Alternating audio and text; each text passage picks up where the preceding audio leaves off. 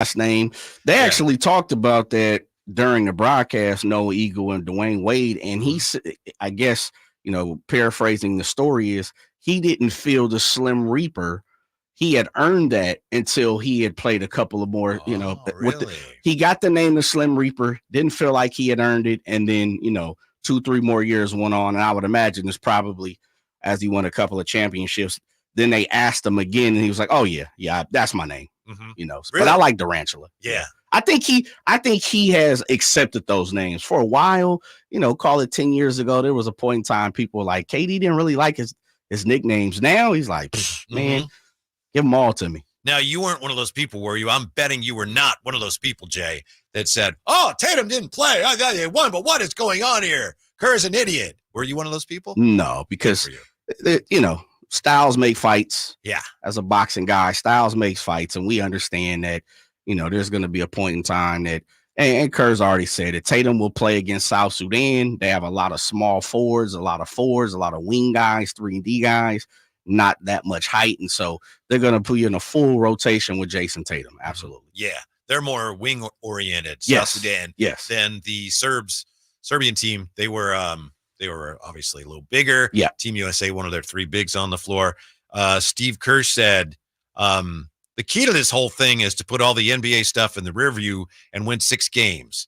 Tatum, he said, he will make his mark. So in other words, yeah, he's a great player and they won the championship. He didn't play.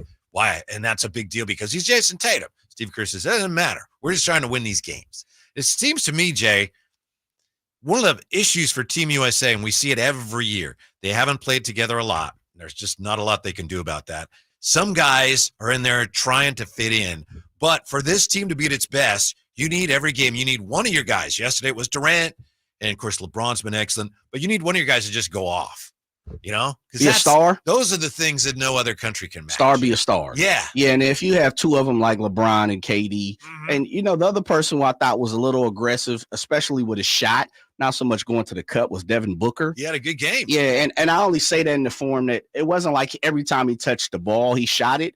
But I felt like when he had the opportunity to shoot it, he shot it, especially a couple behind the arc. I think he had 5 assists, too, if I'm not mistaken. Yeah, which is, I thought he played well. I thought he played aggressive, not so much as within the offense, but at the same time, like, look, I'm dominant. I'm going to go get mine. Embiid, I thought was passive. Couple guys I thought was passive. I thought Drew Holiday did too much of the swinging around, and this is my thing. If, we like Drew Holiday on this show, obviously. I love Drew We love him, right? But he's also there for a reason, and we know that's to play D, but you also got to hit the mid-range and the three-pointer. I thought he passed up on a couple yesterday for my liking. Yeah. Now, my sources suggest. You got sources? My sources tell me that you have Olympic fever and you've been watching a lot of the Olympics this weekend. You know what? I didn't watch any on Saturday. I watched all day yesterday, and before I came in today, I watched the women's basketball team, which is a big deal. I don't really watch women's basketball. Not the biggest fan of it, for just personal reasons. It doesn't entertain me as much as other people. Nothing beyond that. And I thought today, I said, let me take a look at it. Japan plays like a fiery, fast, in-your-face press. Kind of reminds me like a college, style. Wow. So I watched that. I watched a little handball as I'm looking up here. I've been a little bit everywhere. Beach volleyball. I'm about it, man. Yeah, I know. Gymnastics this morning. Shouts out to. Well, we won't spoil that, but yeah, shouts out to the men, United States, if you want to watch that in prime time tonight. I just know that because we exchange a lot of texts every day before the show, and I know going back a ways, if I'm not mistaken, you're a huge admirer of Simone Biles. Yes. And then last night, we just have it on and had a lot of stuff going on around the house. So coming in, watch a little bit, go do some in the back of the house or the garage, whatever. I did see her incredible vault last night. Yeah. Just like, I'll watch some of this. And she's nails, huh? Just the look, the aura that she projects of just like, yep, I got a bad calf right now. Most of us are like, I can't come to work today. And she's competing in the Olympics. I know. Yeah. She's a gamer. I don't know if you call them that in gymnastics, but that's what she is. She's a gamer. Yeah. Simone Biles is, and I was looking, 4 golds, 1 silver, 2 bronze, I believe. If I'm not mistaken, that's where she sits. If they can pull in team gold and she pulls in gold, maybe one or two other events where she's qualified for the beam, she's qualified for floor, and she is qualified for all around, right? So if she pulls in 2 or 3 of them, she's starting to knock on the door as, greatest athlete of all time.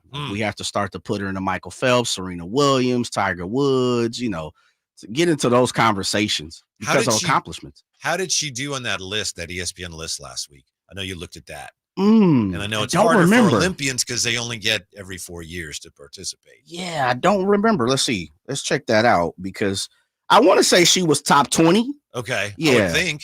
I want to say she was top 20. Let's take a look real quick. That came out on the 18th. And I know those lists, as you pointed out, takes into account not only what you do on the court or the field or wherever you compete, but also how much you influenced other people. You consider all the people that are watching the Olympics and have been watching her and how much she has inspired, especially young gymnasts. Right. I don't even know if you can measure that. Yeah, 7. She was number 7. Okay. 7-time Olympic medalist, tied for most by American gymnasts, 4 Olympic gold medals, of course. And that's the top 100 athletes 100. In the century? Yes. Yeah. And century, of course, being 2000. Mm-hmm. And Michael Phelps, number 1. So that lets you know, talking about, Olympic medalists. He's got too many. 28 medals is just bananas. 28 medals. Do you watch any swimming? Hey, I try. Okay. I watched a little bit of it. Are you much of a swimmer? Being in Sacramento, growing up in 100-degree heat, you have to be a swimmer. Especially as a child, I loved it. Right. Yeah. We have a pool. We moved into a house that has a pool. Yeah. So I've been swimming since we moved into this pool, this house, but I'm not I don't know how to swim. I know. You're from the Bay. A lot of cats from the Bay don't really. Yeah. I can, I know you can do, I can swim a little, but the reason I ask is the butterfly. Mm-hmm. I don't understand how you do it. It's hard. Backstroke, I can't do, but I get it. Breaststroke, yeah, I understand. And the freestyle or the Australian crawl, is called. Okay, the butterfly, I watch them and go, I don't know what they're doing. And take it for what you want. There's been times, especially in college, like going to school, the swim team, we used to have to train in the pool. And I would ask, and take this very loosely now. This has I'm not a swim teacher and instructor. I haven't been taught, but that was one of the questions. How do you do the butterfly? And it's a rotation of punching out of the water, cupping your hands and bringing them back in towards your body. Dolphin kick? The kick is like look, I ain't get that far. Okay. I tried doing it. I'm just like, I'm drowning out. Right. I ain't get that far. It was, first of all, it's the hand motion. So it's like pushing out, Yeah. And then bringing back in, you're cupping your hands. You have to cup and bringing the water back towards you. So it's interesting, man. It's, I don't know how you do it. It doesn't feel normal. Like when you try and do it, like you said, look, I need a snorkel mask to try to do this. Why would anyone actually swim that way? Humans have to swim like to get away from alligators or something. It's like, that ain't going to work. If you're doing that, I wonder. Toast. But can you doggy paddle? Yeah, that works a little bit. But the butterflies, I don't get it. And it is a dolphin kick, right? So your feet are together. Yeah, I believe. Man. Yeah, like kicking out, push out. Yeah. And when you talk to swimmers, they act as if it's so easy. Man, just kick your feet out. No, doesn't work that way. One of the things I was watching last night was water polo, men's water polo. United States took on Italy, and they got smacked, by the way. And I just found it, and I've watched water polo plenty of times, but this year around, I felt like they were showing a little more behind the scenes underwater. That's where it's all happening. Yeah, right? And guys are grabbing on Speedos. I'm like, dude, there's not a lot to grab right there. So I thought it was a little interesting, but I say that to say this: how they stay up in the water is amazing. Yeah, to shoot the ball, the way they're jerking their arm back and forth, and pump faking to try to. It's like, dude, how are you keeping yourself up in this 8-foot pool? Yeah, if you didn't know, you'd think, oh, it's probably like 5 feet deep, right? Yeah, and they're standing. Yeah, it's like, no way. These dudes are floating devices. Yeah, in the feet. You ever hear the famous Olympic water polo match called Blood in the Water? No, sir. I'll tell you about that when we come right back. Drive Guys on Sactown Sports. At Lowe's, save big every day. Right now, get a free pneumatic nailer when you buy a pallet of Metabo HPT nails. And there's more. Save 10% on select shingles when you buy in bulk. Visit us in-store or online for low prices on the materials you need. Because Lowe's knows savings. Lowe's knows pros. Selection varies by location. While supplies last, discount taken at time of purchase. See sales associate for details. Hey everyone, it's Ted from Consumer Cellular, the guy in the orange sweater, and this is your wake-up call. If you're paying too much for wireless service, you don't have to keep having that nightmare. Consumer Cellular has the same fast, reliable coverage as the leading carriers for up to half the cost. So why keep spending more than you have to? Seriously, wake up and call 1-888-FREEDOM or visit consumercellular.com. Savings based on cost of Consumer Cellular single line 1, 5, and 10 gig data plans with unlimited talk and text compared to lowest cost single line postpaid unlimited talk, text, and data plans offered by T-Mobile and Verizon January 2024. When it comes to my lifestyle and diet, I don't always make the smartest choices. Touchdown! Woo! Hey, how about another round and some more chips? But when it comes to taking care of my liver, I do make one very smart choice. Active liver tablets from New Nordic. I used to have real issues with my liver, and at my last checkup, my doc was concerned about my numbers. But since adding a once-a-day active liver tablet, my gut's better, I feel great, and my doctor's happy. I ask a lot of my liver, so the least I can do to say thanks is a daily dose of Active Liver. You ask a lot of your liver, so give it the support it needs with Active Liver. You can find Active Liver at Amazon.com or ask for Active Liver at your local CVS. Or for a volume discount, visit NewNordicUSA.com. Go to new, NORDICUSA.com. Amazon, or ask for Active Liver at your local CVS.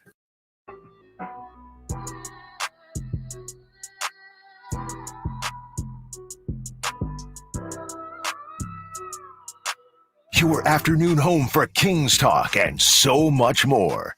The Drive Guys on Sactown Sports. Bottom of the hour, we're going to be joined by Aaron Fentress from the Oregonian. There are reports suggesting that we know how much Jeremy Grant is going to cost if somebody wants to prime away from the Blazers. Could the Kings be one of those teams? We'll see what Aaron Fentress knows about that when he joins us bottom of the hour. Also, in just a minute, we'll get to Joel Embiid and why he just doesn't seem to quite fit in with Team USA. But does he deserve to be booed like this from French fans? We'll get to that in a moment. We were just talking about water polo, and Jay mentioned how there's so much going on under the water, and every time I hear that or watch water polo, I think of this. Long story short, it was 1956. Hungary took on the USSR, and weeks before that, Hungary, they were revolting against Soviet rule.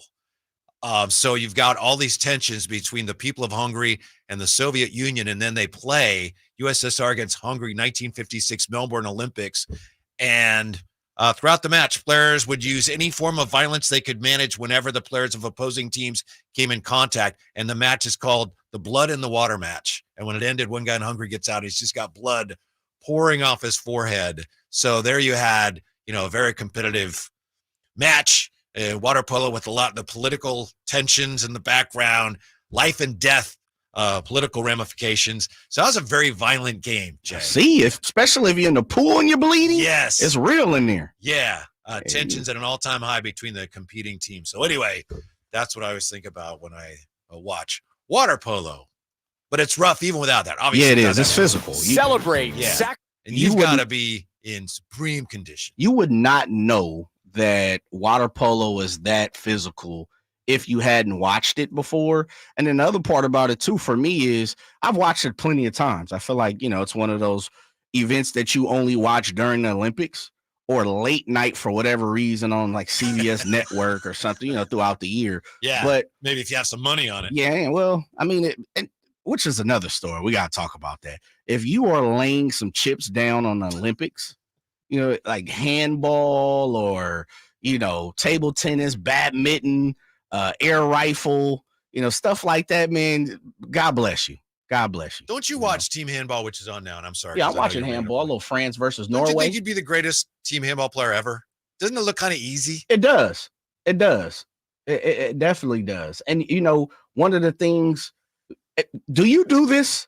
Because I do this, especially looking at Olympics. And some of it's out of pocket. It's just in my mind.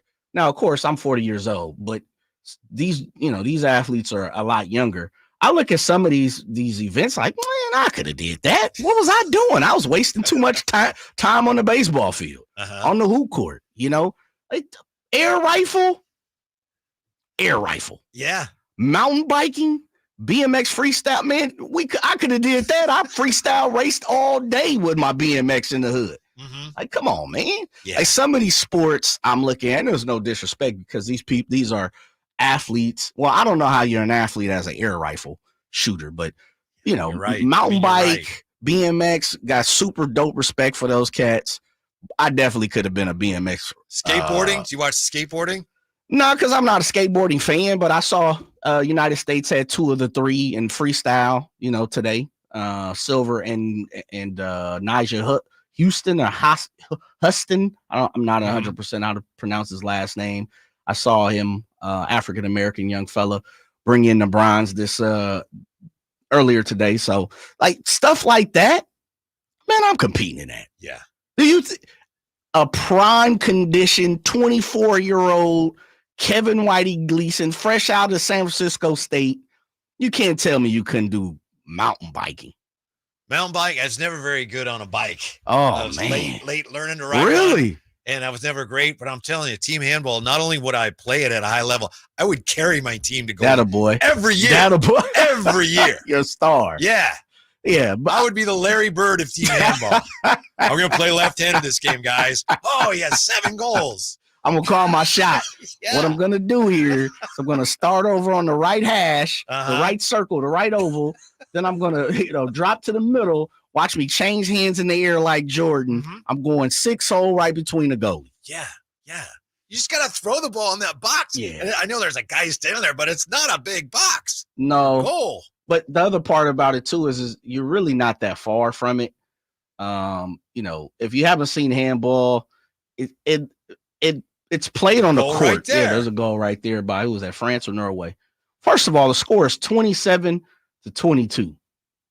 So that lets you know. Defense. Yeah, there's none. there's no Jordan stoppers out there in the handball court. I can tell you that right now. Yeah. It is an interesting game. I just don't understand it. I kind of like watching sports sometimes when I don't know all the rules. Agreed. Trying to figure them out. Agreed. There's definitely some. You know what amazes me is badminton.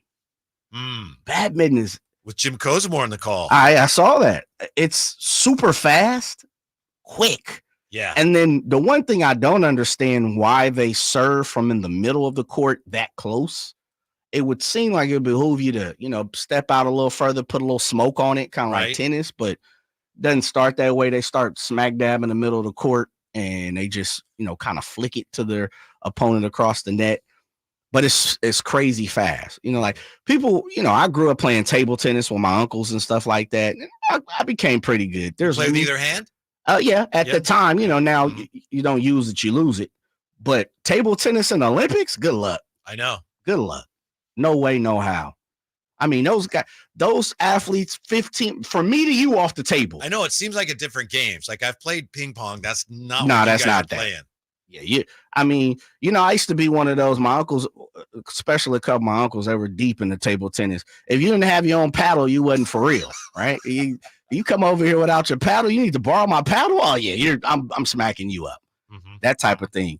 Man, there's no, it's like pool too. I don't know if you're a pool shooter. You a pool shooter? A little bit. I'm terrible. I like it, and I can't figure out why I'm so bad. Yeah, I was average in pool, but it's kind of one of those things. People who play pool, if you don't have your own stick, your cue, then they're not even. They don't even take you serious. Right. I mean, you ain't got your own stick. What are we doing here? What sports do we need to add to or remove from the Olympics, Jay? And we'll get to Joel. Air rifle's one of them. Yeah. Take it out? Yeah, get that out of here. How is that a sport? I don't know. I guess, it kind of has a strong lobby and they got grandfathered in or something. I'm with you. It's like, remember, in the Winter Olympics, they have the biathlon where it's like skiing and then shooting. So I guess, what is that, like hunting? Are we hunting? I have a list of them here. Real quick. I'll just name them off. You tell me. Did you have a list? I have a few I'd like to see him add. Okay. And you have some you want to drop? Yeah, there's a few I want to drop before I even get moving. So air rifle is one of them. That I have no clue what that is. The other one I have an interest, and so I had to go look at it. Sport climbing. Don't know what it is. It's basically like climbing up a rock wall. You look it up, and you tell me, if you're feeling it or not. Yeah, if you don't know what it is, it can't be an Olympic sport, like, right? You take that out. Mm-hmm. That has nothing to do with anything. And you know where I'm going for my last one is golf. Get that out of here. It's not a sport. How about if we had miniature golf, putt-putt? Beloved.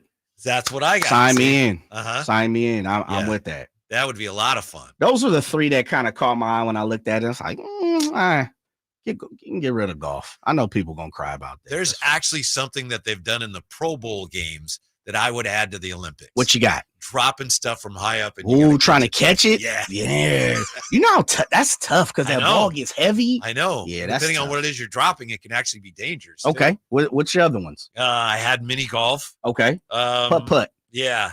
And then I had one here, but now I don't think I want it after all. Uh-oh. Bowling. Well, yeah. That's not an Olympic sport, is it? Nor should it be. But putt and dropping things from high places. Why do you so 2 or 3 that pop in my mind, and it's gonna sound crazy. Marbles. Would love to see marbles. You mean like getting down on your knees yes. like when you're a kid? Absolutely. You know how competitive cats get about marbles? Just pop.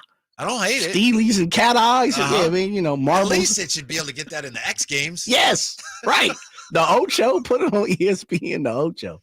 Now, when I remember playing when I was a kid, but isn't there something like if you lose, somebody can take the marble that you're playing with or something? Well, it depends. That was for keeps or for for funds, man. Yeah. So if it was for keeps, yeah. If I smacked your stuff, give it back to me. I need it.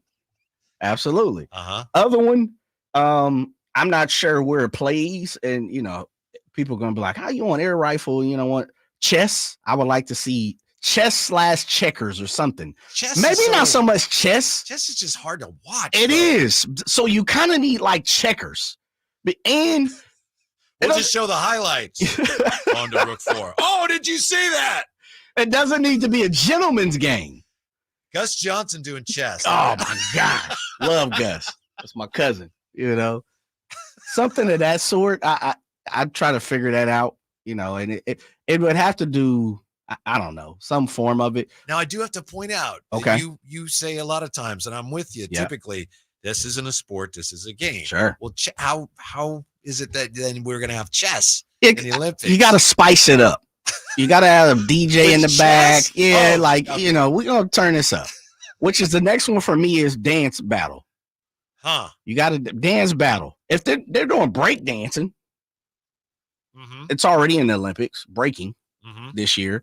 So I'm like, dance battle. My crew versus your crew. I like that. Yeah. Then you're going to have to have judges, right? It would be That's judged. fine. Yeah, artistic. I mean, look, we're talking about artistic value. We're talking about execution. You're talking about dedication. My daughter used to be in the company out of Daly City. That's right. Yeah, and we went to a lot dance of competitions, battles. And you know what it is. Yes.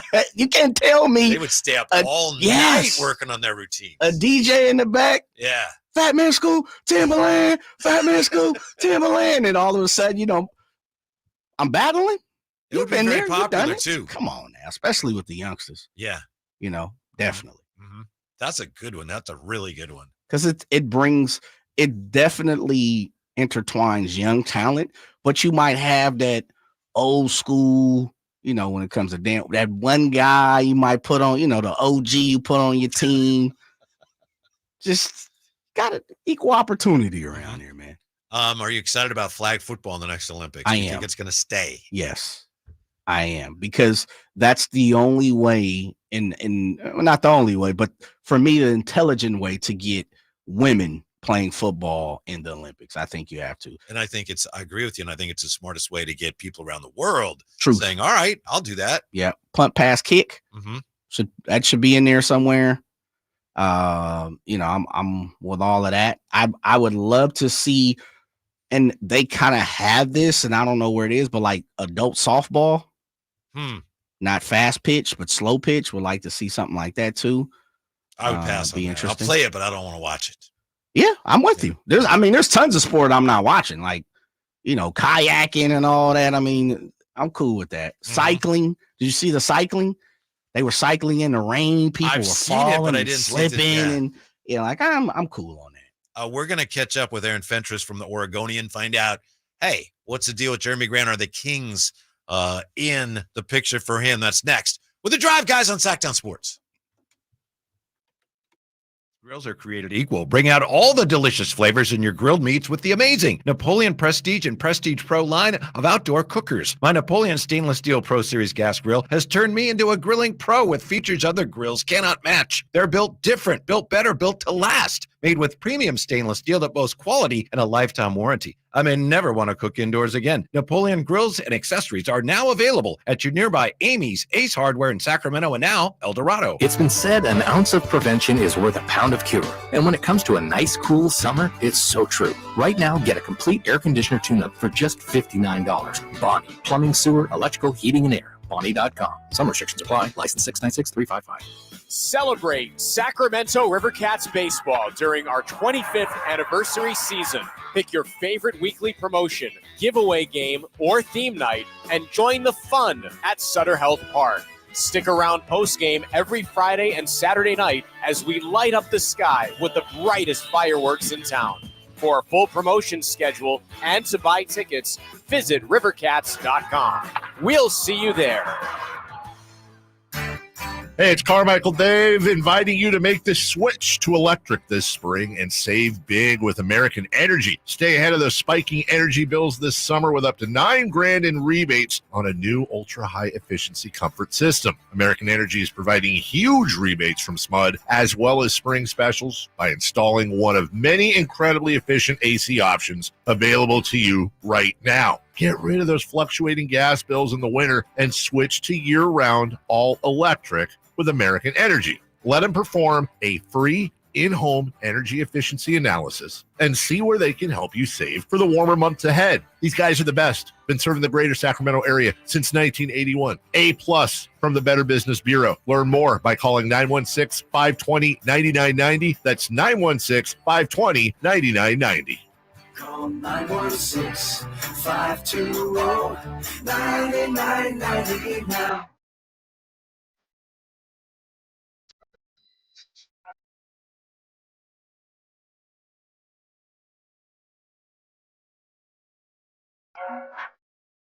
The Drive Guys, live and local, every afternoon, Monday through Friday on Sactown Sports. Well, Jay, wiffle ball getting some mention as a potential Olympic sport.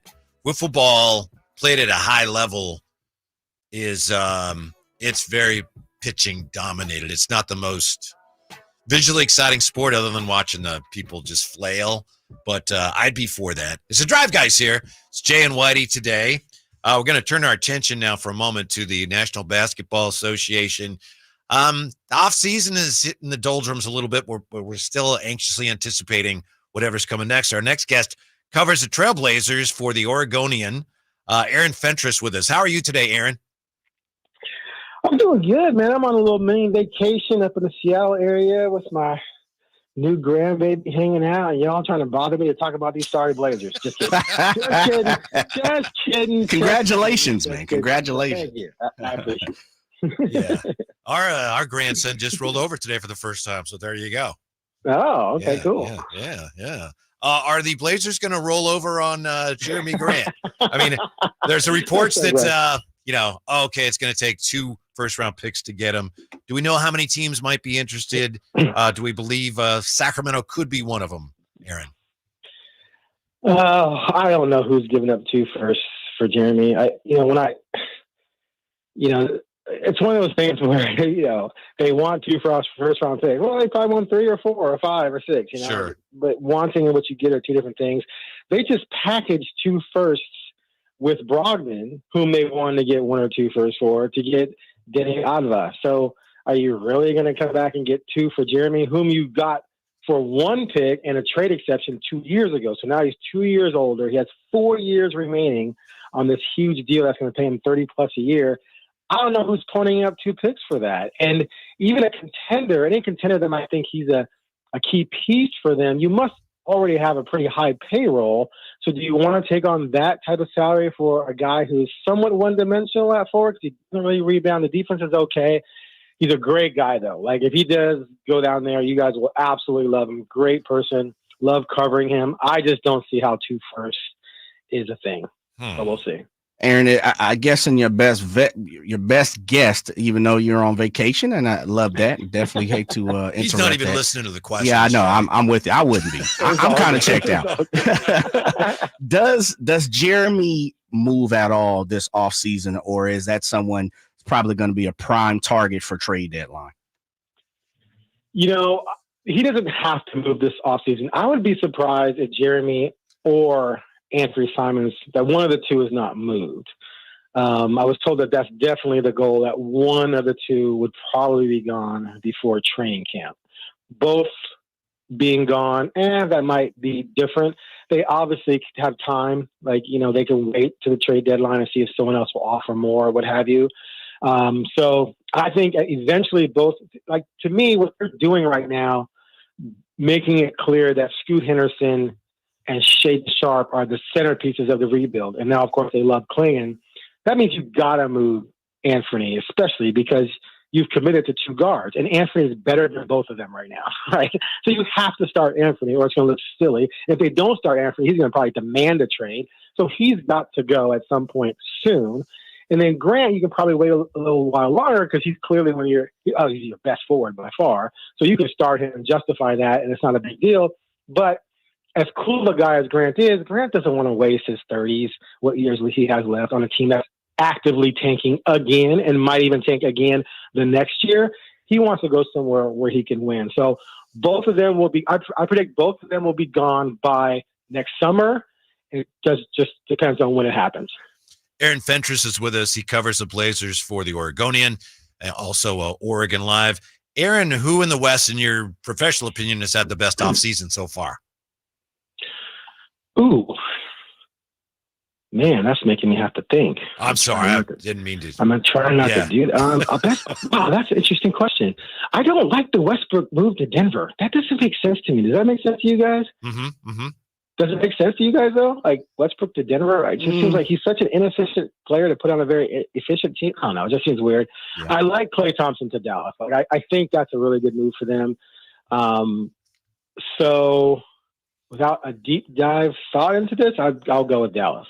Okay. Now, by the way, I'm with you completely on Westbrook. It almost reeks of desperation. Like, hey, maybe this will work. And they, a year ago, it's like, wow, maybe they'll win 2 in a row. Now it seems like things are going in the wrong direction for that team. Yeah, it's just a bizarre move because are they going to start him? Like, if you start him, to me, that's a disaster because he still thinks he's MVP Westbrook and he'll still take bad shots. Right. And he'll still commit silly turnovers and do silly things, where the thing that makes Denver so good is that their centerpiece player is such an efficient talent who makes great decisions. And so you want to put shooters around him and smart players because he can make all of them better. But if you take someone like that, that's just, to me, seems like it's going to bring you down a bit. So a little surprised by that. But I think Dallas is a great fit for Klay. Aaron, someone that, some people around here keep their eye on due to his brother being Keegan Murray. Chris Murray, his rookie year last year, you had an opportunity to cover him. What's your thoughts on Chris and his progression here, and what might you expect to see from year 2 on him? Yeah, very interesting because he just had a really poor summer league. Shooting percentages were bad across the board. He did rebound decently, I think 7 per game, second on the team. But his shooting percentages were under 40 from the field, and I think under 30 on 3. I think he only averaged like 7 points or something like that. And this for a guy who's 24, a lot of time in college, played a bunch of games last year on a team that was tanking. So he had a lot of experience going into the summer league, and I kind of expected him to have a big session. And he played worse than he did last year when he was a rookie. So pretty disappointed there. They liked him when they drafted him. Haven't seen a ton of growth yet. Still, a lot of time to work with there. But clearly they've been making moves to find other forwards. Like, if you think Chris Murray is a future starting forward, you maybe don't go after someone like Denny, right? So I think it's clear that they don't view him as a definite starter down the road, but maybe still a rotational piece. Aaron Fentress was with us from the Oregonian. You addressed some of this in your previous answers, but I'm just wondering here, Jeremy Grant, how does he fit into their timeline? And more importantly, and again, I know you addressed some of this, but how soon are they looking at actually contending in the West? Let's just say that I have no plans on finding myself covering playoff basketball. All right. for the next 3 summers. Okay, so Grant doesn't fit the timeline at all. Grant fit a Dame timeline, right? Yeah. The only reason why they signed him, even though Dame was basically saying trade me when they did, was one, they hoped that would be a nugget to maybe give them some more time to try and build around Dame. But 2, you had to spend money anyway. Right, so you got to spend the money. You might as well spend the money on an asset, someone that you can flip later, because you're trying to flip, you're trying to get picks, you're trying to do all these things. So that's why you kept him. But he hasn't fit their timeline at all. He's 30, and Sharp is 20, and Scoot just turned 20, and those are your 2 main building blocks. And now Klingon, I think, is 21, so they're all 10, 9 years younger than him. So he doesn't fit at all. Like, he just simply does not. So that's why there's no doubt they're looking to move him right now, and they'll probably try and get rid of him by next summer. So maybe when they're celebrating the 50th anniversary of Bill Walton's title. Here's the deal. Like, last year, they tried to pretend in the offseason, even after Dame made his trade demand, when they brought back Grant, they brought back Seibel. And I asked straight up at Summer League, I'm like, what's the plan? Is this a sign that you're going to try and make the playoffs next year without Dame? Or are you guys going to have to tank? And I said, to keep up teams like OKC and Houston, right? Stockpile these picks and this young talent. And they, oh no, we're trying to win. But then when the season started, they started preaching patience because they knew that it was going to be a mess. And it was a mess. And they actively tanked the last 3 months. Well, this year, they're coming in. The over-under for wins is 21 in Vegas. It was 28 last year. It's 21 in part because it's been pretty clear they're going to tank because they want a shot at Cooper Flag. They want to shot at least for the top 5 pick in what's supposed to be a great draft, right? Yeah. So they're for sure tanking this year. And then if you come back to next year with a bunch of 20, 21, 22-year-olds, you're automatically going to tank because they're not going to win right away. Right. So I'm looking at at least two more lottery seasons with this team. Yeah. And that would be 5 in a row. That means you're going to be at the combine and the NBA draft for the next 2 or 3 years. You might as well get a bunch of tickets. In Chicago for the next combine. See, I'm telling you, it'll be the 50th anniversary of the 77 Blazers, and maybe by then. Maybe.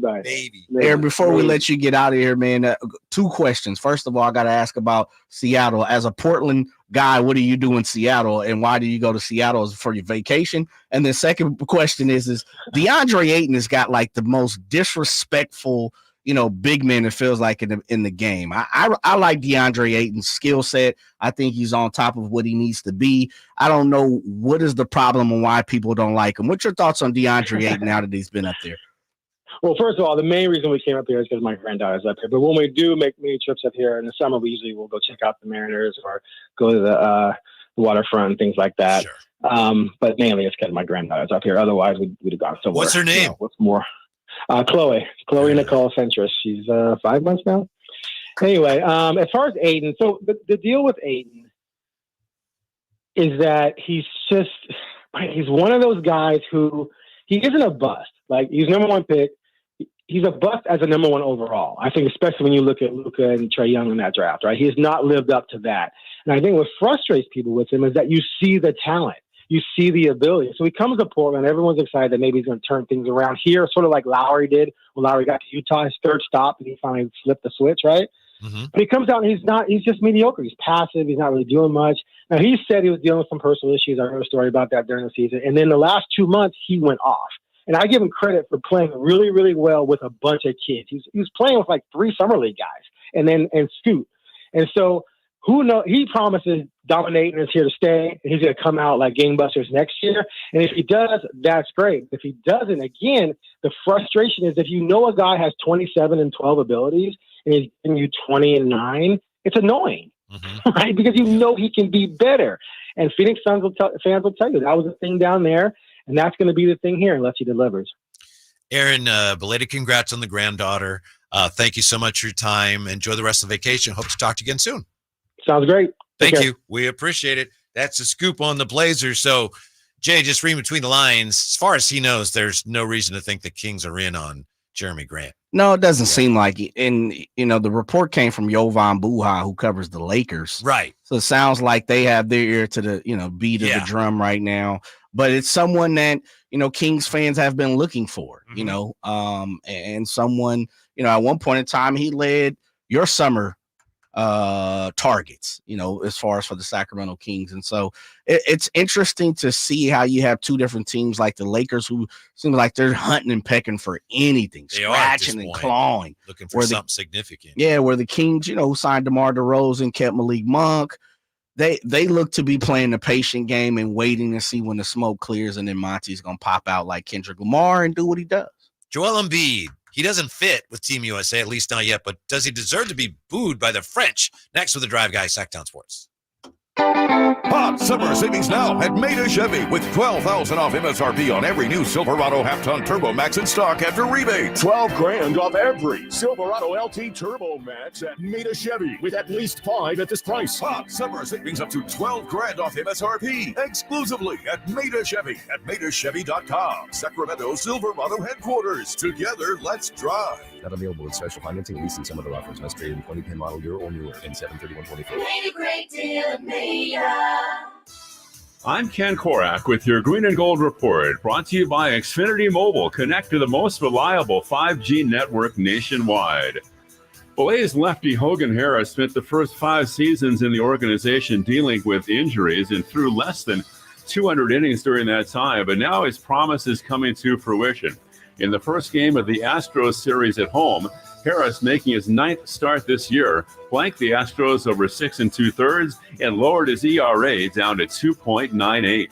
Want to save on some of the biggest names in streaming on the network made for streaming? Now through September 21st, get 150 megabit Xfinity internet for 12 months with a 1-year contract. And for just $15 a month, add the new Stream Saver. That includes Peacock, Apple TV Plus, and Netflix for just $35 a month. Switch at Xfinity.com today. Restrictions apply. Requires paperless billing and auto pay to store bank account. Equipment taxes and fees extra. After promo, regular internet rates apply. Currently $54 a month. Actual speeds vary. Stream Saver requires Xfinity internet or TV and price subject to change. There was always a crowd gathered around our dining table when I was growing up. Hi, I'm Frank LaRosa with a word about Naturewood Home Furnishings. Everyone was welcome at my mother's table, so holidays, birthdays, and celebrations always included family and friends. I used to think I was the most popular kid in the neighborhood until I realized that my friends were really there for my mother's incredible cooking. Years later, when I bought my own dining table from Naturewood, I made sure it was large enough to make friends feel welcome. And right now, during Naturewood Home Furnishings Dine in Style sale, you have an opportunity to find the perfect dining room furniture to help you create your own treasured memories. Choose from casual to formal or anything in between. Visit Naturewood Home Furnishings during the Dine in Style sale off Highway 50 at Hazel. Look for the water wheel. Batman Scoop, Crook Clan, Timberland, Batman Scoop, Crook Clan, Timberland. Live and local, it's the Drive Guys. Watch the show on youtube.com/Sactown Sports 1140. Or listen on the Sactown Sports app. Look, this has to stop. Jay is pulling double duty today. He's running the show, producing the show like he always does. And then he's also co-hosting with me because Drape's not in today. Drape's back tomorrow. And Jay kind of went out on a limb, talked about some of the sports he doesn't like in the Olympics, and he also had some sports he'd like to add, and people are coming after him. All right, man. It's not fair. It's all good. I mean, even Christopher Lott's coming after you, right? Yeah, because he doesn't like the climbing. Like, get that out of here. Okay. As I told him, it's, for people that's 35 and over, DZ. Did you ever take your kids to DZ? Nope. Hey, man, you said that fast. Discovery Zone? Nope. What is that? Yeah, man, it was like a gymnastic, I don't think so. Man, it's cold blood. What kind of Pops? Come on, Pops. Nope. Kids, you ain't going. Nah, don't get your can't hopes do up. it. Yeah. Somebody says, let's see. Next thing you know, Jay's going to want to bring back jacks, maybe Bring it pickup back. sticks. Jeez. Pick up sticks. Nah.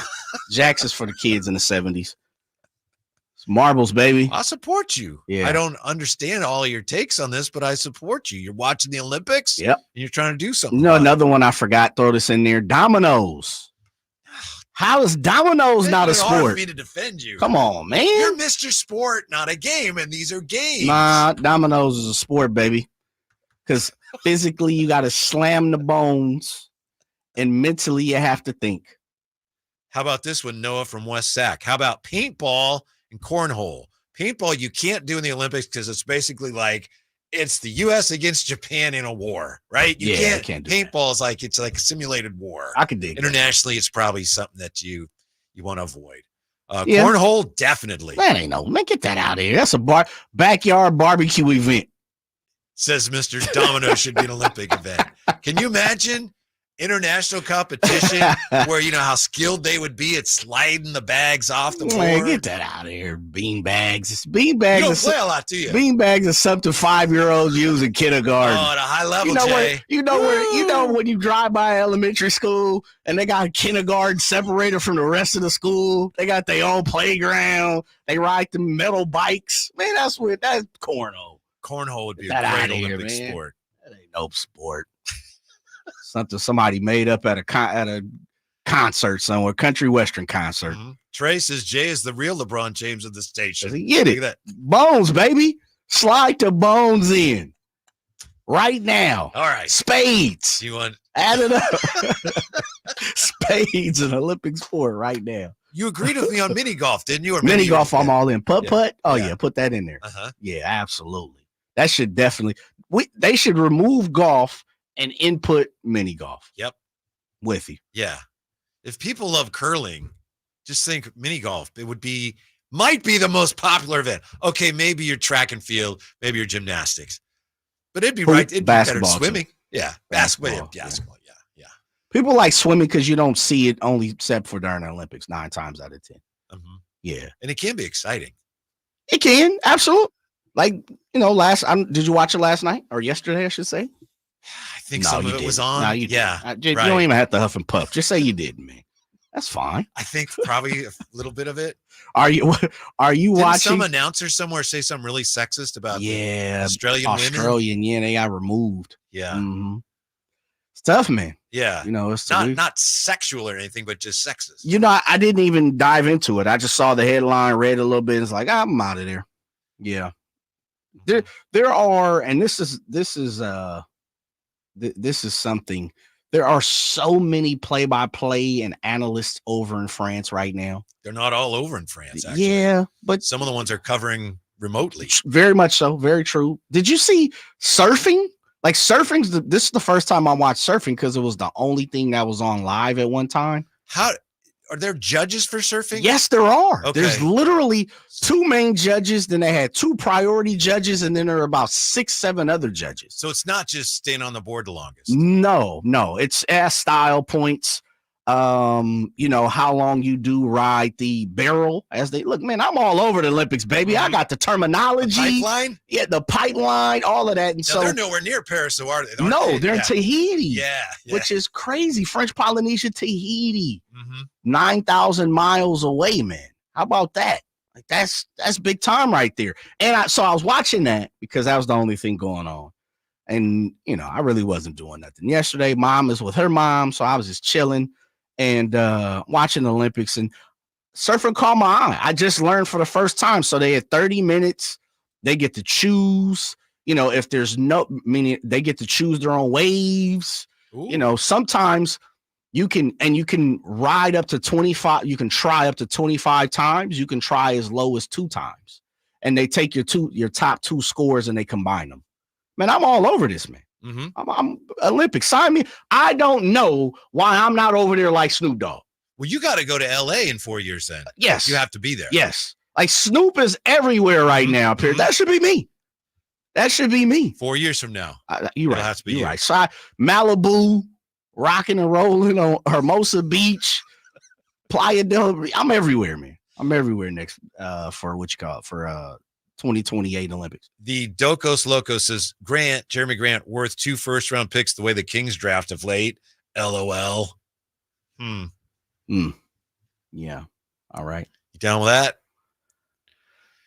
2 first-round picks seems fair when you look at what really good players are going for. Very true. But there's just no one in the right mind right now is going to give up 2 first-round picks for Jeremy Grant. Jeremy Grant he's the all-star at the bottom of the top, if that makes sense. Mm-hmm. He's an all-star, but he's at the bottom of that barrel. He's way down at the bottom of, all-star capabilities. And so what you say, I'd rather give 2 for Kyle Kuzma and let the chips, fly as they may before I gave up 2 for Jeremy Grant. For so many of these guys, I can't speak for anybody else, but I find myself guilty of kind of ignoring some of their flaws.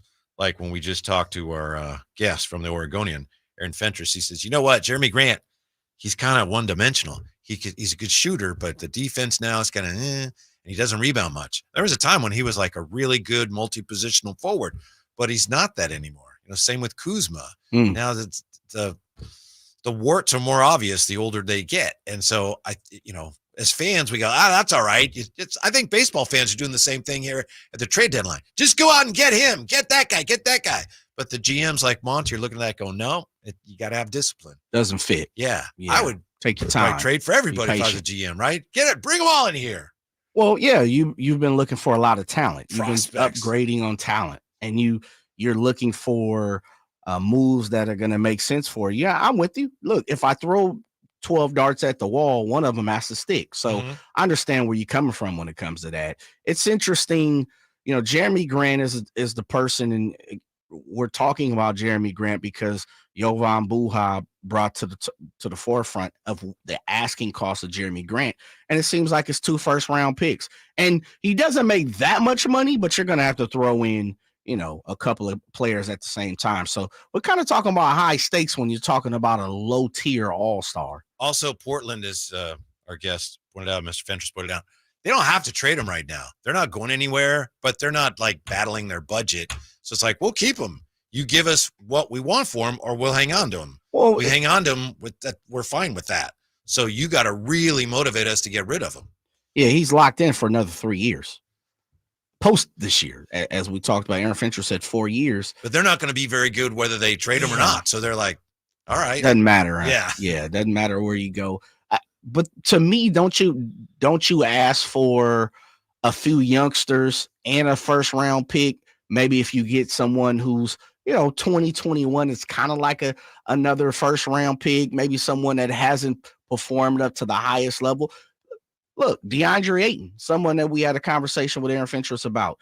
He said people think he can be a 27-12 guy. He's a 20-9 guy. Sign me up. 20-9 guy for the Sacramento Kings right now. I'll take it. I wouldn't want him just I'm because, not sure if it's Ayton, though. Yeah. Yeah. Just because in Phoenix, there were issues about his motor, for lack of a better term. The numbers, you can see that, wow, that guy could be really good. They had a game here, I think in November last year, where went into overtime. And if they had gone to him at the end of regulation, they probably would have won. And to this day, I don't know why they didn't. So yeah, you see it now and then, but overall, he's been that guy that leaves you frustrated. I can see that. Yeah. And plus he didn't really fit in with Domas right now. But speaking of centers, Joel Embiid to me is a guy that's not fitting in real well with Team USA yet. And it's very early in their winning because I think he's a guy that needs the ball. He needs to be the focal piece, center point, centerpiece or focal point, I should say. And, on this team, that's not going to happen. But I don't think it's fair for French people to boo him because he decided to play for the U.S. and not France. I don't think he's actually from France, right? He's from Cameroon. Yeah. Mm-hmm. He said if he had the opportunity, he'd rather play for Cameroon, but they don't have an opportunity to make the Olympics. And so he wanted to participate in the Olympics for the first time. So he chose to use his United States passport, and if you have 3 citizens, 3 places where you're a citizen, more power to you, man. If you can flip and ask and do certain things that others can't do, listen, you are doing a lot better than some of us. And so if you can, he's got 3 not even dual, he's got tri-citizenship here, France and Cameroon. Go for what you know. And he chose to go to the United States. I'm with you. I'm not sure he works right now on this team. I would almost push him to the bench. And they're not going to do that. I don't see why. Problems. Yeah. And you don't want problems with Team USA. No. Yeah, you have to ride this one out. It's nice to have that size available, but you can't expect, can't not play him. And then Oh, we're playing France. Now we need you to play because we need bigs. Probably not going to work. Well, it worked out perfectly because it took on Jokic. And, perfect time for him to start. Jokic absolutely abused him again. And he was forcing things. You could tell he passed a few shots. Doesn't look healthy. No, he doesn't. He doesn't. And that's the tough part about a big fella. I feel like 50% of the time they're not healthy, and 50% of the time, Yao Ming, they're great, and those lower extremities seem to always bug big fellas for some odd reason. If I was his coach, he'd probably be the greatest ever. But if I was one of his coaches, I'd say, your shot's too flat. You're 7, whatever. You still got to put a little arch on it. So many times he shoots that little jumper and it's just a little bit flat. Front rim, back rim out. Yeah. That's just a little too flat. Okay. Maybe that's because his legs aren't under him. Maybe. And maybe because he's tall. So he can, equal to the rim at the same time. I can see it, coach. The Docos Locos. Oh, would you rather, he asked, would you rather Bobby Portis or Jeremy Grant? Come on. Bobby Portis. Yeah. I know many people in town who would drive to Milwaukee to pick up Bobby Portis. Yeah. Kyle Draper being one of them. There and back. On his own dime, probably. Probably in his Mercedes-Benz of Stockton. Yes. Yeah. Well, man, as I find that for you as my guy. The Mercedes man. Yeah. I mean, Bobby Portis, to me, checks all the boxes that the Sacramento Kings need when it comes to rah-rah guy, toughness, a dog, spirit. He's going to hit the 3-point. He's not going to let you come to the hole. He does a lot for Milwaukee, and I think he would do the same things for Sacramento. I'm not sure Jeremy Grant checks off all the boxes that the Kings need, beside something you've been talking about, which is upgrade talent. Yeah, you're right. You're absolutely right. When we come back, tell you how Brock Purdy wants to be more like Tom Brady and the interesting ramifications thereof. Next on Sactown Sports. I didn't ask to be thrown in the streets with nowhere to go. I didn't think I'd survive. But I did ask for help, and Covenant House was there for me. 1 in 10 young adults will experience a form of homelessness this year. For these kids who didn't ask to be put in this unthinkable situation, Covenant House is there. Covenant House helped me break the cycle of homelessness in my family. They gave me the love that I needed. Over 2,000 young people will sleep safely in a Covenant House bed tonight. When youth who are experiencing homelessness have a hot meal, a safe place to sleep, medical care, and love, they can overcome heartbreaking challenges and have a brighter future. They just really genuinely just wanted to help me succeed, and I'm succeeding. I'm a speaker, I'm an author. Covenant House really helped me and really helped mold me into the woman I am today. If you or someone you love is asking for help, go to safeplacetosleep.org today. If you've been on the American River, it's uphill, it's downhill. There's trails everywhere that you can walk, and it just makes you happy. And I couldn't walk, and it was terrible. I was turning into a real crab. I went to the Good Feet store, and I tried on the arch supports. I could not believe that I was not in pain. I can walk, I can run, I can jump, I can do anything. My name's Terry, and that's my Good Feet story. The Good Feet store in Sacramento, Roseville, and Vacaville. Sacramento, Dirks Bentley's coming to town. Saturday, September 28th at Hart Health Park at Cal Expo for Country in the Park 2. And he's bringing some friends. Farmerly, Tyler Rich, Dasha, Kelsey Hart, and more. Saturday, September 28th at Hart Health Park at Cal Expo. Get your tickets today before they're sold out at CITPFest.com. Brought to you by The Scoundrel Red Wine, Naturewood Home Furnishings, and Raising Cane's Chicken Fingers. From the Power Business Technology Toshiba Studios, KHTKAM Sacramento, KYMX HD2 Sacramento, the only station in Sacramento giving you local sports coverage from 6 a.m. to 6 p.m. Monday through Friday. Sactown Sports.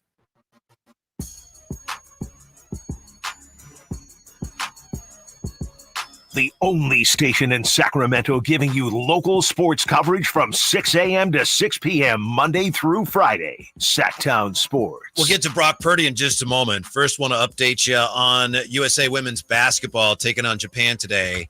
And a fan of the Japanese team showed up with a sign that said, "You need Caitlin Clark to beat us." And the USA won by 26 points. Yeah, not really. That was not true.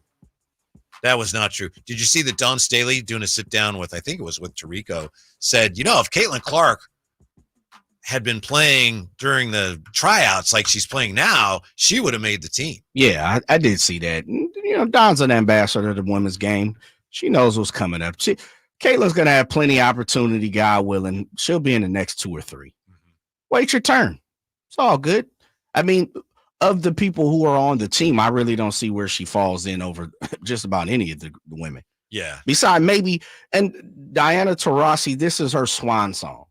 She's earned it. Yeah, exactly. Like I could see her falling in there, but I could also, talk about 2 or 3 other ones before Caitlin Clark as well. Yeah. It's also when you get to international competition and you're playing for medals, Diana Taurasi, she can handle it. Physically, she's not what she was, but Caitlin Clark, you don't know. So, I mean, there's lots of reasons, but some of them are legitimate. She makes us better reasons for adding Diana Taurasi. Very true. She's been there, done it. As they say, got the T-shirt. Mm-hmm. Who hasn't quite been there, done that yet is Brock Purdy, who's hoping to this year. Isn't it? We wish Drapes was here and he'll be back with us tomorrow. But I got to say, it's kind of refreshing, Jay, just to mention Brock Purdy and not have somebody going, "Oh, birds, fly, Eagles, fly." Isn't it nice not to have to deal with that? Well, he's starting to fall in line. He's starting to get in pocket. You notice when you say Brock Purdy, Drapes just kind of, he fiddles with his computer. He knows what's going on nowadays. Yeah. Brock is a top flight QB. He's got him, 11th? 11. Yeah, a year ago, was he like 31st probably? Yeah, he wasn't even, he was third string. Mm-hmm. Brock Purdy's talking to Mike Silver, and he's talking about how good he wants to be, not just how good he wants to be, but the mindset that he wants to impose on the other team. With as good of a team that we have, says Brock Purdy, I want to get to that point where we get to the third quarter. There's a couple of drives that are crucial. I'm on top of my stuff. We convert on third downs, and we score touchdowns, and the lead just gets out of hand. It's having that Tom Brady kind of feeling. Late in the game, it always felt like Tom was just going to take over and not make it close. I feel like I can get to that. All right, that makes sense. Here's where I think it gets really interesting. It says, I want to be dominant, not just win games and feel like, I want to be dominant with consistent decisions and feeling like we're the top dogs every day. There were moments last year, says Brock Purdy. There were moments last year in games where I would just, I don't know what it was in the situation, but we'd be up and it's all right, be smart with the ball, or let's just make sure we don't mess up. I want to break through that and get to this point of just being dominant for 4 quarters, man. That's my mindset, end quote. When I read that, to me, the reason he has that, all right, be smart with the ball and let's just make sure we don't mess up mindset is because that's how he's being coached. Yeah.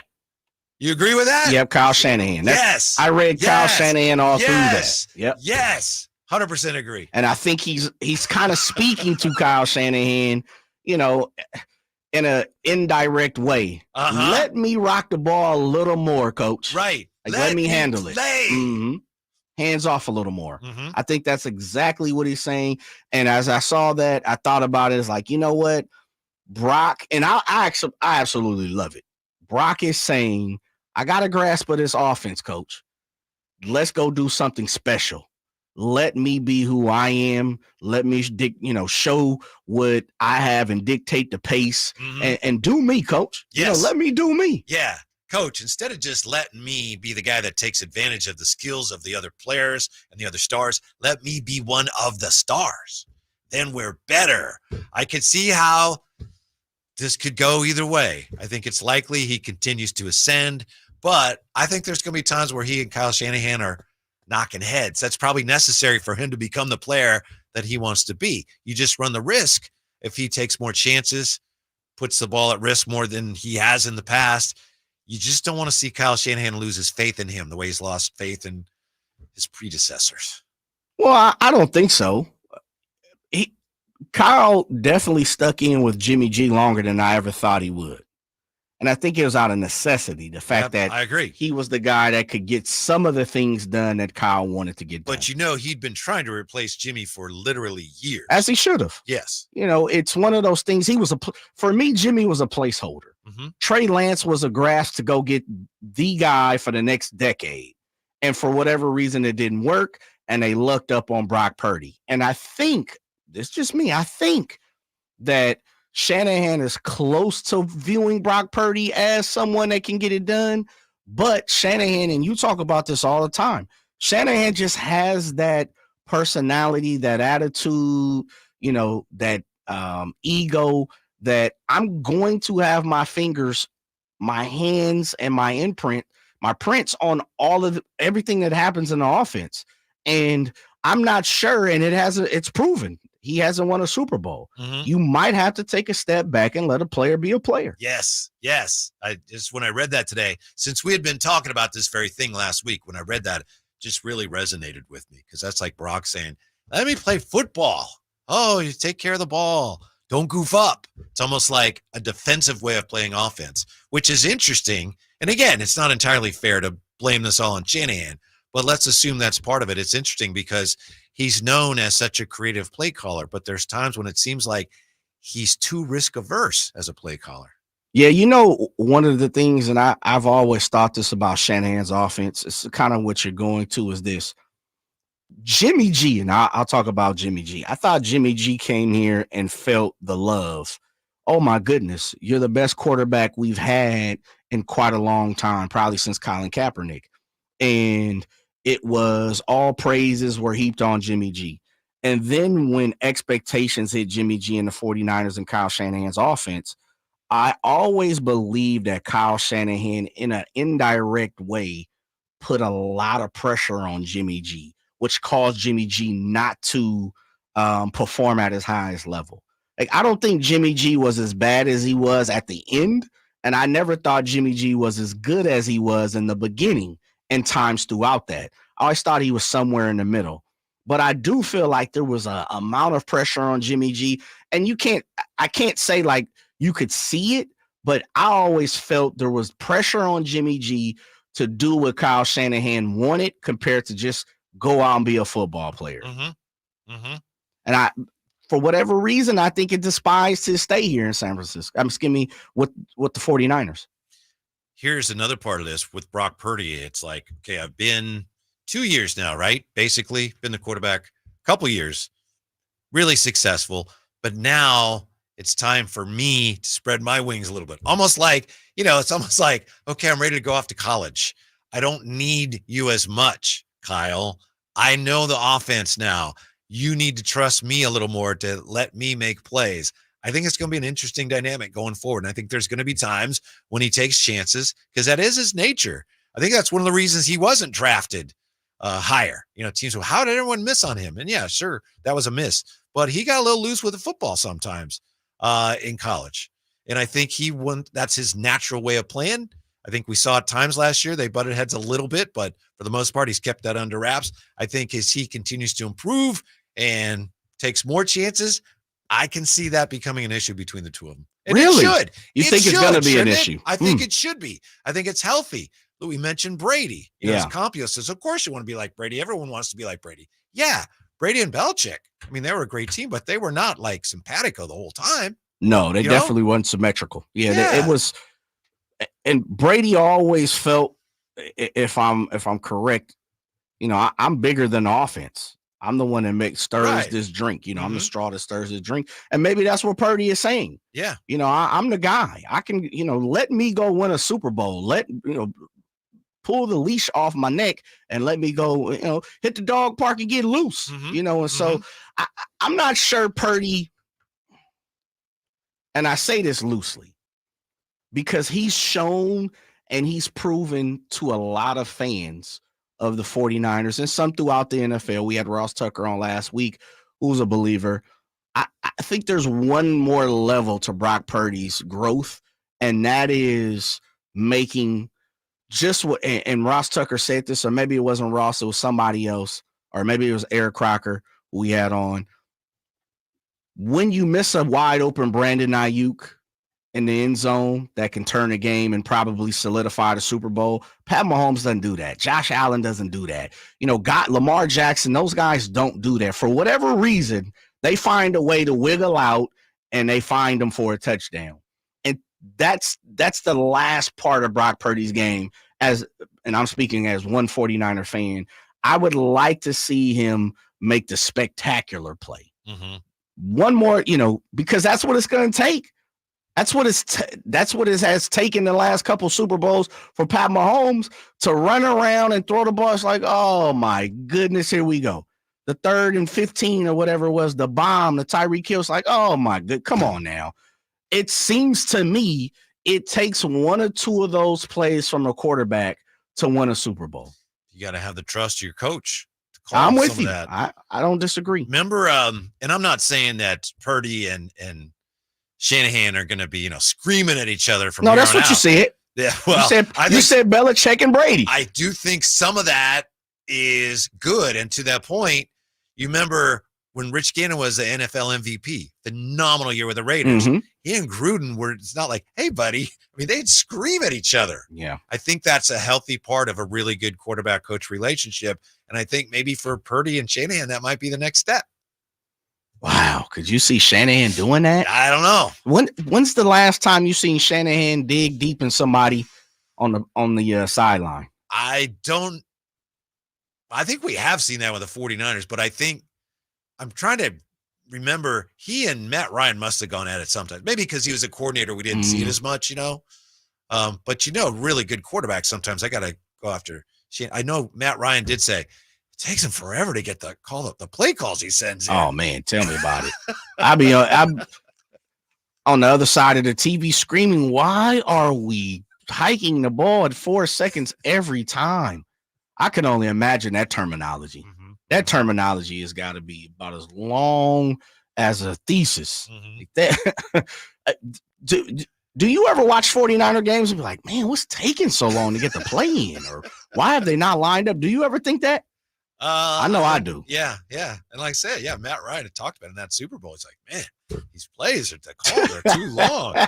Speaking of the Niners, which of the 49ers camp position battles is the most important? And the Brock Purdy, Kyle Shanahan conversation continues to 339-1140, 1-800-920-1140. You want to chime in today? Drive Guys, Sactown Sports. Hey, it's Carmichael Dave for American Energy Heating and Air with a question. Have you recently had a technician diagnose your HVAC system and you were a bit surprised at how much it cost? Or did something seem off about their quote? Because at American Energy, they take pride in giving you honest, straightforward solutions to get that system up and running. Have their qualified technicians come out and give you a free second opinion. It's free. You got nothing to lose but some dollars off of that original quote. They're making the uncomfortable comfortable. They've been doing it since 1981, serving the greater Sacramento area. A+ with the Better Business Bureau. That's why they keep having customers coming back for more and more and more. You can call them and set that appointment at 916-520-9990. That's 916-520-9990 or AmericanEnergyAir.com. Call 916-520-9990 now.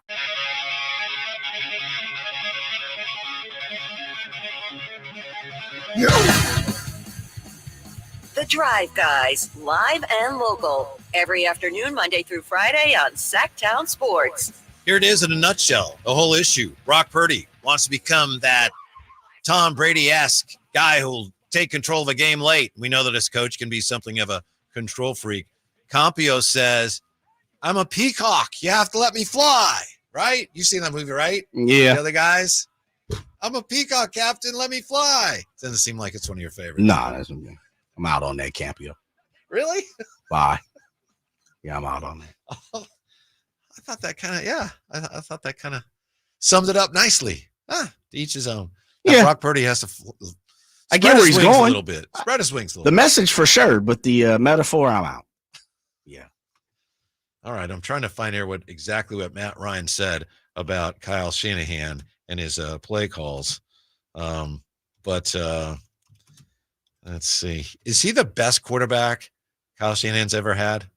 Matt Ryan? Probably. MVP. Yeah, probably. Yeah.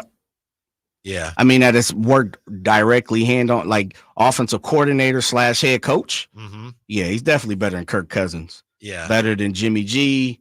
Better than anybody 49ers have had right now. Brock Purdy's TBD. This is from July of 2017. Matt Ryan thinks Kyle Shanahan's slow play calls were a problem in the Super Bowl. Said Kyle's play calls he would take time to get stuff in. As I was getting it, you're looking at the clock and you're taking 16 seconds before it cuts out. You don't have a lot of time to say there's 16 seconds. No. We're not going to do that. Hey, guys, we're going to line up and run this. You're talking about breaking the huddle at 7 seconds if you do something along those lines. With the way Kyle's system was set up, he took more time to call plays, and we shifted motion a lot more than we did with the previous coordinator. You couldn't get out of stuff like that. We talk about being the most aggressive team in football. I'm all for that. But there's also winning time. You're not being aggressive, not running it there. That was Matt Ryan on the Super Bowl when they gave up the 28-3. I'm with all of that. And that's where Purdy is like, hey, coach, let me cook.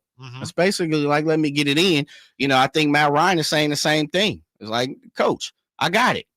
Let me do me. And let me take you to the promised land. Is he good enough to do it? I think we'll see. We'll see. I mean, what else you want me to say? He had everything in front of him last year. What happened? Burford missed a block. I mean, come on, and hence why I say there is a. He didn't have time to complete that pass. Yeah, but you know what? Why? And this is the thing. As a 49er fan, we have to also stop making excuses of why this team can't win. And that's what I'm saying is it's going to take a superhuman play once or twice to win a Super Bowl. It takes luck, it takes skill, and it takes a play or two from your quarterback usually. It's like, dang, they did what? How did that happen? I mean, just look at the playoffs. Look who win the Super Bowls. Normally 1 or 2, 3 plays in the Super Bowl by a quarterback, not just, tip through the hand, Eli Manning hitting Mario Manningham, David Tyree catch it. Like, it normally takes a quarterback play that is out of this world, and we need Brock Purdy to do that. It's just funny how in sports, when a pro team, they try to cut corners here or cut corners there, it seems to catch up with you. We've talked about this a lot in recent weeks, the 49ers offensive line, because Kyle Shanahan now has come out to his credit and said, you know what? We don't feel like we need to draft offensive linemen high. We need to draft guys that can score, and then we'll figure it out. We've got some good linemen. We'll figure it out. And in that play, in overtime in the Super Bowl, 3rd down and goal, they had to kick a field goal because Burford missed a block because they cut corners, right? And it catches up with you. But there were a couple opportunities where you step on the gas and you let your QB go get it. It's 4th and 1, 4th and 3. Nah, man, forget all that. I'm not kicking no field goal. I'm putting the ball in my guy's hands, and he's going to go get this 3, just like Andy Reid would do. 4th and 3, when it's time to, make something happen, I'm not putting it on Butker. I'm putting it on Pat Mahomes. And if we lose, you know what I'm going to do? I'm going to march myself straight to the press conference and say, everybody in here, you can second guess me or not, I put the ball in the best quarterback's hands in the league. You sound like Herm Edwards right now. Right. Like, come on. You play to win the game. Absolutely. I'm not, there have been opportunities and times where Kyle Shanahan has put too much of his hands, too many fingerprints on the play of the game. There's been opportunities where it feels like, what is Shanahan doing? Wait a minute, that's kind of out of character.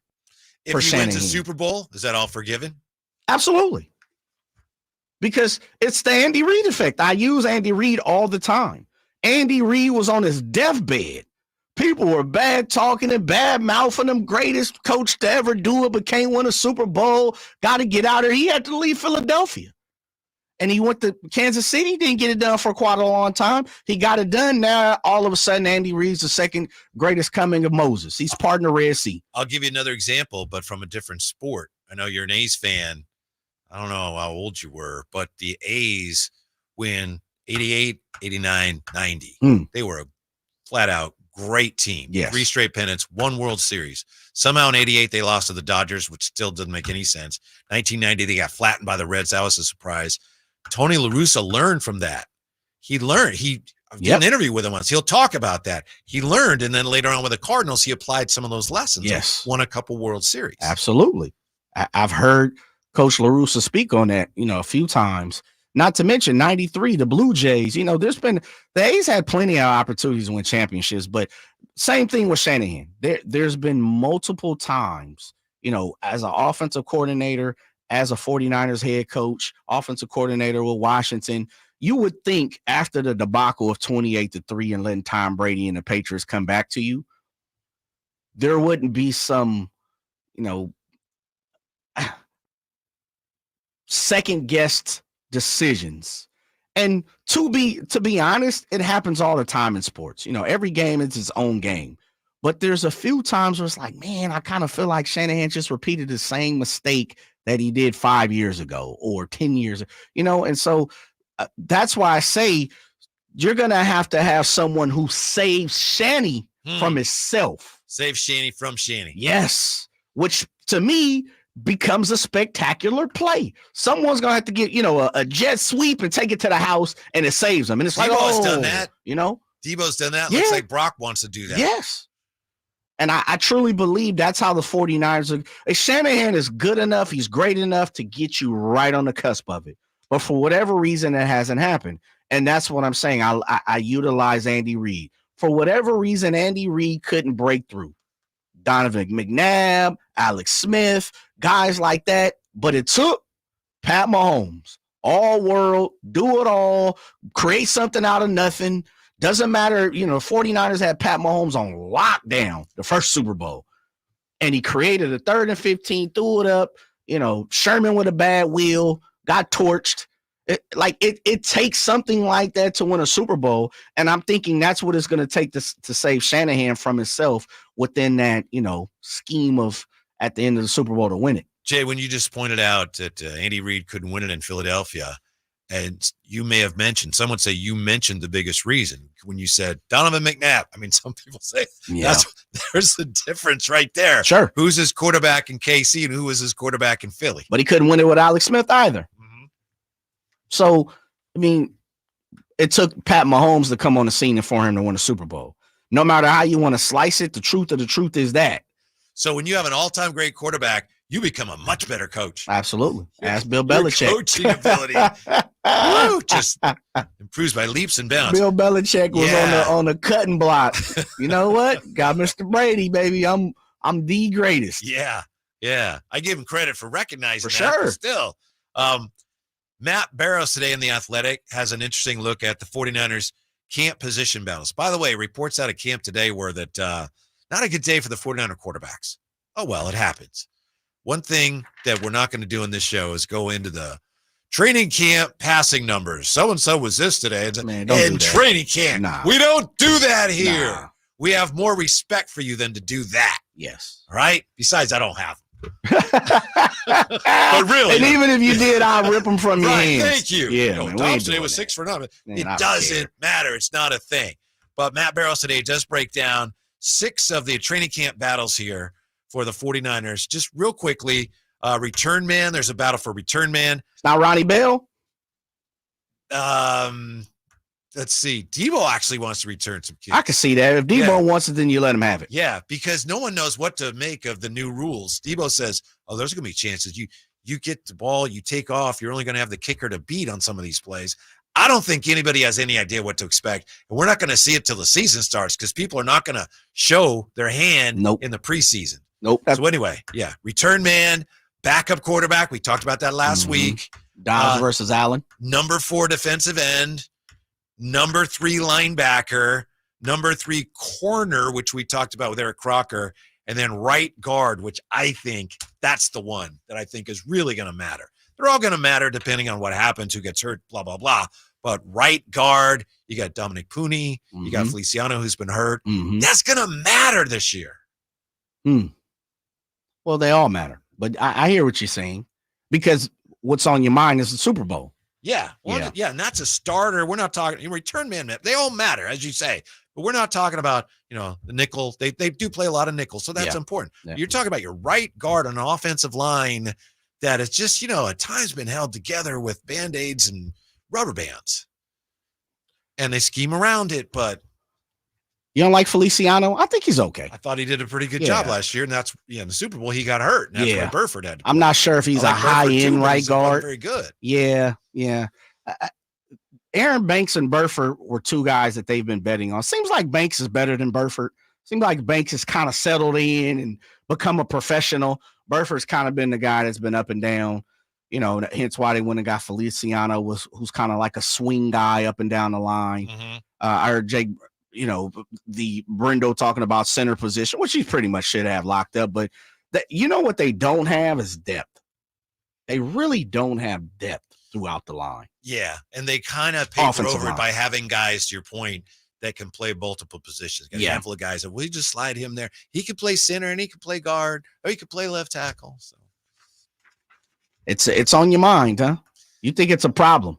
I think it could be. Yeah. Yeah. Now, if the guy they got, Pooney, if he's like, wow, he's a really good player, then you're on your way. But, he's a rookie. He hasn't played yet. Yeah.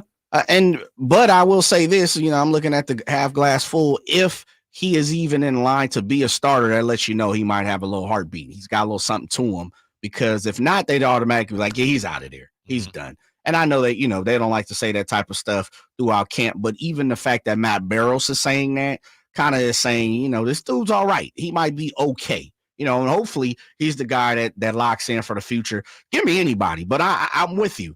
If it be, and we'll find this out very quickly within the first 2 or 3 weeks, if he's getting beat, if someone's getting that right side of the line is getting worked over, you better believe they're getting ready to do something. I hope. Number 3 linebacker is going to be crucial too, especially when they're trying to stop the run. D. Winters, maybe.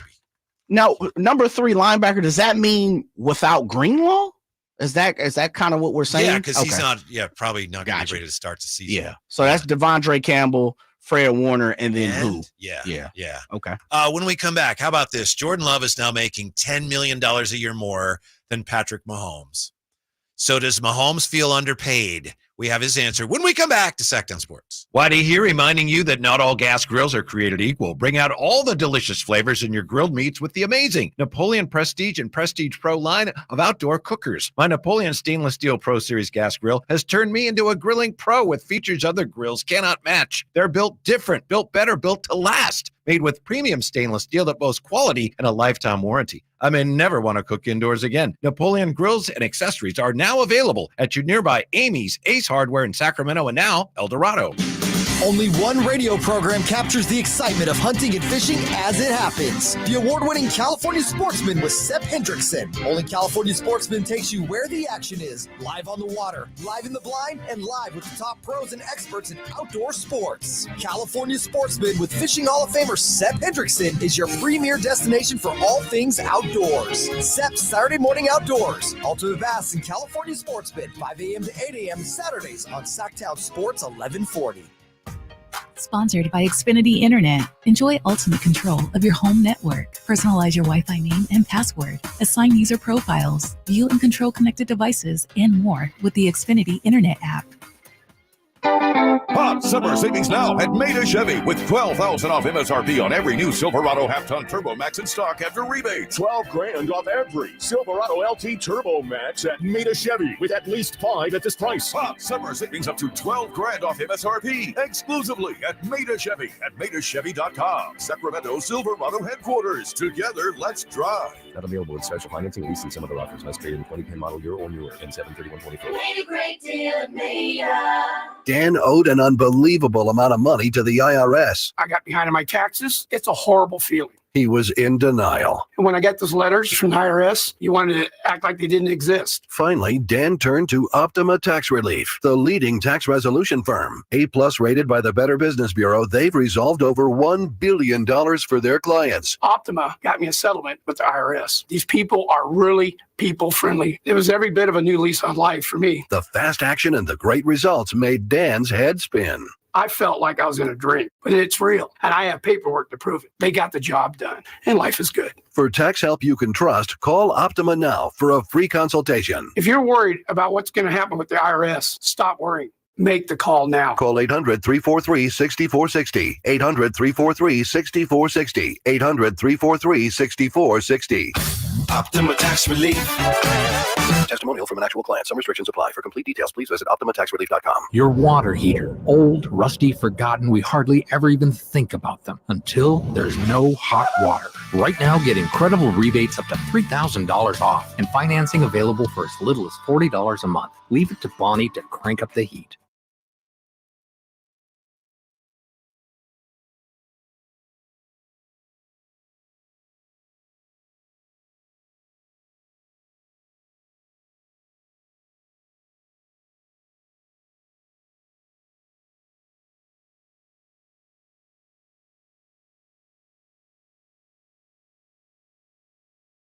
Aaron Rodgers at Jets practice, Jay. Oh, man, come on. Yeah, the Jets, according to Pro Football Talk, they broke out pads for the first time this summer today.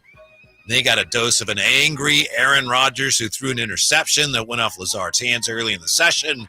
He struggled to corral erratic snaps. He went down after being tripped by one of his offensive linemen, and the mistakes led to Rodgers airing his grievances with his teammates. He's got to be so popular with them. Did you see the argument between him and Garrett Wilson? No.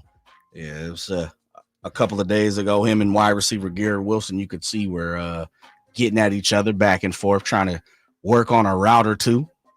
Alan Lazard says, honestly, he expects the same standard that he holds himself to out of everyone else. And today just didn't resemble that at all. I think as an offense, we were just a little sloppy. So Tyler Conklin, tight end, says it's really a blessing at the end of the day to have someone that cares that much. Someone that cares that much. He skipped mandatory OTAs to go to Egypt. How much does he really care? I know. What are you supposed to say? I get it. Yeah, I'd probably be me and Aaron Rodgers wouldn't get along. Really? Say that right now. Yeah. You wouldn't like it if he said, hey, Jay, that's not how you run that route. I'd be like, hey, man, take it to the Nile, brother. Take it to the Nile. Take it to your hobbit hole. For vacation. He didn't come. And he's a veteran. I'd say that tongue in cheek. I don't know Aaron Rodgers. Me and him might get along perfectly. But it's interesting. Isn't it interesting that they're having a few little mishaps and, practice days aren't going as smooth as they would like. And you were over at the Nile, brother. Yeah, right. Because it was on your bucket list. Yep. Yeah. Amadrock sounds like from Vallejo. Says, sounds like Rodgers needs to go visit his dark room again. Yeah. Hobbit-like structure. Chill out a little bit there. Yeah. Oh, Hobbit-like Take structure. it easy, Aaron. Yeah. I don't know. I'm not proud of it, but I'm delighted that things are not going well for the Jets. And I think the Jets, I'll be surprised if they're not annihilated by the 49ers in week 1. I'm with you. I think the 49ers should be hopping on all points and cylinders while the Jets should be struggling. I'm with you, man. And quite frankly, the 49ers just have way more talent than they do. Don't get caught up in that, playing down to your competition or first week. Y'all should be fired up week 1 at home, get it done. Mm-hmm. I remember when Harbaugh was the coach and they had Patrick Willis and, that great team, great defense. Yeah. And they would play really well in primetime. And I think it was Patrick Willis that said, it reminds us of playing high school football because high school, you always play at night. And he said, get fired up. It's like, we're back in high school. So I hadn't thought about that. Yeah, I hadn't either. Yeah, so I like that'll be the Monday night opener. Yeah, and the 49ers normally, they smack around Aaron Rodgers quite a bit. Yes, they do. Just keep that. Doesn't matter the circumstances. Yeah, keep that same handle on Aaron Rodgers. Don't let him get loose. Won't need to hear anybody. I will say this. I'm a little torn because I like Robert Saleh. I really like Robert Saleh. I really like what he did for the 49ers. I think he's a good coach. I think he's a great defensive coordinator coach. I really like his rah-rah, like his energy, like what he brings to the table. I just don't think he's been given a fair shake that much in New York. And, of course, last year with Aaron Rodgers' injury. But I would love for them to do bad, and that probably means Robert's gone. Now, listen, come on back. You can come on back, baby. Open arms. Yeah. We got love for you back over here, in Santa Clara. Isn't it funny, Jay? We were just talking about this. The better the quarterback or quarterbacks on the team, the better the coaches. So last year, Robert Saleh, right, with the Jets, Aaron Rodgers goes down. Zach Wilson was like, oh, gosh. I mean, what happened to him? He's not even there anymore. And so then what are we doing? We're looking at Robert Saleh going, yeah, maybe he's not the guy. Yeah. Whereas Aaron Rodgers had a great year. Oh, Robert Saleh's done a great job there. Yeah. With the Jets. Quarterback play. We've been talking about it. Brock Purdy taking the necessary steps and the next steps for the 49ers to do what they haven't been able to do since 94, 94, 95. Quarterback play means a lot. It definitely does. Mm-hmm. Mm-hmm. So Patrick Mahomes should be the highest paid quarterback, right? If you base this on performance, but you got Tua Tagovailoa. Let's see here. Signing a new 4-year, $212.4 million extension with the Dolphins. And then just hours after that, we talked about that on Friday. Hours after that, Jordan Love inks a 4-year, $220 million deal with the Packers. So you've got Jordan Love now at $55 million a year. and Tua a little under that, and then you got Patrick Mahomes, $45 million a year. So yesterday he was asked about this. How you feel about this? It's awesome for the game. It's awesome for the game of football. He said it's awesome for the quarterback position, but I think all positions. I know every time a contract comes up, everybody looks at APY, average per year, and everything like that. I'm doing pretty well myself. For me, it's just about going out there, trying to win football games, trying to make money for my family at the end of the day. I feel like I'm doing a great job with that. So he was asked, does he feel underpaid? Patrick Mahomes, do you feel underpaid? He said, not necessarily, which is a nice way of saying, yes, I do, isn't it? Yeah. Not necessarily. But what is he still going to get a new contract every year? Let's see. I don't think so. Let's see. I think we do a great job managing my money, being able to pay me a lot of money, keeping a good team around me. I know we've got it kind of restructured it a couple of times and got the cash flow up in certain spots in certain years. It's about having a good dialogue, good communication with the front office, with ownership. We've done that here as we've been able to allow me to be a highly paid guy while at the same time build a team around me. So it sounds like to me he's saying they've taken care of me, and as long as they take care of me again, I'm fine. Yeah, I mean, they will. He's the best quarterback in the league by most people believe that. There's really no argument to it, as much as we probably could try and argue it. But yeah, what are we supposed to do when you lock in for a 4 or 5 year deal and the next year comes up and somebody out, it's the next person's turn up. Mm-hmm. So I'm not exactly sure, what you're supposed to do. Now, how he feels is different. Yeah, I'm pretty sure he's like, I should be the highest paid quarterback in the league. Yeah. And I said he's at 45. Actually, with the restructuring that you mentioned, it's higher. He signed a 10-year, $450 million deal in 2020. That was restructured last year. So he's set to earn $210.6 million through 2026, which is an average of $52.6 million per season, with plans to revisit the agreement after that. So it's like, here we go. Yeah. We'll look at it again. But right now, he's right there with Tua, and he's behind, again, in the average per year, which he says that's not the only thing to look at. Yeah. He's behind Jordan Love. Yeah, which is crazy. And I know, Green Bay had to get their quarterback and get it done. But that would always be my trump card. I would always come to the forefront and say this. If Pat Mahomes is making 51, then you should be making 50. If Pat Mahomes is making 51 and a half, you should be making 50 and a half. I would come at every quarterback with that. You think this guy deserves to be paid higher than Pat Mahomes? Stop it. Let's renegotiate. But if you ask Pat Mahomes, hey, should that guy get 55? He's going to say yes, because he knows I'm going to get more. Yeah, for sure. He Players Association, and the fact that he knows he's going to be the highest paid quarterback sooner or later. When it's his turn, as you say, when it's his turn, he wants it. Is it premature to even mention him as, hey, not could be, but he's the best ever? Is it like, yes, no, we can't do that yet? Yes, premature. He's not better than Brady yet. He's not better than Montana in my eyes yet. Now, after that, I think there's a conversation. I truly do. Why? Because just he has to do it for a longer period? Because to me, he's already done some things that those guys probably couldn't do. Well, and I know the rules have a lot to do with I was going to say 2 or 3 things. Montana didn't play in this year, and we can only talk about where he played. But Pat Mahomes, minus last year. Now, last year's different. Prior to that, I think he's been strapped with all kind of type of talent, talent up to woozah. I'm not sure Tom Brady, and this is my thing with Tom Brady. Tom Brady played with probably one Hall of Famer, Randy Moss, when it comes to wide receivers. Now, Gronk, you can add a couple other people in there. Edelman was pretty good. Edelman was okay, but I think Brady made him. Like, if you sit down and watch, Edelman was a quarterback coming out of college at Kent State. You look at God, like he didn't really play with big time. To me, Corey Dillon's a Hall of Famer. I like to see Corey Dillon get in, big time beast at running back.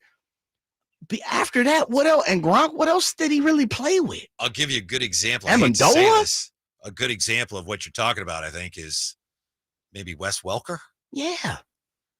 Welker, Amendola, James White, Kevin Falk. Yeah, other than Kelsey, and you said other than Gronk, so we can say other than Kelsey. Yeah. Look at the guys that Mahomes was thrown to last year. Well, that's last year. Yeah. That's last year. You got to do a couple more times. 2, 3, 4 more times. Because, see, to me, Belichick and Reed, they wash each other out. They're great. They're great coaches. They're going to be in the pantheon of top 5, top 10, however you want to place it.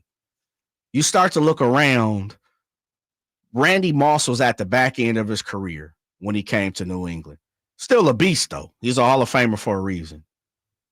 Gronk is Gronk, right? He's considered probably greatest tight end ever, depending on who you talk to. You got Tony Gonzalez, Sharp, Travis Kelce's marching his way up. There's some guys, George Kittle's probably starting to bang on some doors, Jason Witten, guys like that. I just think the Tyreek Hills, he's played with better running backs, meaning Pat Mahomes. I think he's played with better defenses, better star guys defensively. Now, don't get me wrong. Richard Seymour is a Hall of Famer. I think Willie McGinnis will be close. Ty Law's a Hall of Famer. Like the Patriots have some defensive talent, definitely. I just think when it's all around and you look at the body of work, and then on top of that, to put the cherry on top, you add the Tampa Bay championship in there. Right now, that's just too much for Pat Mahomes to grasp. Mm-hmm. That star is just shining just a little too bright for Pat Mahomes. I'll tell you where, in my opinion, he outshines either Montana or Brady. When we come right back, we'll also look at Raiders coach who's getting impatient with his 2 quarterbacks, and I have a feeling he's going to feel that way a lot this year. Next on Sactown Sports. If you love to travel, Capital One has a rewards credit card that's perfect for you. With Venture X, earn unlimited double miles on everything you buy and turn everyday purchases into extraordinary trips. Plus, receive premium travel benefits like access to over 1,300 airport lounges where you just check in and chill out. Open up a world of possibilities with Capital One. What's in your wallet? Terms apply. Lounge access is subject to change. See CapitalOne.com for details. Drivers who switch and save with Progressive could save hundreds, which could be life-changing. I mean, you could put that money towards concert tickets for your daughter to see that singer who sings about painful breakups. And one song will inspire your little beauty to break up with that beast she's dating, Brian. Instead, she'll date someone who's nice and worthy of her love, not someone who addresses you and your spouse as bro. And it's all because you could save money switching at Progressive.com. Progressive Casualty Insurance Company and affiliates, not available in all states. Jason Mraz and the Super Band. Live. The mystical, magical, rhythmical, radical ride. Friday, August 9th. The venue at Thunder Valley. Jason Mraz and the Super Band with special guest Molly Miller Trio. For tickets, visit ThunderValleyResort.com. Jason Mraz and the Super Band in concert. Pick up the new album, Mystical, Magical, Rhythmical, Radical Ride. I'm a very active person that likes to move around and go. The pain I was in was really excruciating. It was actually debilitating. I was basically heading towards a sedentary lifestyle. I had really tried everything, but I quickly lost hope with all of the things that we had tried, and that's what led me to the Good Feet store. And when I found the Good Feet system, it really just changed everything. It brought me back to life. I have my active lifestyle back. The Good Feet store in Sacramento, Roseville, and Vacaville. Sacramento, Dirks Bentley's coming to town. What was I thinking? I'm getting drunk. Saturday, September 28th at Hart Health Park at Cal Expo for Country in the Park 2. And he's bringing some friends. Farmally, Tyler Rich, Dasha, Kelsey Hart, and more. Saturday, September 28th at Hart Health Park at Cal Expo. Get your tickets today before they're sold out at CITPFest.com. Brought to you by The Scoundrel Red Wine, Naturewood Home Furnishings, and Raising Cane's Chicken Fingers.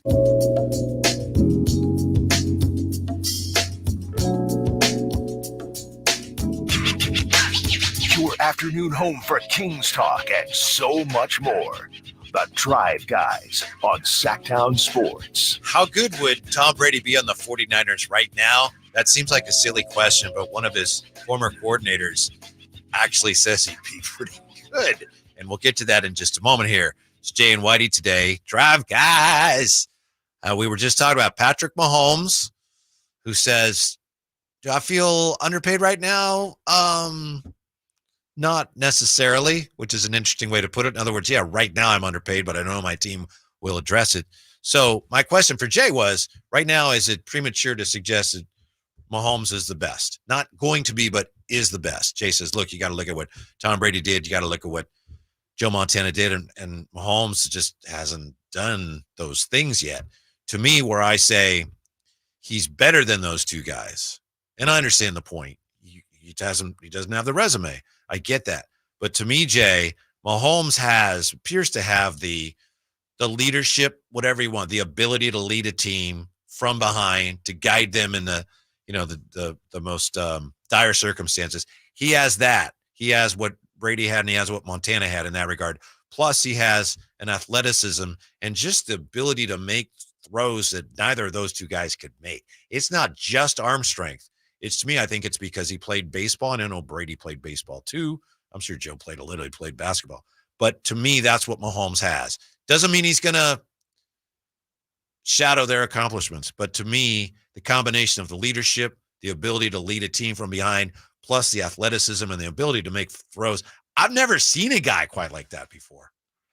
His capability is kind of why you say and let's make sure we get this right. You see aspects in Pat Mahomes that you can't find in the other two, but you're not saying he's better than those guys right now, are you? I don't think you can say that, but Okay. I think he's on his way if he continues. What if he doesn't win anything else? Well, it depends what he does. Depends Gotcha. why not or what happens. Yeah. But years ago, when he was first coming into his own, somebody asked me, well, who does Mahomes remind you of? And the only guy I could think of at the time, and this was a good, 4 years ago, whatever, I said, kind of like Elway in his prime because of the athleticism. Now, he's, Elway's a Hall of Fame quarterback, Sure. but he didn't win Super Bowls until he just, handed the ball to Terrell Davis. Mahomes is way better than, in my opinion, than Elway was at his best. And Elway was a great quarterback. Yeah. But it's something about the athleticism that, to me, Brady and Montana didn't quite have. Yeah, I mean, he's got athleticism, but you got to win. Look, he's been winning. Yes. This will be his 8th year. Right? He came out in 2017, right? Draft. So would that make this his 8th year? He's on his way. He's in the conversation Already, which is remarkable. For me, not already, but with Montana. Like, he's in the Montana, Elway, Peyton conversation. Like, he's right there. Mm-hmm. Tom Brady, to me, has separated himself a long distance. You can't have that many Super Bowls, flip the script, go to Tampa, get another one, and then play the longevity of what Tom Brady had played. And I continue to always say he played with guys they have no business winning a Super Bowl. Like, Pat Mahomes is a Shady McCoy, Le'Veon Bell. He's had talent. Tyreek Hill, Kelsey, Sammy Watkins, like first-round draft picks. Big time, top 5, top 10 guys. Brady, man, good luck. Good luck with some of the guys. Man, some of them guys, if they weren't playing for the Patriots that we've seen, wouldn't be even in the NFL, felt like. Yeah, we can't assume that Mahomes would be able to do that, but he might. Maybe. You're right. One guy's done it, the other guy hasn't. Point to the guy who's done it. But yeah. When you give me bare bones, I would like to see, and I'm not saying the Patriots have bare bones because they won championships. I'm just saying I don't believe last year I can take a certain argument, but their defense was great and one of the best defense in the league. The Patriots always kept a good defense. I say Belichick and Reed wash out to me. I just need to see a little more. And, Brady's career is done. We'll see what happens with Mahomes 5 years from now, 7 years from now. I could honestly say, yeah, but I could say this. Tom Brady's career is over. Come on, man. Stop all that. Tom Brady's 50, man. We rounding up, not down. This third grade is up. You remember Charlie Weiss, Notre Dame coach and absolutely. Patriots offensive Kansas. He went to Kansas. He was on WEEI's The Greg Hill Show. This is what he said. Obviously, he's a little biased because he was offensive coordinator of the Patriots. He said, right now, Tom Brady would be a top 10 to top 5 quarterback if he played for the 49ers. I don't disagree. He also said if he was on the Patriots, he'd be closer to middle of the pack. I don't disagree because it's talent. And, Tom Brady's going to have a hard time this year going to all the games and just watch, depending on what happens as an analyst on Fox. This will make, 2 years out of the game? Might get that itch a little 2 bit. years out of the game. It's over. If there's a good team that loses a quarterback, might get that itch Don't a do little the bit. Whitey, don't sit here and do the media thing. Don't do the media thing. Don't buy into the Charlie Weiss on the interview. This dude's done, man. He's pushing 50. This is Tom Brady in 2021. Quote, I imagine not playing, and I imagine watching football on Sundays going, these guys suck. I could do way better than that. And then still knowing in my heart that I actually could still do it. End quote. That's what he said in 2021. 46. It's 2024. That was 3 years ago. His children are getting TV ready. method. Man, avocado ice cream. You don't think he's dipped into the tin roof sundae? I don't know. You don't think he's put the spoon into the pecan praline? Which is a horrible thing to think about. Whoa. How old are Tom Brady's children? I don't know. Let's see if we can find it. Ages. Because 16, John Edwards, let's see. He has 3 important. Jack is 16, Benjamin is 14, and Vivian is 11. This was as of last year. You know what that tells me? What does it tell you? Jack is getting ready to be a junior in high school. Vivian, a young lady, 12 years old. You raised 2. I'm raising one who's 13. Things are starting to happen. Mm-hmm. Brady doesn't want the children with the nanny all the time anymore, man. Well, I don't know. I mean, I'm sure he missed a lot of recitals. And look, great father. I'm not. No, I'm just saying. Don't do that. To your point, football takes you away from your kids. He did it before. I'm not criticizing him, saying he's a bad dad. No, but why is he all of a sudden going to feel that way now? Because age. Kids are old enough now. No, they're not. No, they're not. No, they're in prime time position. Jack is playing a little football, a little lacrosse. I had an apartment.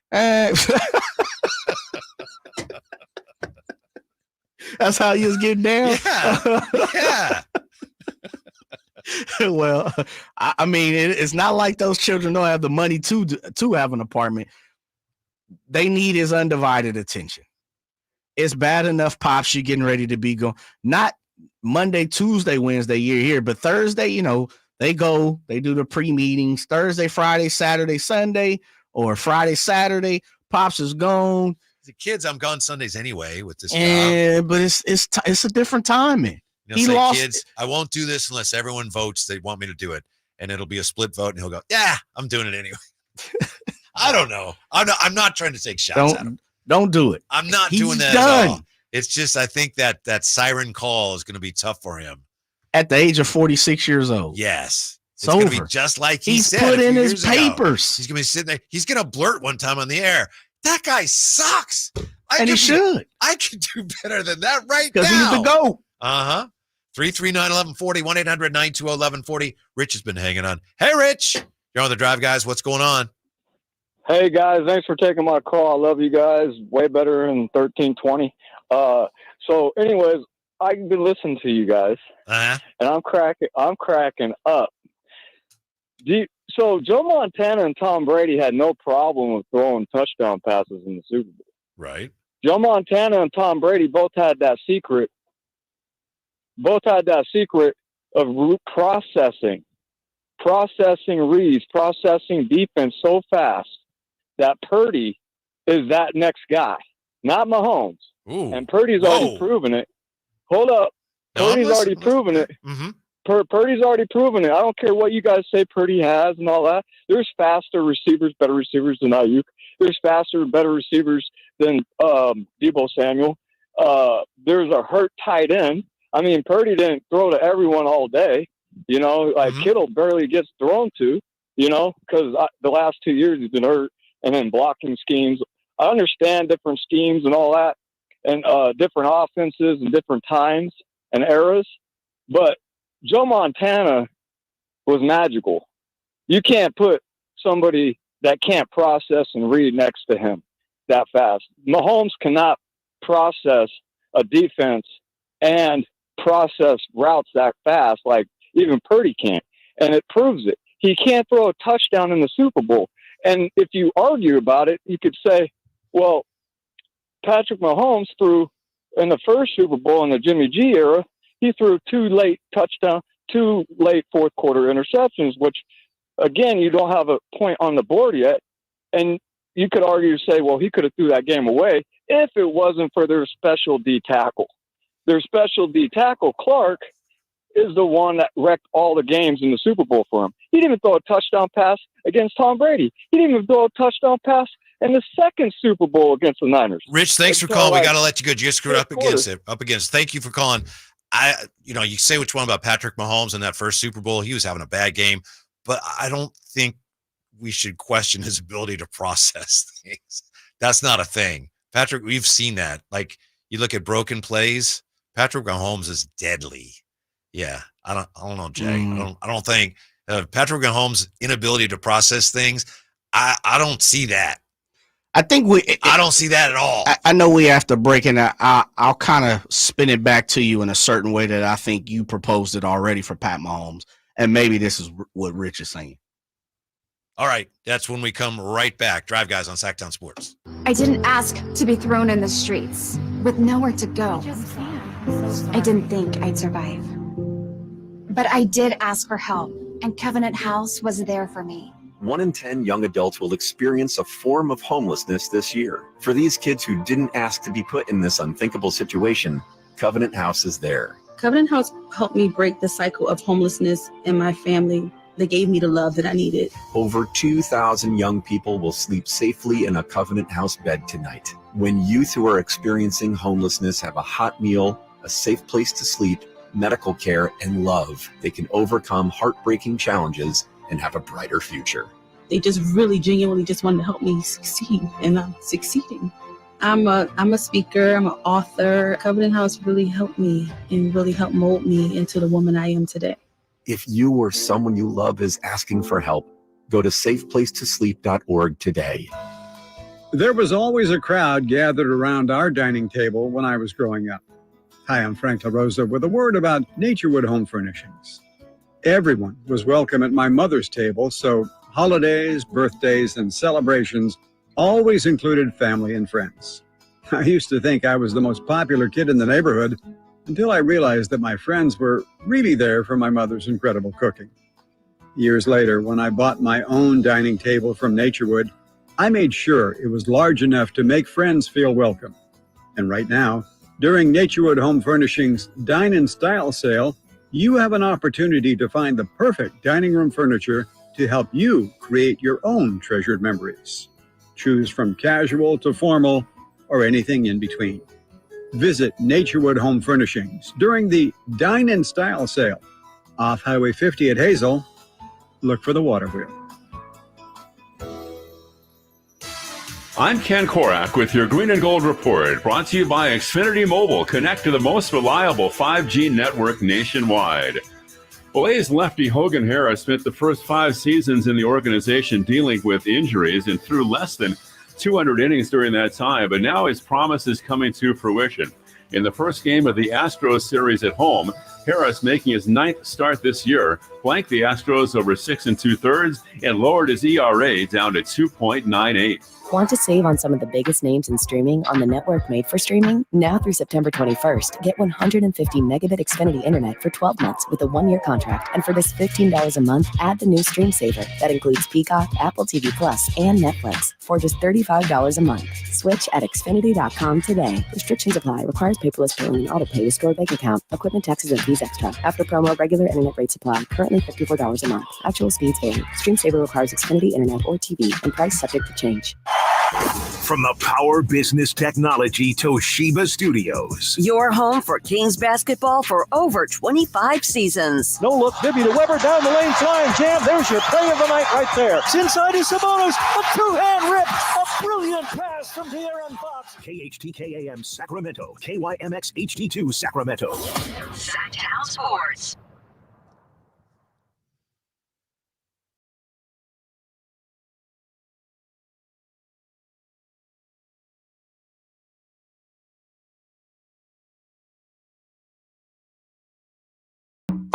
the only station in Sacramento giving you local sports coverage from 6 a.m. to 6 p.m. Monday through Friday. Sactown Sports. Jay's mad at me for bringing this up, but I didn't bring it up. Charlie Weiss brought it up. Today, Charlie Weiss, former Notre Dame coach, former Patriot offensive coordinator.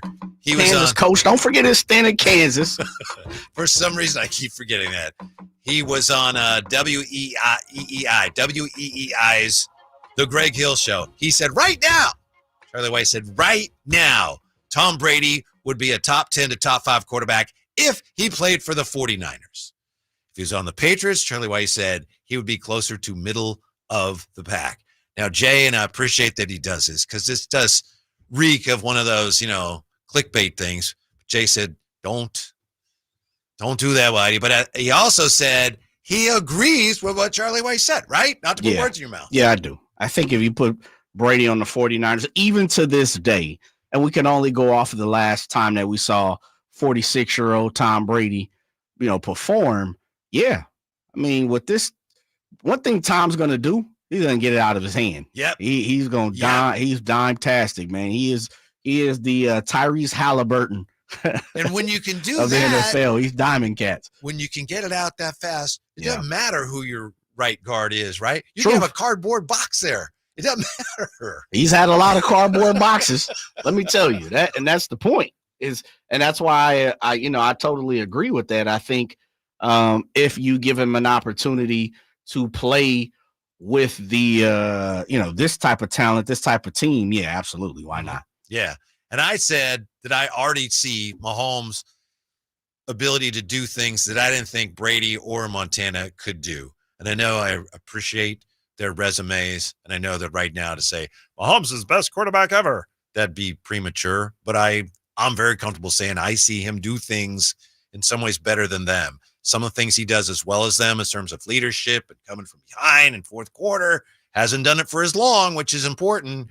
But you blend that with the ability to make some of the throws he makes. I don't think either one of those two guys were able to do that. You said you were going to come back at me with something here. You threatened me earlier. Well, it wasn't a threat. It was just one of those things. I think kind of what you said is, I guess, a pro, and I'm going to spin it back to you as the con, is maybe he has to do some of those things, meaning be super athletic, make plays out of no plays, because he can't process things like Joe Montana or Tom Brady. Maybe it's out of necessity that he become, he puts the Superman emblem on his chest and turns into Superman sometimes. I will say this, though. So you don't think he's processes? No, I do think he does. I don't agree with Rich said. I'm just playing devil's advocate. I'm saying to the form of Rich is a big 49er fan. It sounds like it. Yeah. And shouts out to Rich. Bang, bang to Rich. I'm with all that. It's tough to break Mahomes down because of the success that he has had. And his career is not over, right? Again, I believe this is year number 8 he's going into. 3 out of 7, and I don't think they win this year. I would have said the same thing last year, but I'm gonna call it 3 out of 8. Of course, they ain't played. That's tough to argue. That's tough to argue when it comes to success, because he's probably got another 4 to 6 years easy. Especially now the way cats are playing as a top flight quarterback. The one thing Mahomes does not, for me, this is just me, and this could be my 49er fandom popping out and being stained. I do think there are opportunities with Mahomes where there's lulls in the season. He plays bad and he doesn't get called out for it enough. There's been times, even last year, he was down in the pits of what was going on. They didn't look like a Super Bowl champion their first stretch. A lot of people didn't put the pressure on Mahomes. They put the pressure on the Chiefs. Like, oh, look at everybody around Mahomes. Well, Mahomes got a lot to do with that too. And so that's the only thing that I continue to kick back what Patrick Mahomes is. He's the golden boy of the NFL. You know where his whole narrative hung in the balance, and I think Rich might have mentioned it. That first Super Bowl, which he, led the Chiefs, come from behind, win the Super Bowl. Yep. He was not having a good Super Bowl. And if the 49ers had finished the deal and won that Super Bowl, and that would change the whole narrative. The legend, his legacy would look radically different than it does right now. And he shouldn't have won MVP. I'll tell you that much. But who else do you give it to that for an offensive team that was struggling? Give it to, as Rich said, and I'm with them, Frank Clark. That looked good, right? I mean, but Frank Clark parlayed that into a huge contract. Good for him, even though he's had some off the field situations. But I'm with that. Like, there are times and opportunities where the media can jump on Pat Mahomes. And for whatever reason, and I just say because he's the golden boy, he's the John Elway, he's the Aaron Rodgers. I'm not sure Tom Brady was ever the golden boy. Patrick Mahomes, you look at the commercials he's in, and he kind of plays almost like a kid. Like, he's almost, and I know he's not. This isn't a criticism. Sure. But it's like the character he portrays is kind of like an aw shucks. And that's the way people tend to see him. He's like this big kid out there playing. Tom Brady was never really. Bit. I see that. Like when he's in those commercials, the State Farm commercials with Andy Reid. And it's almost like he's kind of like almost dumb. Just kind of naive. He's not like that, but that's kind of his persona on these commercials. I can see that. That paints a picture to certain people who don't pay, especially for the folks who don't watch football. That's how they take it. I just think Pat Mahomes gets a pass a lot of times, and for good reason. He's a baller. I get it. Yeah, I think he's earned it for the most I part. get it, but hey, listen, if Joe Montana and Tom, and you could tell me, did Joe Montana take some slack when he was playing? There were some times people thought he had some interception issues, right? Once or twice. Well, because he had a coach who was like, is it time to replace you yet? He had a coach who knew that this guy's great. At some point, we're going to have to replace him. Give me Steve Young. So he was just waiting. It's like, it's going to happen inevitably. It's inevitable, So that was part of it.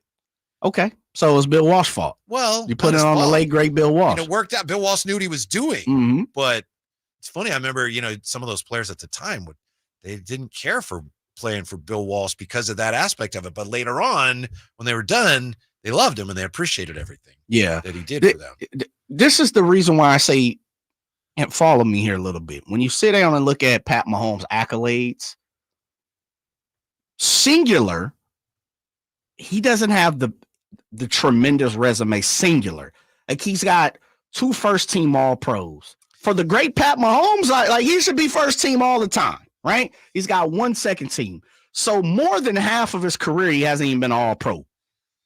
He's only played, what'd you say, 7 years? 17. He came out 17. So the first year was a wash. But I'm just saying, for what people make Pat Mahomes out to be right now, it's like he's the second coming of Moses.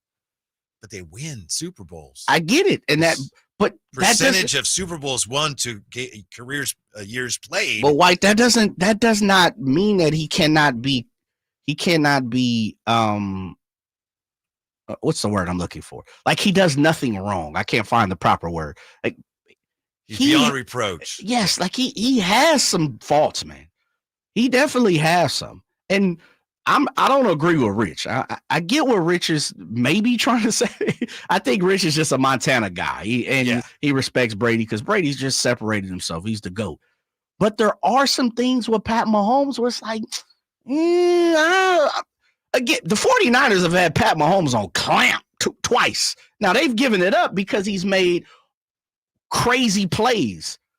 He's made, Supermanish type plays. And the 49ers have not reciprocated that, which we talked about last hour, where I think Brock Purdy, you talked about Brock Purdy saying in an interview, look, Kyle Shanahan in an indirect way, let me ball, let me go do it.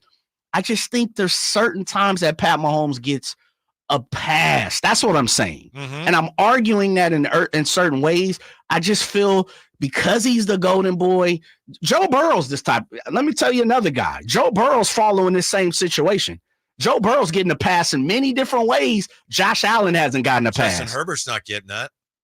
Maybe, though. Like, who's been getting that? Justin Herbert. Joe Burrow went to Super Bowl already. Yeah, but Justin Herbert hasn't, and people still consider him like a top 5 guy. Oh, my God, Justin Herbert, he's great. He's 6'5", throws the ball all across the field. His team just hasn't been able to get it. Even though, like, Justin Herbert's not getting pulled down to, Jimmy G. Like, what has Justin Herbert done? Well, I got a question for you. We'll come right back with it. Also, we'll get to the phones. Thanks for hanging on here. 339-1140, 1-800-920-1140 as our quarterback conversation rolls on here on Sactown Sports. We just want to have enough money for retirement. And travel to visit our grandchildren. I understand. That's why at Fisher Investments, we start by getting to know each other. So I can learn about your family, lifestyle, goals and needs, allowing us to tailor your portfolio. What about commission-based products? We don't sell those. We're a fiduciary, obligated to act in your best interest.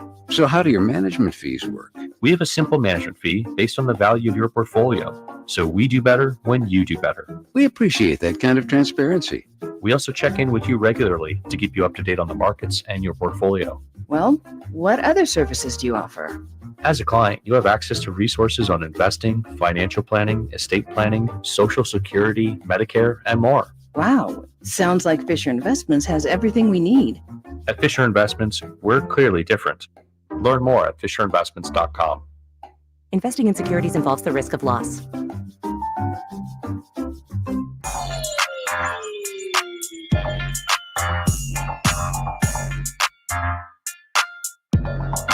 The Drive Guys, live and local, every afternoon, Monday through Friday on Sactown Sports. We're talking about great quarterbacks today. Patrick Mahomes is no longer the highest paid quarterback in the NFL, at least by year. Does he feel underpaid? He says not necessarily. You also had today Charlie Weiss, former coach of Kansas. There you go, Jay.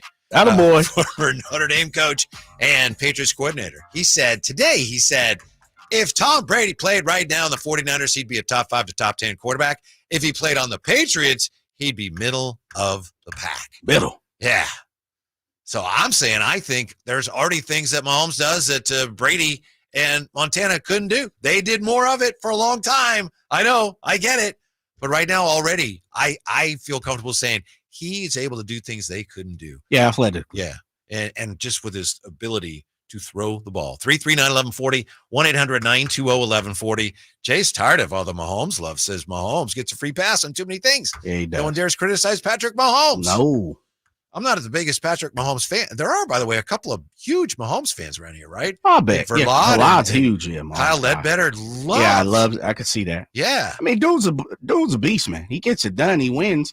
Nothing he could do. I mean, as a 49ers fan, what could I possibly say about Pat Mahomes? He's beaten the 49ers a couple times in the Super Bowl. You know, the 49ers have had him pretty much on the ropes. Yeah. And they couldn't deliver the knockout. They let him off the hook. They did. They definitely did. Chris joins us on Sactown Sports. Hello, Chris. How are you? Thanks for hanging. Good. How you guys doing today? Good. What's on your mind? So, I just want to address the elephant in the room here. I have a hard time, and I love Patrick Mahomes, but I have a hard time comparing him to quarterbacks that played in a different era because of the game is just not the same. You know, today you can't hit a quarterback low. You can't hit him in the helmet. You can't land on him with all your body weight.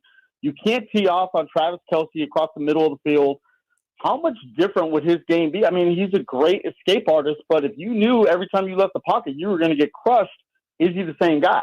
So I have a really hard – it's kind of like the NBA game today versus back in the day. Like, everyone's like, oh, the game is so much better, but if these guys could hand check and body up and hold and do all the stuff they did back then, it would be different. So I think Mahomes is by far the greatest quarterback in today's era. I would be interested to see how he did with the rules 25 years ago. Like, are you going to be leaving the pocket that fast? You know, is Kelce going to be catching all, if the safety was waiting to tee off on you every time you caught off in the middle, it was a much different game today than it was when guys like Montana played. I just remember Dan Fouts holding on to the ball in the pocket and getting crushed trying to get the ball down the field. And you just don't see that today. I mean, it's a much more quarterback-friendly game today than it used to be. So I don't really like to compare eras because it's hard to say how you would do in a game with completely different rules. Brady's kind of interesting because he started in the old era, but I feel like they made all the rules changes for Brady. I mean, you start with his first Super Bowl, the Tuck rule, he would have never got that Super Bowl. That was, in a different era, that's not getting called. I mean, they're not going to the Super Bowl. And then he didn't like to get hit low. They changed the rules. He didn't like to get hit in the head. Brady is the one I feel like that changed all the rules, and Mahomes is the one that's benefiting from. But it's not the same game that it used to be. And I'll listen to what you guys have to say off the air. I appreciate the time. Thank you, Chris. Here's what I say. That was a great call. Yeah, it is. Standing I think you're spot on. Yeah. I for great points. 99.9 well presented. Yeah, I'm pretty much agreeing with them. Yeah. I'll throw this a couple things in there. I think Brady didn't play in the 80s. He didn't play in the Jack Tatum come across, get clotheslined era. But it is true that he has one cleat in two different eras. Yes, sir. Which makes him great. Yeah. Because he is the one quarterback for me, and this is why I think he's far and beyond the GOAT, is he can say I played in somewhat of a rough era. Like, yeah, you wouldn't come across all the time. Yeah, a little rougher situation where I'm with them. And let me also say this about Pat Mahomes. Because we got to keep it a buck on the drive, guys. The one thing another thing that Pat Mahomes doesn't get called out, dude's a crybaby. Really? Dude is a straight chump when it comes to, and Chris, and I was going to kind of save this for the ace in the hole. We talk about Draymond, like he's almost Draymond of football. On the field. Follow where I'm going. Every time something goes wrong, he's crying. And we seen it last year. He did. Yeah. Like all year long, dude cry. Oh my good. We can't do, look at the NFL. Oh my Lord, you're doing me so wrong. And that's why I say he is the golden boy. I honestly, and you tell me, I never felt Tom Brady was the golden boy. I always felt it was Peyton Manning. I always thought Peyton Manning, as Chris brought to the attention, they single-handedly changed things for Peyton Manning in the fact that the Patriots were rough with Marvin Harrison and those guys. Ty Law and then was D'ing them boys up. And they were like, oh, we can't now. Cornerbacks can't press and hold and get their hands. Now you got to get your hands completely off of them. Tom Brady was, I think, at times seen as a golden boy, but it's hard to be seen as the golden boy when your team, and in some cases you, are always caught cheating. Truth. You know? Truth. Some of that he had nothing to do with it. Some of it I think he did. Which is, that's why I said I never, maybe Which for a slight that was time. that big a deal, though. Yeah. The whole Deflategate thing. I think quarterbacks, you talk to quarterbacks, they say, Do it all does the that all the time. time. Come on, man. Especially kickers and for sure. It's because it was Tom Brady and it was the Patriots, and you're trying to stop them from winning. Because they embarrassed the Ravens, and the Ravens decided to do something. Don't want to cry about it. Yeah, not just in beating them, but what was that like when they had the tight end report? They did something. They massaged the rules a little bit, and John Harbaugh felt they were rubbing it in their noses a little bit. And they're like, all right, well, we got a little We'll make that phone call. Yeah. Yeah, we'll pick up the phone and dial the FBI and get up on you. Yeah, I get you. Yeah. No? 10. All right. Stand by for a possible sliding doors moment. How are you, 10? I'm great. What do you got for us today? We don't know where we're going to end up when we talk to 10. What's on your mind? Hey, guys. Can we turn our attention to a quarterback who just signed a great, big contract? His name is Tua. Yeah. Tagovailoa. Uh-huh. And in connection to him, Odell Beckham Jr., I've seen this man in his debut in a Rams uniform at the Santa Clara, playing in prime time. Yeah. And he impressed. First 2 catches on point, 2 for 2.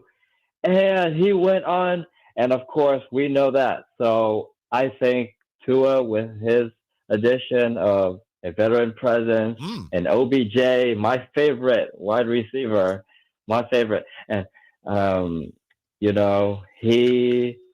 he can go above his naysayers, and just like the Kings can go past the first round of playoffs, the Dolphins can go root far too. I can root for the Miami Dolphins. Thank you, Tin. I know, to his point, there are a lot of people who looked at that rich deal they just signed Tua to, and a lot of people said, yeah, they're going to regret that, Jay. Giving him too much money. That's the going rate. And he didn't even get as much as Love.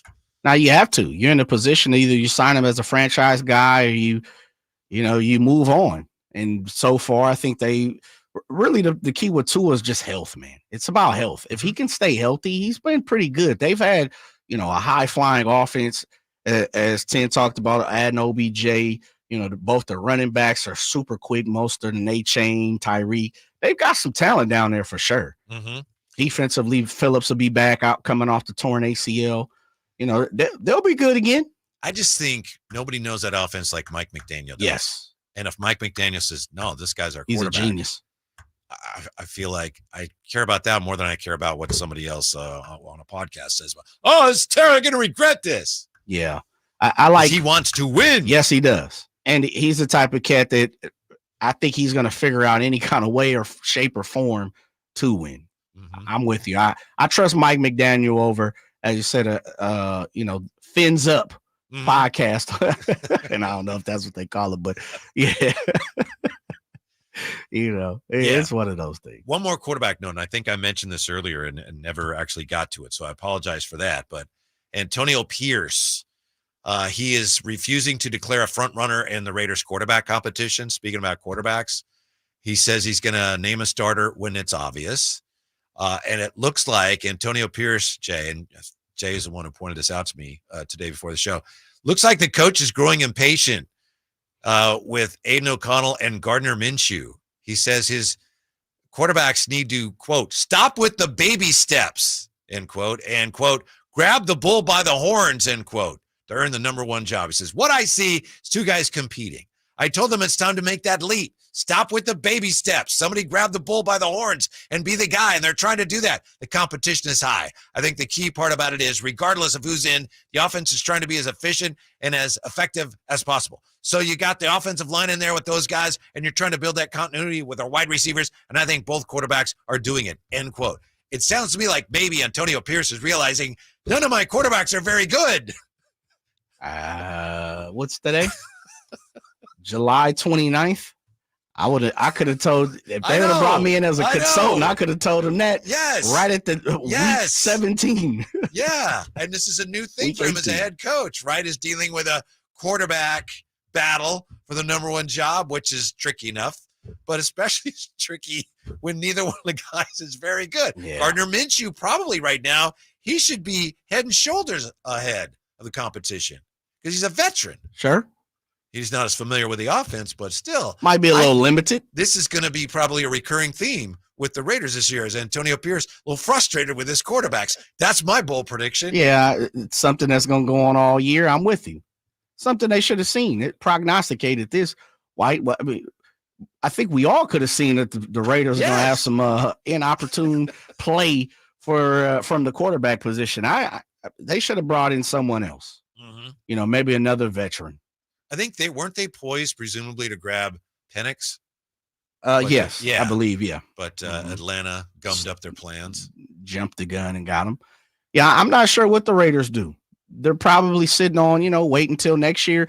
But wasn't Aiden O'Connell kind of like, oh, man, we want to see what we have? I thought maybe he would come into the season as the starter. And you don't just hand it to him, but you have to know what you have before you move on and try to grab another quarterback. I guess that's out the window. Or maybe Antonio is saying, grab the bull by the horns and show us. Right. Too. Yeah, that could be part of it. You're right. Maybe this is our guy. We want him to here's the job. You got to beat out this guy who's not playing very well. Gardner Minshew's not doing well, doesn't know the offense. So Aiden O'Connell, the job can be yours, but you have to take it. Yes. Go win the battle, basically. That's probably their plan. Go win, a battle of quarterback and show us and prove that you are the guy to lead this team this season. And Antonio Pierce seems like that kind of guy anyway. Like, I don't want to just hand anything to anyone, especially being a former defender, linebacker. I want to see you win this job. And I can see that. That's a tough position to be if you don't have a quarterback. Yeah. I don't want to have to work at this. Grab the job. I don't want to have to think about it, worry about it. Just play well, and the job is yours. So do it. Now, I want to ask you on the Mahomes thing. Are you saying that it's possible Mahomes is not the best quarterback right now? No. I'm not saying that. I said he's the best in the game right now. Okay. Easy for sure. I wasn't sure if you were saying that or not. And let me make sure the position, because I see a couple people who are joining the conversation late. I saw someone over there, I think it was Bo, said I'm an absolute Niner homer. Well, duh. Come on now, use your common sense. I also said this. The 49ers let Pat Mahomes off the hook, but he also made some fantastic, great, outstanding plays to go win a Super Bowl. And that's why the 49ers couldn't do it, because none of their guys did the same thing that Pat Mahomes did, which was all started by the Brock Purdy conversation that we had an hour ago. You want to hear it? Sac Sports 1140, Sactown Sports 1140. Go here. Brock Purdy saying he wants to be more like Brady. He wants hands off. Feels like it. an indirect way. He said that in an interview. What makes Pat Mahomes special is he can make things out of nothing. There's very few people in the NFL. Lamar Jackson, maybe there's a few more starting to, to get to his level. Maybe they're not on his level. The other part I say about Pat Mahomes is this. There aren't enough detractors of Pat Mahomes for good reason. The dude's a winner. He's won 3 Super Bowls in a very short time. It's hard to argue against winning and success. So it's difficult to push the narrative as if like he's not good or he can't be considered one of the greatest. He is. I don't think he's Tom Brady great yet. I don't think he's Joe Montana great yet. For me, those are my top 2 quarterbacks. Could the 49ers have won both those Super Bowls? Absolutely. Yeah. And again, just think how different the narrative, as you say. The first one was a wash. Yeah. Last year, as I sat there inside Allegiant Stadium, I always felt when the Niners didn't press the gas and put a second touchdown on the board, you left it wide open, right? That was my whole thing with the first one. No business having won that Super Bowl. The 49ers, as they say, let them off the hook. They let Pat Mahomes and the Chiefs. We just continue to talk about Pat Mahomes. Look, they let Andy Reid off the hook, too, because Andy Reid would have still kept that heat on his back. Yep. So it's not just a Pat Mahomes thing. They let Andy Reid off the hook. Yep. They let Tyreek Hill off the hook. They let Kareem Hunt off the hook. I hope Jerry Reynolds isn't listening right now. There's some people that they let off the hook. Yeah. Now that history has said they've won 3 Super Bowls, it's tough to say that. Yep. It's tough to say that. And that's what I'm saying about Pat Mahomes. Shoulda, coulda, woulda, understandable. Dude is, for me, he's a top 5 guy already. All time? All time, probably, without me, really going through it. Yeah. He's not Tom Brady, though. He's not Joe Montana yet, though. Now, after that, conversation to be had. The conversation continues with the Kings when we come back. Kings have a new Boogie, and we now know the price of acquiring a player who'd be a good fit. Should the Kings be in? Are they in? Next on Sactown Sports. Hey, it's Carmichael Dave inviting you to make the switch to electric this spring and save big with American Energy. Stay ahead of the spiking energy bills this summer with up to $9,000 in rebates on a new ultra-high efficiency comfort system. American Energy is providing huge rebates from SMUD as well as spring specials by installing one of many incredibly efficient AC options available to you right now. Get rid of those fluctuating gas bills in the winter and switch to year-round all-electric with American Energy. Let them perform a free in-home energy efficiency analysis and see where they can help you save for the warmer months ahead. These guys are the best. Been serving the greater Sacramento area since 1981. A+ from the Better Business Bureau. Learn more by calling 916-520-9990. That's 916-520-9990. Call 916-520-9990 now. It's better over here. If you're 55 and up, T-Mobile has an exclusive rate plan just for you. Right now, get 2 lines of talk, text, and data for just $30 a line. That's a 45% savings versus Verizon and AT&T. Plus, you can get one of the latest 5G phones free when you add a line. That's right, a free 5G phone. Experience all this and more on America's largest 5G network. So why wait? At T-Mobile, customers 55 and up can get 2 lines of talk, text, and data for only $30 a line. Just go to T-Mobile.com/choice55 or visit your local store to make the switch.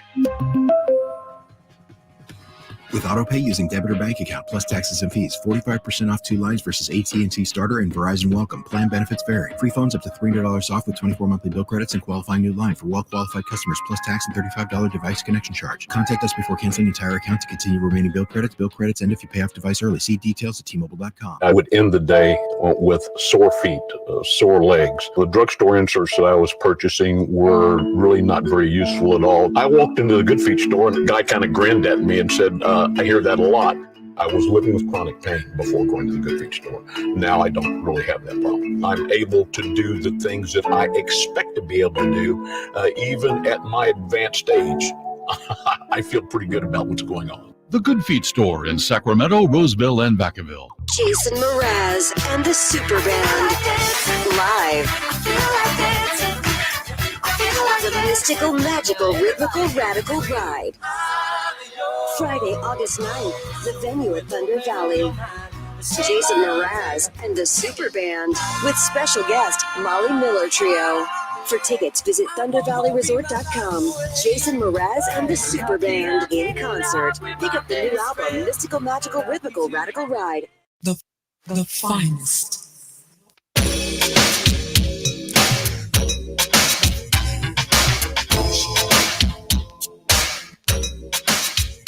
Your new home for 49ers football in the 916. Sactown Sports. Just saw something I'd never seen before, and I hope I never see again. Nothing against your Olympics or anything, Jay. They just had a fencing dispute, and they had to go to review. Yeah, saw that. Because, one guy poked, I think is the term, the fencing term, poked the other guy, and nothing happened, and he kind of turned and looked like, hey, I should win. And then the other guy came back and got him, and they went to the review, and they ruled that, no, the second guy actually won. So, such drama, the Olympic fencing. Did you see the guy with the new technique? He jumps up and down. I didn't see that. I think it's a guy. It could have been a woman. Yeah, and I just saw this on my phone yesterday. So you know how fencers are, and they kind of on guard and all that. Olay, whatever it is. It's not Olay. But this one guy he's like, boing, boing. He's just jumping up and down. And the guy he's competing against is like freaking out. Like, I don't know how to compete with that. Fencing's another sport you can pull from the Olympics me too. Yeah, you can yank that. Mm-hmm. Go ahead and pull that out from the rafters. I wouldn't mind if you took tennis out, just because I feel like there's so many incredible tennis events that the Olympics to me is not one of them. Yeah, I can see it. I can understand it. I think just another opportunity to see great players play, in on a big stage. Yeah. But I understand what you're saying. Yeah, you got the majors, and there's so much going on. Already. Golf's the Yeah. same way, just to me anyways. Like, you got your 4 majors in Olympic golf. What does it really matter? I guess if it does to the players. Yeah, I can see tennis mattering a little more than golf, I guess. I don't know. Maybe just because my disdain for golf. They could definitely pull golf from the Olympics too. Just wait till next year when we have football, and there's a lot of NFL guys or former NFL guys that say, oh, yeah, I'm going to play. The flag? Mm-hmm. Baseball's coming back, right? Yes. Mm-hmm. I don't know why they've tried to figure that out. I don't know why they got rid of baseball when you look at how World popular Cup or whatever they called it. The what do they call that? Yeah. It's not World Cup, is it? Why can I not think of the name? Whatever, you know what I mean? Yeah. People love that. I think they love it more around the world than they do in the US, but we like it in the US. Oh, definitely. Yeah. Definitely. And so I don't know why it's not an Olympic sport. Well, it's coming back. Is it coming back in 28? Baseball's coming back, right? Yeah. So what is the name of it? I apologize. Some type of cup. Mm-hmm. Everything's a cup or a, what was basketball called this year? Now it's Emirates. Yeah, it's Emirates Basketball Cup coming up now. Mm-hmm. The Classic, MLB World Baseball Classic. World Baseball Classic. That's what it's called. Yeah, World Baseball Bingo. Classic. Well done. Yeah. Yeah. It's like, something. Yeah. I'm excited for baseball. I'm just a baseball guy, I guess. Are you good with that in the Olympics? Yes. Okay. I am. It does kind of wreak havoc with some of the baseball seasons. Yeah, that's true. Shouts out somebody 916 World Baseball Classic. Thank you. We were getting around at the same time. Block on that. Yeah. But thank you. Yeah. I just football next year, when it's like the US flag football against Trinidad and Tobago. It's gonna be a hard watch. But the sport potentially can grow. I do think, Jay, and we don't have to wander far down this road today because it's just going to cause problems, I know, but I think flag football is probably the future of football globally. Yeah, I can see that. Globally. Yeah. Never here, though. Yeah. They'd have to pry from these cold Pat Mahomes fans. Oh, yes. Yeah, globally, though, I could see that. Mm-hmm. That might be a good move. And let's face it, to the caller's point, I think it was Chris, football is more like flag football than it used to be. It's not flag football. I'm not saying that. Yeah. Yeah. Where, like that's why your boy Patrick Mahomes, someone touches him in the pocket. It's like, hey, he's crying. He can't touch me. Cry, baby. Shed them tears. Were you happy with this news? The Kings signing Boogie Elliott. Ellis? Yeah. That's the one. Yeah. Boogie played well in the summer.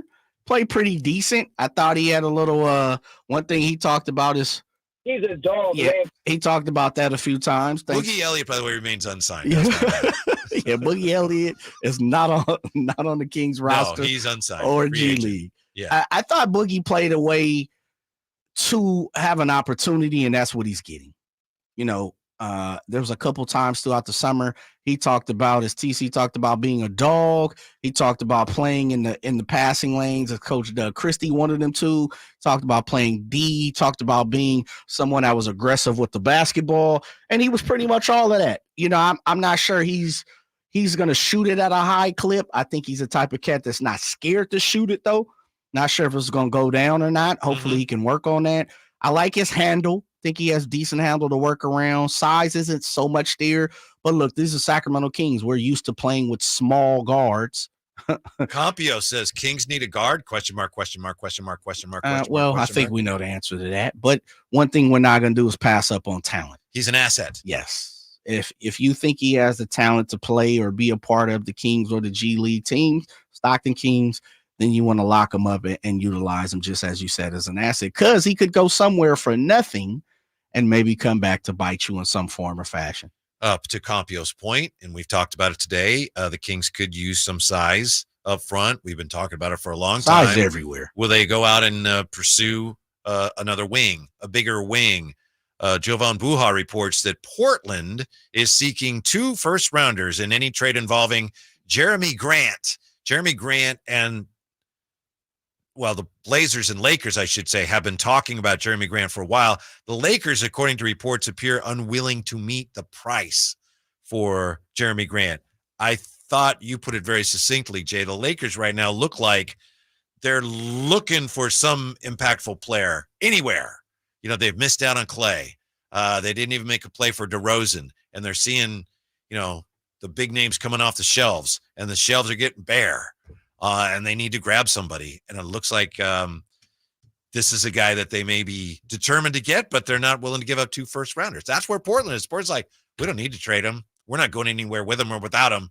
So, Lakers, if you want him, that's what's going to cost you. If not, fine. They're looking for assets. Mm-hmm. They're looking for young pieces.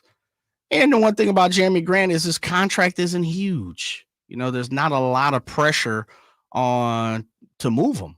His contract's not $40-50 million. And so he's, as you said, the Trailblazers aren't really doing much. They're kind of wading water. We had Aaron Finette guest on earlier today from the Oregonian. Mm-hmm. Aaron, say his last name for me. Okay, I will, but just let me make sure I get it right. Fentress. I want to make sure we got that. After Boogie Elliott, I was going to make sure I got that right. I want to make sure we did get that right. Boogie Ellis. As he's up in Seattle on vacation. Grandchildren abound here around here right now in 2024. Mm-hmm. Congratulations to Aaron and congratulations to the Gleason family. But it doesn't seem like they're looking to do anything beside get an early draft pick next year and what's supposed to be a fantastic draft and the Cooper Flag, you know, sweepstakes. That's where they're driving to. Yeah. Jeremy Grant, if they can get 2, believe me, he's gone. Sounds like if they get 1, they'll make a decision when they need to. Mm-hmm. Right now, they're not pressed for it. By the way, next week we're taking the little guy, among others, to Kauai. Really? Yeah. First plane ride. Yeah. Wow. The Gleason family doing it big. Yeah. Well, yeah. No, you're Looking doing it forward to big. it. Doing it big time. Mm-hmm. It's okay. Ain't nothing wrong. You can claim the fame. And today he rolled over for the first time. Yes, so, I saw that. Now you know what that's called? Put a glove on his arm. Yeah. I'm still not sure. Jay, sometimes I'm telling you what, he's got that strong left. Really? Got that Kenny Lofton. And, you know, he's still figuring that out. So I want to wait. I don't want to put the glove on there until. No, then you dictate it. Okay. You have to dictate. Then I want him to be a lefty. Then you better throw that right-handed mid on him. You know who he's fast. Gonna be like, right? Jesse Orozco. He's gonna pitch forever. You know, we were talking about. Did we say that on air? Or was that off air? Was that off air? Off-air conversation. Yeah. Jesse Orozco. Shouts out to Jesse Orozco. From 1979 to 2003, Jesse Orozco pitched one way or another for an MLB team. Mm-hmm, mm-hmm. You're talking about longevity. Yeah, and I think you said a couple rings, right? Yes, 2 of them. Yeah. And an all-star appearance from the middle reliever position. Right. Shouts out Jesse Orozco. Yeah. Whatever Jesse is doing these days, shouts out to him. Yes, absolutely. So we don't know if the Kings are in on Jeremy Grant. We can look at the type of player they need. We can look at the type of players that are available and surmise that they've been kicking the tires on them. Haven't heard any of that. We still hear things like, oh, they're interested in Cam Johnson. Oh, they're interested in Kyle Kuzma. We don't know how true those are. We haven't really heard anything linking the Kings to Jeremy Grant, but the Lakers are talking about him. And, one of the things we learned from Mr. Fentress was Jeremy Grant's not what he used to be. He's a good guy, really good guy. Doesn't rebound much for you anymore, so maybe he's not the answer for the Kings for what they'd have to give up to get him. Well, I think if you have to give up 2, no. But if 1, I'm kicking the tires on a little bit. I got my Michelins ready. I'm going to put them on, balance or rotating and see where he goes. 1, for sure. If the price drops to 1, there's going to be a lot. Oh, absolutely. Sound like the Lakers would be in 2. A lot of teams in line. Yeah. When we come back, we'll tell you how the Kings' competition in the West actually did just get better and maybe getting better still on Sactown Sports. If you love to travel, Capital One has a rewards credit card that's perfect for you. With Venture X, earn unlimited double miles on everything you buy and turn everyday purchases into extraordinary trips.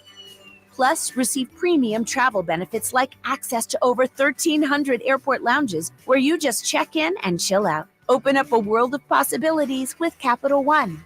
What's in your wallet? Terms apply. Lounge access is subject to change. See CapitalOne.com for details. DQ presents... Picture this. Picture the DQ $7 bacon cheeseburger meal deal. Not just a cheeseburger, a bacon cheeseburger, plus fries, drink, and a sundae. All full-sized, all for $7. Because everything's better with bacon. Everything's also better with a side of fries, a refreshing drink, and a sundae to finish. Yum. The $7 bacon cheeseburger meal deal. Now for a limited time on the $7 meal deal lineup. DQ. Happy tastes good. I'm Ken Korak with your Green and Gold Report, brought to you by Xfinity Mobile. Connect to the most reliable 5G network nationwide.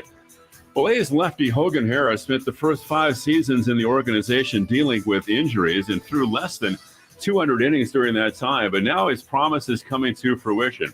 In the first game of the Astros series at home, Harris, making his 9th start this year, blanked the Astros over 6 2/3 and lowered his ERA down to 2.98. Want to save on some of the biggest names in streaming on the network made for streaming? Now through September 21st, get 150 megabit Xfinity internet for 12 months with a 1-year contract. And for just $15 a month, add the new Stream Saver. That includes Peacock, Apple TV Plus, and Netflix for just $35 a month. Switch at Xfinity.com today. Restrictions apply. Requires paperless billing and auto pay with stored bank account. Equipment taxes and fees extra. After promo, regular internet rates apply. Currently $54 a month. Actual speeds vary. Stream Saver requires Xfinity internet or TV and price subject to change. Celebrate Sacramento Rivercats baseball during our 25th anniversary season. Pick your favorite weekly promotion, giveaway game, or theme night, and join the fun at Sutter Health Park. Stick around post-game every Friday and Saturday night as we light up the sky with the brightest fireworks in town. For a full promotion schedule and to buy tickets, visit rivercats.com. We'll see you there. Sacramento, Dierks Bentley's coming to town. Saturday, September 28th at Hart Health Park at Cal Expo for Country in the Park 2. And he's bringing some friends. Parmalee, Tyler Rich, Dasha, Kelsey Hart, and more. Saturday, September 28th at Hart Health Park at Cal Expo. Get your tickets today before they're sold out at CITPFest.com. Brought to you by The Scoundrel Red Wine, Naturewood Home Furnishings, and Raising Cane's Chicken Fingers.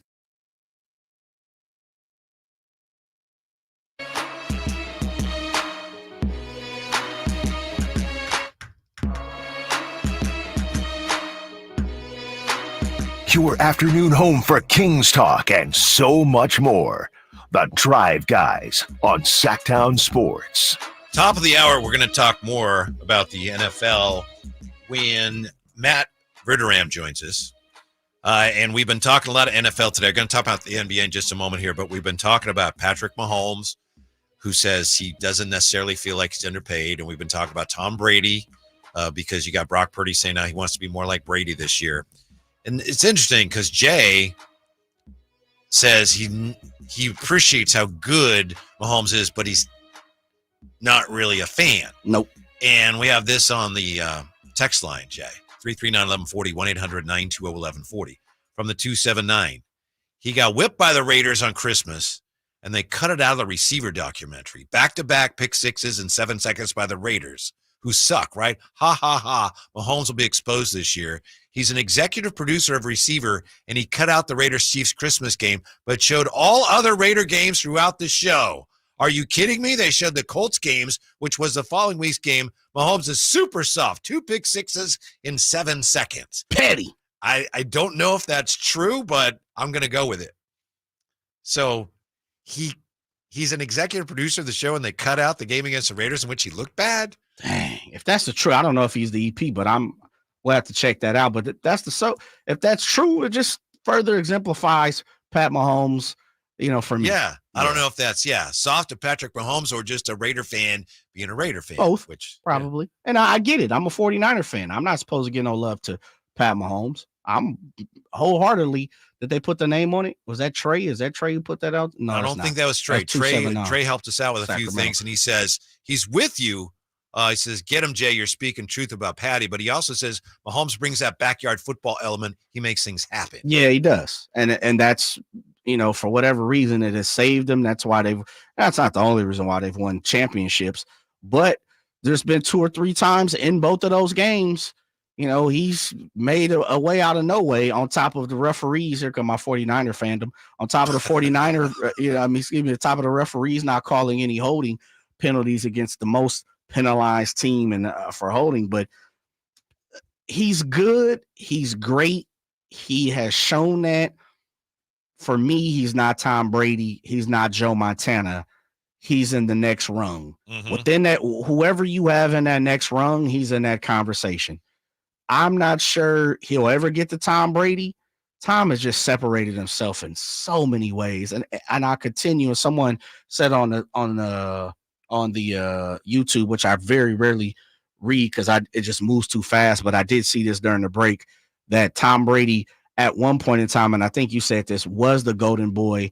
Hence why the Tuck rule, which is what Chris said. You talked about it, but it also progressed into the fact of Deflategate and so many other things. Mm-hmm. And that's probably Spygate. That's probably why he's not, the bigger, he's not Peyton Manning. He's not John Elway. He's not Pat Mahomes. Aaron Rodgers, I think, is a golden boy of the NFL. Pat Mahomes is a beast, man. As a 49er fan, I'm not supposed to say good things about him. I'll say this about Tom Brady. His most incredible Super Bowl win. Well, I can't say that because that coming from 28-3 down is pretty incredible too. They have had a lot, but that win over the Seahawks when Malcolm Butler had that interception of the goal line. I remember watching that, and it was one of those things like, I saw that, but I don't believe that actually happened. No, and Tom Brady had nothing to do with that play, obviously. Hand the ball off. Yeah. This is the other part about Brady's detractors too, and I get it, is when people was like, well, he shouldn't have won. Maybe that one, the Super Bowl gets second time against Seattle, or the 28-3. But then on the flip side, it's like you look at the Giants championships, they really shouldn't have snuck those out either. So you got to give and take a couple, and I think they even out. Remember when, 2012, the Patriots are playing the Giants in the Super Bowl, and we were in Indianapolis covering that, and Kurt Warner was there. Kurt Warner, I think, was just starting his NFL broadcast career. Now he's everywhere, and he's kind of like a face of the league, voice of the league. But at that time, we were talking about the Patriots in the Super Bowl and the charges against the Patriots, where remember when they played the Rams and the Rams were heavily favored and the Patriots beat them, and people said, oh, the Patriots coaches were watching the Rams practice. I don't know if that happened, but I remember at that time, Kurt Warner was sure that happened. And I think since then he's backed off of that. But I remember 2012 in Indianapolis talking to him about it. Kurt Warner's like, oh, yes, they did that. They were eyeballing, cheating. And maybe that's as a competitor, sometimes you assume those things. But to your point about maybe they shouldn't have won all those. I don't know. Who knows? Speaking of quarterbacks, Aaron Rodgers today had a bad practice. He was yelling at people. I don't know what's going on there in New York. Let's find out. Not that he was at Jets practice, but Mitch joins us from the East Coast. What's going on today, Mitch? How you guys doing? Good. What do you and Aaron Rodgers got going on these days? He's He's great. I'll give him that. He's a Pac-12 guy, Pac-2. So yeah, that's the only reason why I kind of like him. Good for you. That was great. Yeah. I think California's got because I packed mainly a USC guy, but yeah, I really get into the this recruiting, giving scholarships at freshmen in high school. Yeah. Hey, maybe this will play him up, Jay. You know, I agree with a lot of you to say, Jay, but what happens if Matt Mahomes is not a Chiefs fan? I think he's going to win it 3 in a row, and no quarterback has won 3 Super Bowls 3 years in a row, right? Was that quiet everybody down? Yeah. Thank you. I know with John. Wait. The old Seinfeld, leave on top. With John Elway and Seinfeld, of course. It could have kept going. Should just keep coming back to you until you don't win it, and then you leave. That's my theory. Thank you, Mitch. One more thing with the Raiders. Yeah. Share the spot because next year there's going to be 8 quarterbacks in the first round. They'll get their quarterback next year regardless. All right. Gotcha. Thank you for that. How about that? I hadn't thought of that, Jay. What if Mahomes gets 3 in a row? I'm not speaking that type of stuff into It's never been done. And I'm not talking that will vault him to the position of greatest ever. The GOAT. Ain't gonna happen. I'm not even. He don't get the GOAT sound. Patrick Mahomes. Right? You'd have to admit that's something nobody's done. Yeah, gotta see it. Brady's the GOAT. Pat Mahomes has a good while to catch Tom Brady in my eye. The next victim he should be looking at is Joe Montana. He's not Joe Montana yet. He's right. He's close. He's nipping on the back of the, I don't know what type of cleats Joe used to wear back in the day, but he's nipping on the back of the cleats. So I think he wore Adidas, but I could be wrong. I'm not sure. Okay. So if Mahomes wins 5, he's better. Does that alone make him better? Just win more Super Bowls? No, I think it depends on how he gets it done. I agree. Who he plays, all that type of stuff. Mm-hmm. Yeah, but I mean, he's right there.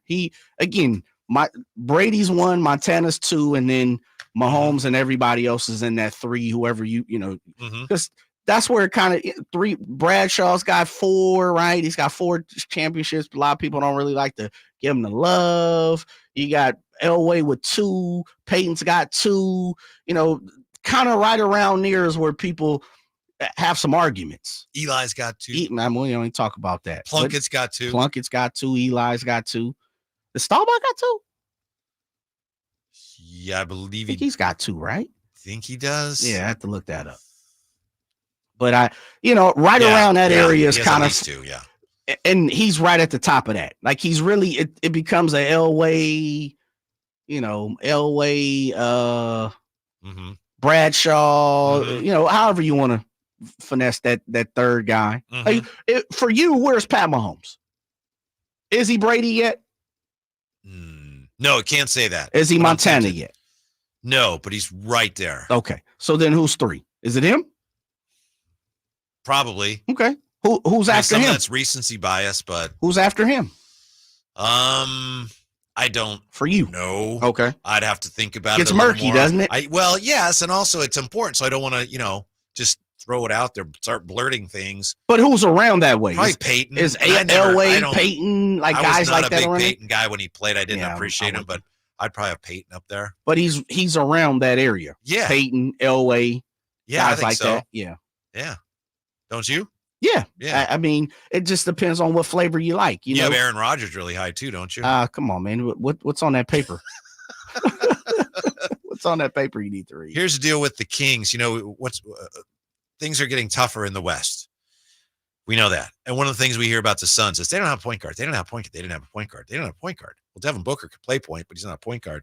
The Suns have signed Tyus Jones to a 1-year deal, minimum deal, 1 year, $3 million. Tyus Jones. He's a pretty good point guard. Yeah, he is. He takes care of the basketball. Yeah, he is. That's not good for the Kings. Yes. They got better.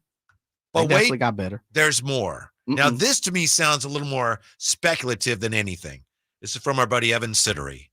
He says, if Utah signs Markin into a long-term extension, and that's August 6th is the first date they could do that.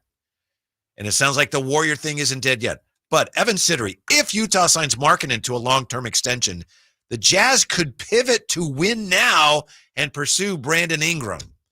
Now, to me, that sounds a little far-fetched, I don't know what Evan Sidri's sources are, but if that happens, then Utah is another team in the West that you got to say they're going for it too. The West just keeps getting tougher. Utah was one of those teams about whom we thought, the Kings don't have to worry about them this year. And it's still safe to think that now, but I wouldn't assume that based on what Evan Sidri is saying. Danny Ainge, I've been waiting for years. When's he going to go for it? When's he going to go for it? Some indication this may be the offseason. Think so? To go for it. I don't think so. Okay. But keeping an eye on it after this. Okay. Yeah. When we come back, more NFL talk. Matt Verderam is going to join us with a look at how the Chiefs fans, because he's a big Chiefs guy, right? I think he covers the Chiefs. I think he has a Chiefs podcast. He's up there in Chicago. Yeah. What did Chiefs fans think of the whole Raiders and their Patrick Mahomes, Kermit the Frog puppet? We'll find out next on Sactown Sports. I didn't ask to be thrown in the streets with nowhere to go. I didn't think I'd survive. But I did ask for help, and Covenant House was there for me. 1 in 10 young adults will experience a form of homelessness this year. For these kids who didn't ask to be put in this unthinkable situation, Covenant House is there. Covenant House helped me break the cycle of homelessness in my family. They gave me the love that I needed. Over 2,000 young people will sleep safely in a Covenant House bed tonight. When youth who are experiencing homelessness have a hot meal, a safe place to sleep, medical care, and love, they can overcome heartbreaking challenges and have a brighter future. They just really genuinely just wanted to help me succeed, and I'm succeeding. I'm a speaker, I'm an author. Covenant House really helped me and really helped mold me into the woman I am today.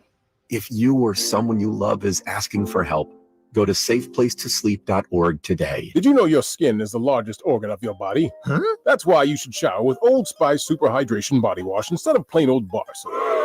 Love your skin by super hydrating it with vitamin B3 and glorious notes of vanilla and shea. Did you know that my super hydrated skin is the second largest organ of my body? The first is my heart. Old Spice. Men have skin too. Old Spice Super Hydration Body Wash. 24/7 renewing moisture. With daily use. Hi, I'm Angie Hicks, co-founder of Angie. And one thing I've learned is that you buy a house, but you make it a home. Because with every fix, update, and renovation, it becomes a little more your own. So you need all your jobs done well. For nearly 30 years, Angie has helped millions of homeowners hire skilled pros for the projects that matter. From plumbing to electrical, roof repair to deck upgrades. So leave it to the pros who will get your jobs done well. Hire high-quality certified pros at Angie.com. There was always a crowd gathered around our dining table when I was growing up. Hi, I'm Frank LaRosa with a word about Naturewood Home Furnishings. Everyone was welcome at my mother's table, so holidays, birthdays, and celebrations always included family and friends. I used to think I was the most popular kid in the neighborhood until I realized that my friends were really there for my mother's incredible cooking. Years later, when I bought my own dining table from Naturewood, I made sure it was large enough to make friends feel welcome.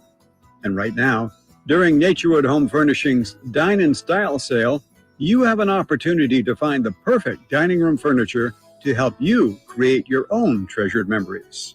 Choose from casual to formal or anything in between. Visit Naturewood Home Furnishings during the Dine in Style sale off Highway 50 at Hazel. Look for the water wheel.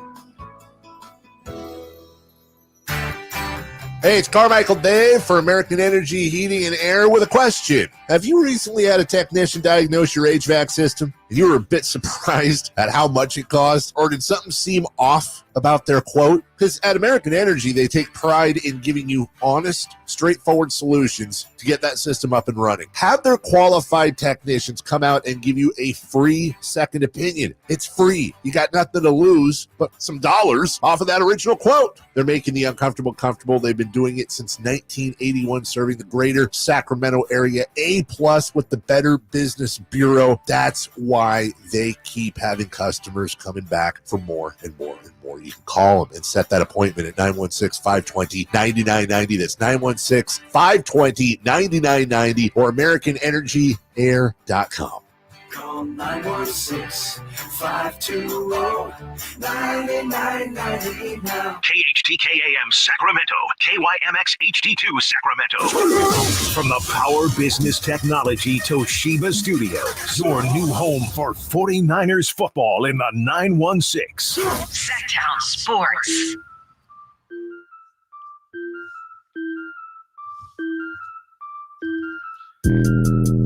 We don't need to necessarily talk a lot about the 49ers today. Quarterbacks didn't perform well at camp. It happens. And as we said earlier, the last thing we're going to do is bombard you with training camp passing stats. Not going to do it. Won't go there. So-and-so was 6 for 4 today, blah, blah, blah, blah, blah. They had 3 picks. We're not going to do that, okay? What we are going to do is talk to an expert here. Nice enough to join us.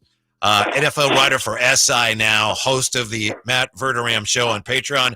Matt Verderam joining us. How are you today, Matt? Doing well. How are you guys? We're doing fine. Thanks so much for your time. I understand you just touched down in Green Bay. Is that right? I literally pulled into the parking lot across from Lambeau, did a radio hit, checked into my hotel, and here I am. All right. We appreciate it. Thanks for making time for us. We've been talking a lot about quarterbacks today, the greatest quarterbacks. It started because we talked about Brock Purdy says he wants to be more like Brady, and we were talking about Mahomes saying he doesn't necessarily feel like he doesn't necessarily feel like he's underpaid. My question for you, Matt, is reasonably speaking now, how high can we rank Mahomes all time? Jay is he appreciates Mahomes' play, not a big fan, because I think, if I'm being honest right now, I have him like third, trending upwards. Reasonably speaking, in your opinion, how high can we place Mahomes on any of these all-time lists? I would say third. Yeah. Look, he's not. You cannot put him ahead of Brady. I know every time the Chiefs do something historic, which they did in February, you get these conversations about, is he the GOAT? No, he's not yet. He could be one day, but he's not yet, and he's not ahead of Montana. Mm-hmm. I'm old enough to remember Joe Montana. He's not there yet, but everybody else. Now, look, it depends too. Like, are we talking pre-Super Bowl era? Then you get into Johnny Unitas and everything he did. Yeah, but I think, like right now, if we're just talking, let's say Super Bowl era and on, other than Brady and Montana, who's the guy who you're like, yeah, I'd take him over Mahomes? I mean, is it Bradshaw who won 4? Probably not. Is it Marino or Elway? Unbelievable players. You probably take Mahomes. Favre, no. Rodgers, I don't think so. I mean, Peyton maybe, but he only won the 2. Right. So yeah, I'm with you. And Peyton in the play. Look, I'm a huge Peyton Manning guy. But in the playoffs, he was a mess. Like I would say Mahomes. Mahomes to me, pretty unimpeachable resume. If he retired tomorrow, he'd be a first ballot Hall of Fame. Mm-hmm. Yeah, I would agree. As much as that pains me as a 49er fan to admit, Matt, yeah, he would be a first ballot Hall of Famer. Speaking of Matt Verderam, Matt, let's stay there at the quarterbacks. Tua just got his money. Jordan Love just got paid. Around here in Northern California, I think we have all eyes on Brock Purdy and what he may, especially with the new CBA coming up next year. What's your best thoughts on where the quarterback pay enters next year? And beside Purdy, who might be up there on the perch, and it might be Pat Mahomes already reconstructing, that you think might be looking for to be, the next QB to be paid? Well, look, I think next year, so you always look at the draft classes. Well, next year's draft class was atrocious at quarterback, except for Purdy. Like, Purdy was the guy, right? I mean, Malik Willis hasn't panned out to this point. Kenny Pickett was a train wreck in Pittsburgh. Purdy's the guy. Purdy's the guy that you're looking at going, all right, him. And then, of course, with everything going on in Dallas, you're looking at Prescott, but that's a different situation. If I'm Brock Purdy's agent, let's say he has a year this season that is at least, statistically speaking, 80 to 90% of what he did last year, and they go to the NFC title game or better. If that happens, and I'm his agent, I'm going to John Lynch and saying, yeah, listen, I want 60. Mm-hmm. Because the cap's only going up. It's only going to continue to go up. I just saw Jordan Love get 55 and Trevor Lawrence get 55, and between them, they have half the playoff wins that Purdy has. He's done nothing but win since he's shown up. He was a coin flip away, literally, in win the Super Bowl. If I'm Purdy, if I'm his reps, I'm asking for 60. Now maybe I get 57, 58. But if he has another really good year, he's going to be paid higher than anybody who's currently paid at the NFL at the quarterback position in the NFL per year. Now, guaranteed money. Yeah, a lot of that depends on structure, everything else. But again, I would expect him to be right at the top of the market. I think Prescott, because of free agencies are different. You got all teams bidding on you. I think he probably gets even more. But those are the two contracts to watch at the quarterback position next offseason. Matt Verderame is with us. Matt, speaking of Brock Purdy, we get frustrated around here, and maybe we're a little biased because we see him play so much and we have the 49ers on the station, but it does seem like there are some people who are just not willing to give him the credit he deserves. Is he going to be a guy that if he wins 2 Super Bowls, people will say, yeah, but I mean, how long are we going to be dealing with those people that just don't want to give him the credit and want to give the credit to the team that plays around him? Well, listen, I mean, I think we live in a society where people are almost rewarded at times for having a dumb opinion and sticking to it. Like when you really think about it, people legitimately get paid millions of dollars in our industry for having a really dumb opinion and then just never coming off of it. And Purdy is like the cottage industry for those people. No, I'll be the first one. When he came out of college, you're thinking, okay, whatever, this guy's maybe a backup if he's lucky, that's fine. And then when he first started to play as a starter, my initial impression of him was he's fine. Like he's clearly better than his draft slot. Yeah. I don't know that he's going to be more than that. We'll see. If you watched him last year, and I can say whether live or on a replay, I watched every game that the Niners played. If you watched that guy last year and came away from that saying, yeah, he's no better than the 19th best quarterback in football, I don't know what to tell you.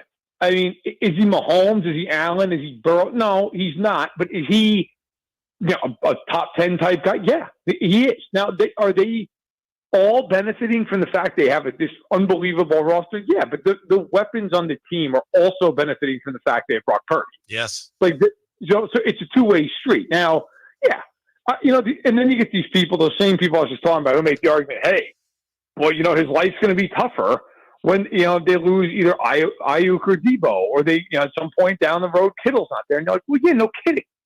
I mean, of course that's going to be the case.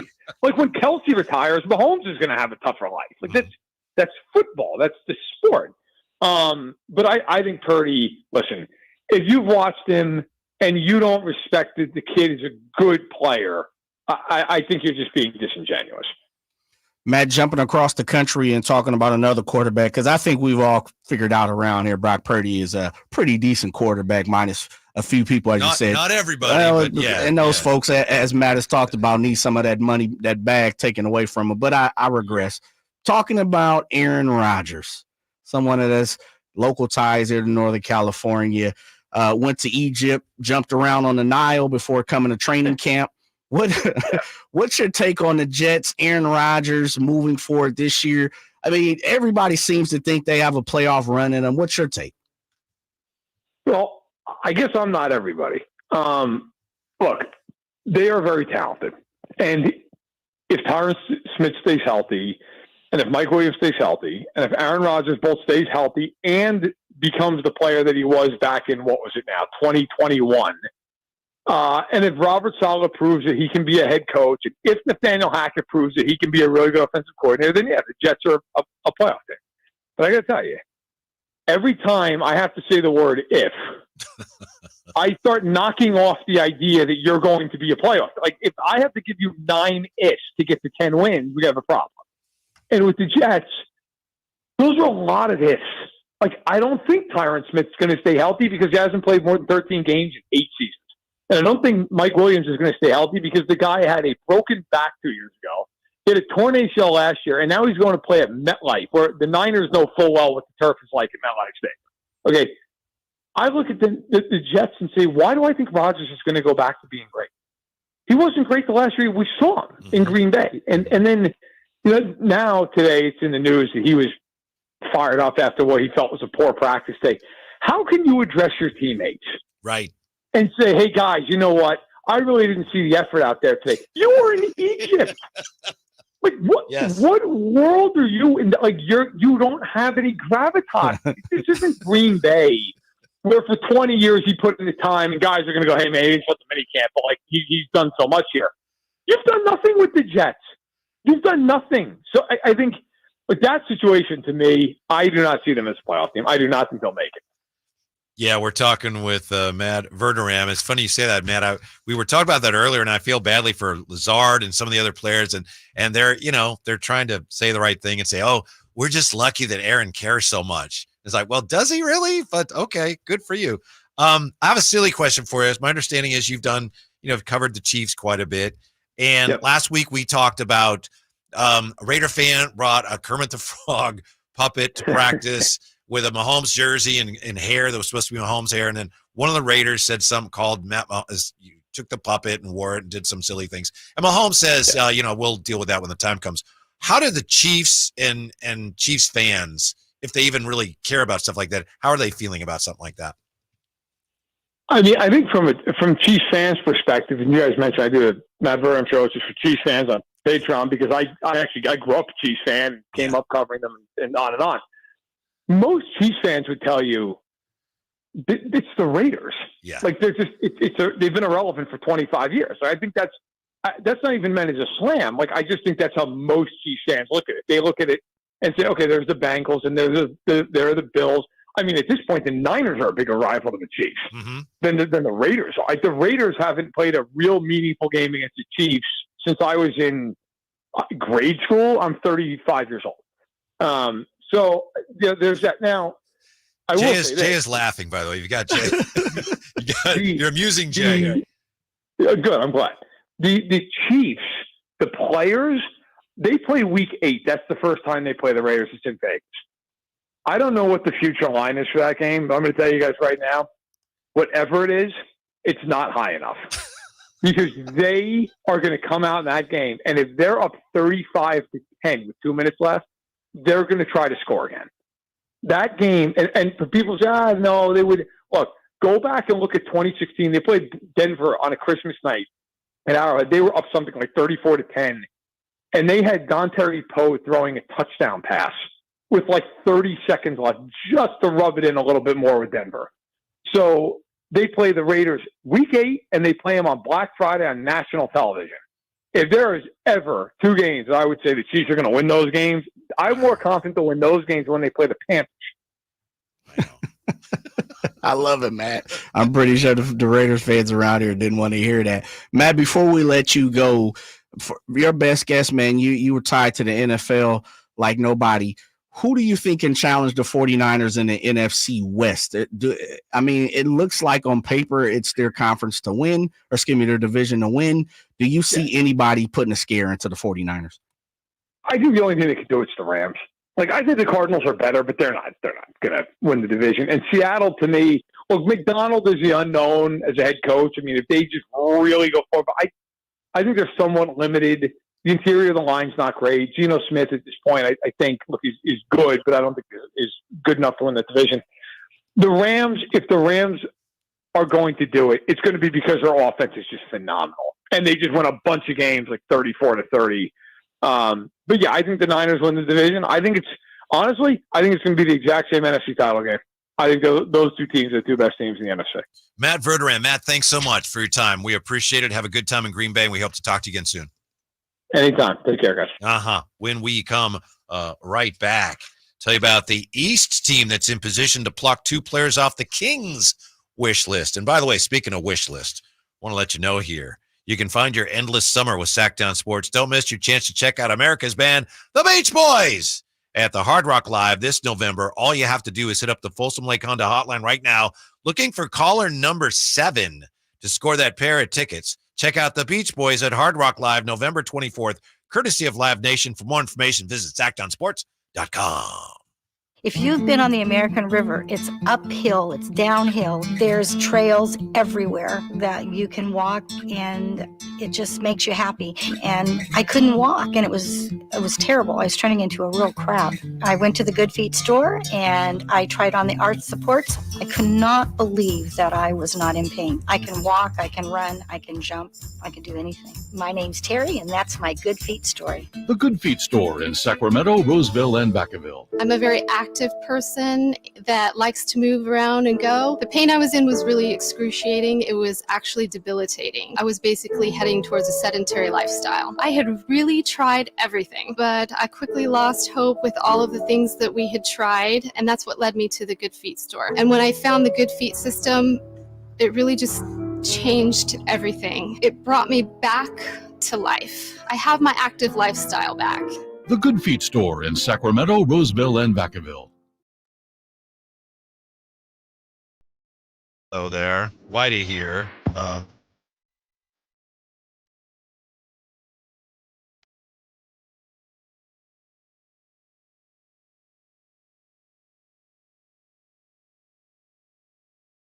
The Drive, guys, live and local. Every afternoon, Monday through Friday on Sactown Sports. Yes, Whitey is here. I want to let you know something that's going on in the Eastern Conference that could involve a couple of players that the Kings have been linked to. You know that the Kings, according to reports, they've been in on, or at least they have interest in Cam Johnson. Also, Dorian Finney-Smith, right? A lot of fans would love to see him land. Dorian Finney-Smith. Well, the Cleveland Cavaliers are said to be pursuing a sign-and-trade deal with the Nets involving Isaac Okoro. Isaac Okoro to Brooklyn for Dorian Finney-Smith. That would take Dorian Finney-Smith off the board. Cavs also have interest in Cam Johnson. Now, if they did a sign-and-trade, I don't know that they'd have the financial wherewithal to get both. I'm not suggesting they get both, but there's two more guys that we would think the Kings would be interested in who could be coming off the board going to the Cleveland Cavaliers. And I know we can't complain because Monty's done so much. The Kings have done so much.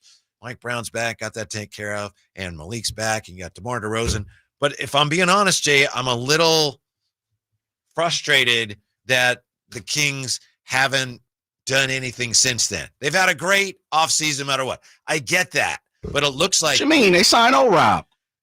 Yeah, that's true. Boogie Ellis. They did Boogie Ellis. Yeah, but I was hoping there might be one more slightly impactful addition, and maybe there still will be. And I feel bad about it because, like I say, Kings fans have nothing to complain about. But I just feel like you've got some guys coming off the boards at bargain prices. Not that the Kings would want Tyus Jones. I know they have enough guards, but, like a minimum deal. So I'm just a little frustrated by that. I can dig it. I'm with you. I think Kings fans are, and they've been frustrated. But this isn't Monty's pattern. This isn't, this is not, he does not do these things. He's not the aggressor 9 times out of 10. And I don't want to make it sound as if like Monty doesn't make moves, but there are some people, his detractors will say that. I just think he's a calculated gentleman when it comes to making moves.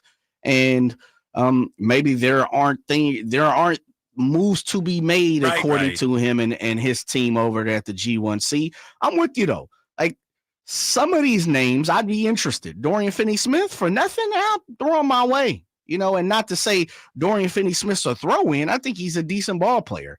I know he played very well a couple years ago for the Dallas Mavericks. Now, going up east and kind of being lost up there, a little different. Maybe you bring him back west, get a little more familiar, give him a decent, better role. I think you might have something, especially defensively. Yeah, maybe I'm being too much like, a fan, which we all are. But, if I had to give up a draft pick, maybe even 2 to get Cam Johnson, I would be feeling like, great. Like, man, Cam Johnson in addition to DeMar DeRozan. But I'm sure Monty has a little bit more measured view. And I wonder if part of the Kings' reasoning here for not having done anything else in addition to all the things they have done might be that if you do that, you bring in whoever it is, fill in the blank. If the Kings acquire, then they're pretty much done. That's it. They don't have any flexibility. And I think they probably want to wait and see. Assuming they're not going to do anything. And wait and see on what? They want to wait and see what they have. How good is this team? Got you. And then you wait. And then when the deadline, and you've talked about the deadline and how they're going to have flexibility at the deadline, then at that point you can decide, all right, this is what we need to add to this team. Yeah. You do something now and you limit your flexibility and it doesn't work for whatever reason, you're kind of stuck. Yeah, I agree. But I still want them to do something. I know you always want more. Yeah. I've got a whole full list of groceries and I've only scratched off half the items. I'm with you. I can understand you and most Kings fans, but as you said, I've alluded to this since the end of last season. But there's a caveat. But let me say this: trade deadline and next off season for me is all she wrote for the Kings. They have to do something that is tangible and to let me know as a fan they're going for a championship. Mm-hmm. The only thing I have the only caveat to that is this. When you go get a guy like DeMar DeRozan, who's in his middle 30s, and he's probably going to play for 3 more years here for Sacramento, that kind of tells me you're all in on a championship run. You don't go sign DeMar DeRozan if you don't think you have an opportunity to get close to a championship, compete something, to the point to where I agree with that. Like you said, I need to add one more piece to take us to the next level. Yeah. And so as a Kings fan, I can see how you're confused because you went and got DeMar DeRozan. Now, if you would have went and got Cam Johnson, okay, you playing the long game. DeMar DeRozan, you're in the red zone. Mm-hmm. Compio says the Kings still need a 4-5 after the season ended. And he says the Kings' need was a 4-5 after the season ended. That need hasn't been solved. Yes, I agree. It's still there. And that's a great point that you made, Jay. You get DeMar DeRozan's that is a sign that we are to be taken seriously. So, all right, well, then you're going to shore up other remaining shortcomings in your roster. I guess we just have to be patient. I don't like being patient, but it's so patently obvious. And it seems like there are players available who could help you. So I'm going to be patient in the meantime. I'm going to assume they're working on it. Once the patience run out for you personally, Kevin Whitey Gleason, V-Town's finest. I'm not even in the Vallejo Sports Hall of Fame. We're working on it. We are working on it. Are you a Valley Joe High School? You a Hogan? What high school? Hogan. Okay. Hogan. Okay. I would say if they get off to a slow start, like a bad start, whatever that would be. What's a 10, 20 games? What are we looking at? 25? What's your bad start? 20 games. 20 games. They get off to a bad 20 games, they go 8-12. See, that's not horrible. Okay. But it depends how they're playing. What you looking for then? Yeah. Well, to answer your question, if they got off to a bad start, 20 games in and they're, they got 5 or 6 wins, something like that. That would be that's it. You blew it. You had an opportunity. I don't think that's likely to happen. Yeah. But I also hope we're not anything I hope we don't see anything close to what we saw last year, which was underwhelming. What's your cutoff date? Is it trade deadline or are you willing to wait? Depends how the team plays. Okay. Okay. Yeah. That's what I'm saying. If you get off to a slow start, it's see, you should have done something already. And I know, like you were saying about Mahomes, I'm not going to speak something into existence or whatever, and I understand that. And it's silly to be negative here and assume that these things are not going to go well. But it seems like they're pursuing things. Here we go. DeMar DeRozan. That's a serious move. Okay. And then, it's a 1-2 punch, but where's the other punch? Yeah. They didn't put the knockout punch. Yeah. I got you. Mm-hmm. There is a knockout punch to be had for the Sacramento Kings. The way Monty plays it is I'm going to stick you I'm going to pump the double jab in your face, overhand right, maybe a body shot, and then I'm going to see what I can do to take you completely out. I don't think we're there yet. Yeah. I think right now we're in the 4th, 5th round. I'll tell you something else. And again, I'm being too negative, I know, but I'm being honest. Frustrations. You say, where would my boiling point be? Yeah, what's your cutoff? If the Warriors get Lauri Markkanen, I'm boiling over. But what if they have to get 2 first rounds, Kuminga, Moody, and something in 31 or something? I don't know. At least they'd be doing something. They'd be better this year. Okay. Play for now, worry about later. Yeah. I'm with you. Isn't that kind of where we are? For me, I am. But GMs, they don't operate that way. And what gets me with GMs too, especially NBA GMs, most of these GMs don't never make it 7 years down the road to even have those picks. Man, I'm flipping these picks right now, pancaking. Not my problem. What happens down that road? Call me in 2031 when you're still paying out my contract from now, But I think Monty has shown that he's going to make a calculated move. I may be wrong. That's my perception. The calculated move isn't always the move that people want. It isn't always the splashy move, but a calculated move more times than not in life is an educated move. Maybe not the biggest, the splashiest, the most popular, not the worst. Oh my goodness, that's crazy. it's normally kind of right in the middle. Mm-hmm. You know, like, okay, I can see that. I see where that might work. And for me, that's the DeMar DeRozan. Around here, we looked at that like, you know, we were at the pool splashing and kicking around. But in the NBA, you know, some people like, okay, that's a solid, good move. Yes. Great veteran, probably a Hall of Famer, a little long in the tooth, still has some game left in him, gonna help the Kings, bring leadership, is a California guy. Like, there's many positives that to be checked off when it comes to the list. But it's not the, oh, man, they went and got Paul George. Or it's not the, man, they paid Bismack Biyombo, what? Right. You know? And so that's the thing with Monty. To me, that's his track record. That's why I say, and I've said it, I don't see him going to grab Lauri Markkanen until it's a calculated move. Until Danny Ainge says, you know what? We're not that good. You're right. I give him credit based on what we think we know. Who knows how close this is to reality? The Kings were in on Markkanen, and then they saw where it was going. Like, this is going to take a while. Danny's, you know, he's playing us, pitting us against other teams.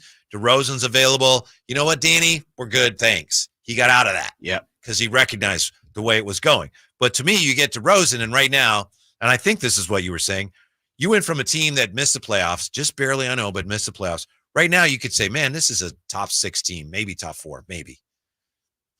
Top 6, you could compete for top 6. Mm-hmm. And you have a chance to be better than that. You have this, you know, in the front court, you have some shortcomings there. You don't have a lot of depth.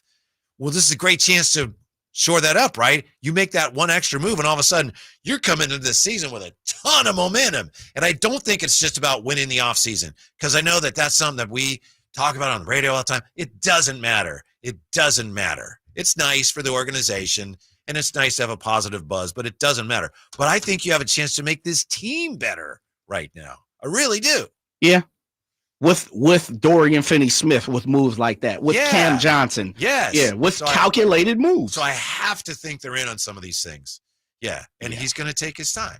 I'm going to ask you something on next segment. Okay. I know we got to get to a break. Something that popped in my mind that's interesting when it comes to the moves throughout the NBA and the Sacramento Kings. Okay, we also got to get to what Matt Verderam said about Patrick Mahomes. That and more coming up here with the Drive Guys on Sactown Sports.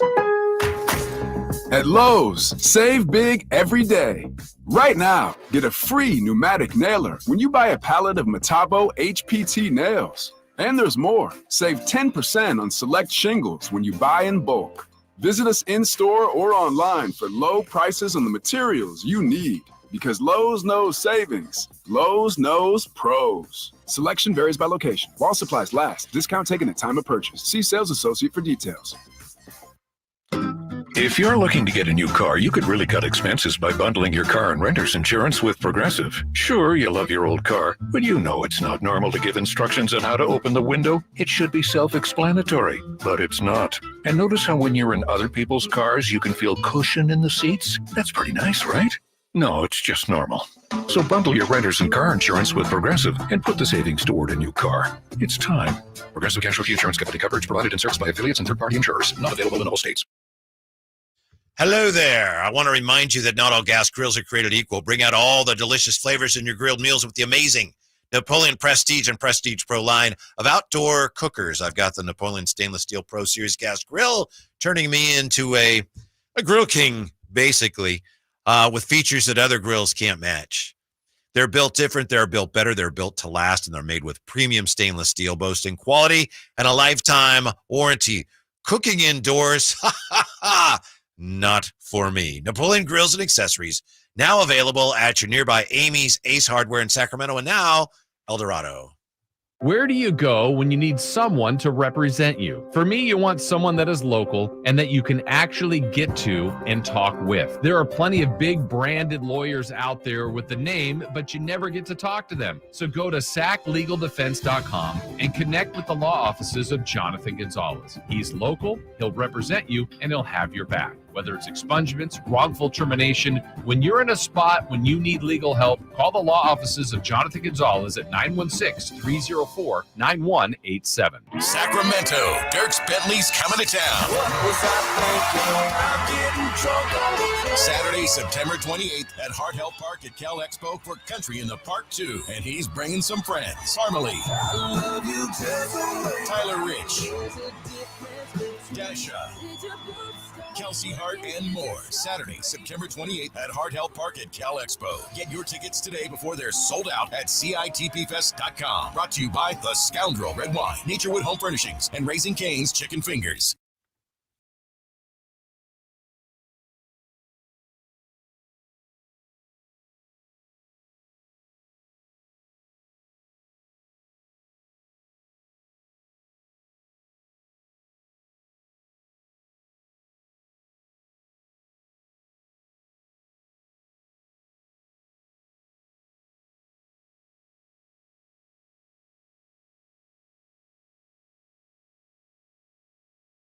Keep listening for your chances to win. They can see the Beach Boys. Yeah, some surprise here on the chat that the Beach Boys are still touring. They've been around a long time. Long time. Somebody else on the chat here wants to know whether Monty, it's from at Does Voice Stuff, AT Does Voice Stuff. Do you think Monty ever uses a gut feeling? I don't know, at Does Voice Stuff, but that reminds me of something, a lesson I learned covering sports. I was at spring training one year. 2012, early in spring training. And Tim Flannery is talking to Tim Flannery. And I asked him as a third base coach, this question, I guess it didn't come out right. And I was asking him, do you ever just send a guy because you have a hunch? And I just meant it like, do you have a feeling sometimes? Do you ever send a guy because, of a hunch? And he was very offended by the question. He got a little angry with me because I think he was saying that, he didn't really consider all the factors. So I don't know if Monty ever uses a gut feeling. I don't know that he would ever admit to that. Was that a bad question for Tim Flannery? What's the question? My question was, somebody wants to know if Monty ever goes on a gut feeling. And 2012, Jay, I was talking to Tim Flannery at spring training. Yeah. And I asked him as a third base coach, do you ever just kind of send a guy because you have a hunch? And I meant it in a respectful way. He was very offended. No, huh? Yeah, he was very offended by the question. Like, what? I'm skilled over here. How third dare base. you say that about? Yeah, and I didn't mean it in that way, but he certainly took it that way. Well, that's because that's his one and only thing on the team. Well, not one and only, but the one and only thing that we gauge him and grade him on, right? And so, yeah, I could see how someone could take it personal, but I'm with you, man. Relax, chill out. Yeah. I'm just asking you. I mean, if a guy who does it for a living has a hunch, it's worth looking something. At. Just, sometimes it's like you see something like, send you. Anyway, he was very highly skilled at rounding them around the bag. Yeah. Why'd you send him? I don't know. I just knew I needed to send him, Well, but he didn't take it that way. The wind is going at 22 miles per hour, the grass line. So I chose it I got you. Skill. But he's a great guy. Yeah, he is. He get off on the right foot. Is that how you open the interview? Do you remember? It wasn't even an interview. We might have just been talking. Wasn't I was on with record. Kreidler, and Kreidler knew him from their days in San Diego. Oh, got you. So I just, I got a question for you. And he's like, he didn't like it. Why you just stop asking those questions? What did you ask me? Yeah. Why do you say that? What are you getting at? Oh boy. Here we go. Dang. Yeah. We got a winner for the Beach we Boys? did. Yeah. Jay Sutton. Okay. Rocking and rolling, going to the Beach Boys and Hard Rock. What date is that? What's it say on that paper? It's November. November 24th. Ooh, Thanksgiving action. They're about with the Beach Boys. Have you ever seen the Beach Boys person? Have not. Are they up on your list? High on your list? I think it's going to be a great show, Jay. Okay. All right. Sound like Tim Flannery. Don't get at me. Some of their stuff is really cool that they like what you just played in Vibrations. They definitely have Hall of Fame hits. I would imagine the Beach Boys are in the Hall of Fame, right? Yes, they are. Okay. I'm pretty sure they are. Yeah. Because I think they said something disparaging about the Beatles when they got in or something. Oh, talked a little head. I like to see the Fab Four up here still doing it. Someone on the text line or something was like, the Beach Boys are still touring? I know. Good for them, right? If you can still do it. I mean, why not your checks? Nothing wrong with that, man. Yeah. So we just talked to Matt Verderam, and we've been talking all day about quarterbacks, great quarterbacks and Mahomes. How high can we rank them? That was really the question.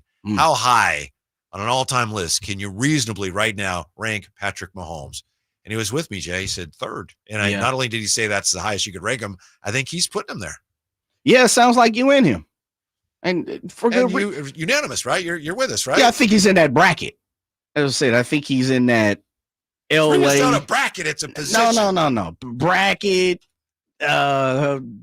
surrounding atmosphere, area, demographic, him. 209 says Troy Aikman. Troy is. There's no way on earth. You got no love for Troy 8? Not at number 3 all time. Why is Troy not get his just due? Because he just had to. Well, this is oversimplification, but I'll go there. All he had to do was hand the ball to Emmitt Smith. Now that's not true, but he didn't have to do as much on those great teams. So why does they were a great running team? And yeah, they were really good defensive, really good quarterback, Hall of Famer, number 3 all time. Come on. Well, he's in that. Jerry Jones, is he not in that demographic? Top 5? He's not on my top 5. And again, we're splitting hairs here because I admit he's a great quarterback. Right? These are all great quarterbacks. But number 3? Well, I think he's in that demographic. He might be at the, my favorite is at the bottom of the top. He's at the bottom of the top. He's in the Elway.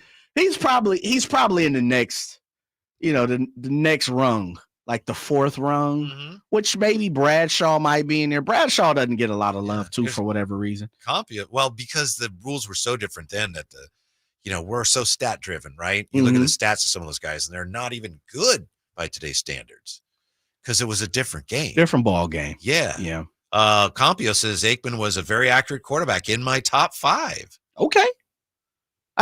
Troy it pains me to talk about all these guys who smacked them. And Peyton?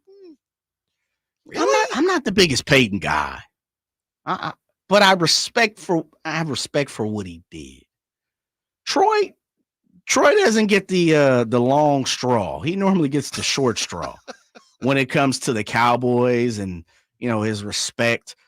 But he's got Hall of Fame wide receivers. Oh yeah, it's not like it was a Brock Purdy Michael syndrome. Irvin didn't throw the ball. He threw the ball to himself. You talk about weapons. He's a great quarterback. Yeah. Top 3 is too high for me. Dude, too rich for my blood. It's a cold day when I'm arguing Cowboys greatness. Now, are you putting him? I don't even know what this means, but is Troy Aikman in that bracket of yours? He's in the bracket. Yeah, he's in the bracket. Of 3? He's in the bracket. Okay. He's in the bracket. He's at the bottom of the bracket. Well, that means he's like 5th then, doesn't it? Well, no, he's probably around 8th, 10th, somewhere around there. Yeah, okay. He's at because that bracket has about 4 or 5 guys. Drew Brees has got to be in that bracket for me. I'm a Drew Brees guy. He did a lot with a little. I mean, we're talking about a dude who's barely inching 6 feet. Didn't have the athleticism that some of these guys had, but a slingshot, a gun. Do you remember did his when, thing. This is nothing against him, he's a great quarterback. When they beat the 49ers, would that have been 2012 or 13? In playoffs? Just a regular season game in November, I think. When Ahmad Brooks hit him, and he threw he just, like tackled him, and they called roughing the passer. Yeah. And he didn't even tackle, he just went in and kind of, That's what Pat Mahomes gets every week. And if he doesn't, he jumps up, runs outside the stadium, talks to the peanut man, cries about it, wants to take some tickets, parking tickets. And I'm like, that's what Pat Mahomes does. He's a crybaby. Straight crybaby on the field. But he could play. Yeah. I mean, personally, I don't know. I don't talk about people's personal lives. I'm talking about in between the lines. Wasn't a Kansas City Chiefs jersey. Dude is a crybaby. Literally. He cries all the time. He's in my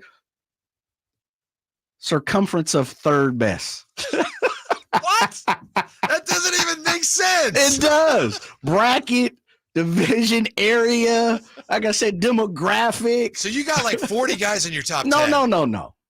Well, he's in the bracket. It's a big bracket. This bracket has Drew Brees, John Elway, Peyton Manning, Terry Bradshaw for what he's done, Pat Mahomes. I might be forgetting one or two other people, but they're kind of in that bracket. Troy is in that bracket, but he's at the bottom of it.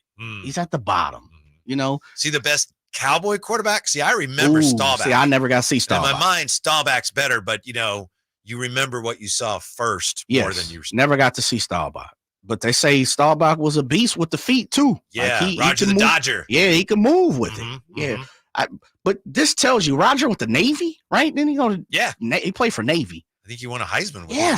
Like that lets you know he's a beast. He went to Navy and won a Heisman.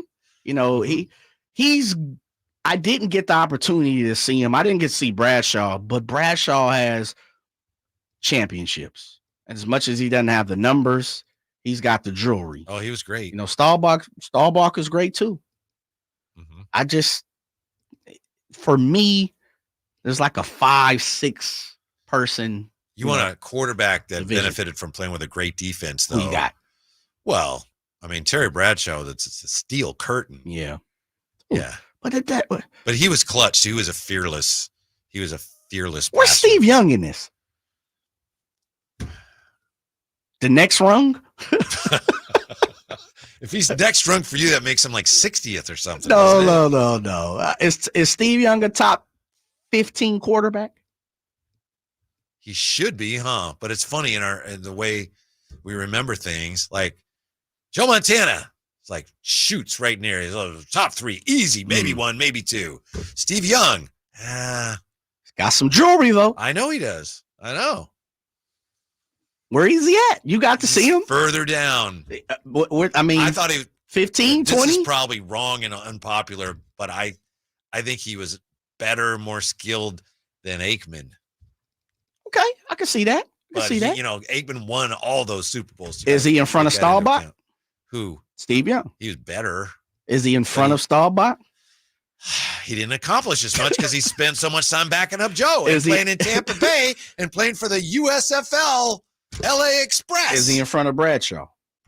No, can't be. Sorry. Is he in front of Can't be. Peyton? Can't be. Okay. Can't be. Speaking of quarterbacks, we've got 5 NFL quarterback camp battles. I mean, battles for the number 1 quarterback spot. I want to get your views on that, Jay, because I don't think we have a quiz. I have a quiz ready, but you don't have an opponent, right? Yeah, no. Yeah. All right, so we'll look at the 5 NFL QB camp battles, and I want to ask Jay and you, which of these means the most? Which of these, if any of them, actually matters this NFL season? And that's next on Sactown Sports. Attention! If you owe money to the IRS, this is an urgent message. The IRS is cracking down by sending out heart-stopping letters, aggressively garnishing paychecks, seizing bank accounts, and putting liens on homes and businesses. They call it enforced compliance, and you better watch out because penalties and interest on unpaid taxes compound daily, making it seem impossible to ever get out of debt. Don't let the tax debt destroy your life. You need to call Optima Tax Relief, the #1 tax resolution firm. They're experts in the Fresh Start Initiative, one of the biggest breaks that the IRS has ever offered. If you qualify, you could save thousands. Optima's resolved over $1 billion of tax debt for their clients. A+ rated with the Better Business Bureau, they'll fight to get you the best deal possible. Call Optima now for a free consultation. Call 800-343-6460. 800-343-6460. 800-343-6460. Optima Tax Relief. Some restrictions apply. For complete details, please visit OptimaTaxRelief.com. You did it, Boston. The Celtics are NBA champions. It's time to come together and celebrate in style. Go to NBAstore.com right now to get all your championship gear. The official locker room collection with t-shirts for the whole crew.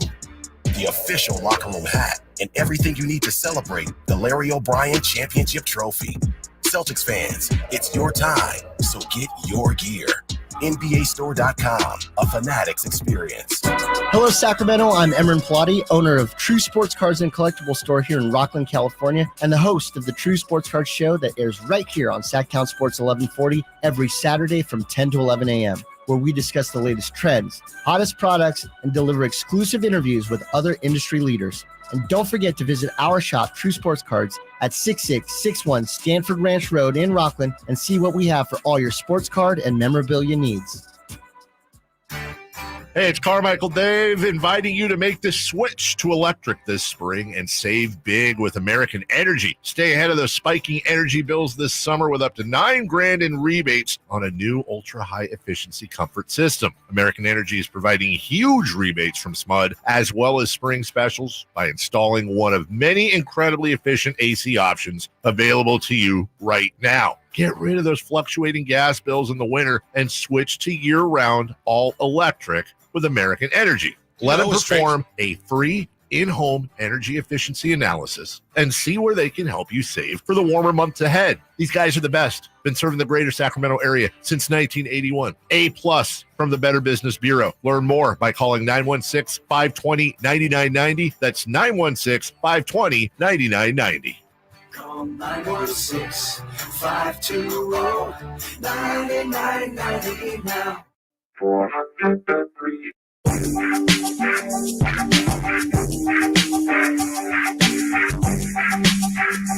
Live and local, 6 a.m. to 6 p.m., Monday through Friday. Sactown Sports.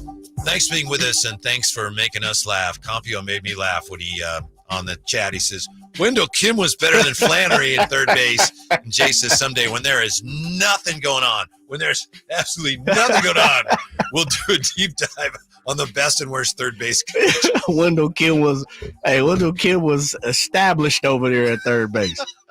I'm a big Wendell Kim fan. Yeah. What's We Wendell could probably Kim get up to? Flannery on. Flannery probably come on. He ain't coming on with you. He is. He doesn't remember any of that. Okay. So you say let's make a play then. We'll get him on. And let's see, as far as your brackets go, somebody wants to know, Jay, can we call them tiers instead of brackets? We can call them whatever you want. Who said that? Let's see. I got to find it here. We're getting so many comments, which we appreciate Sure. very much. Yeah. Can we please call them tiers? Here we go. From C Popeye S. That's right. Can we call it a tier instead of a bracket? We can. Mm-hmm. You can call it whatever you want. Chris Floyd says Bradshaw has as many interceptions as touchdowns.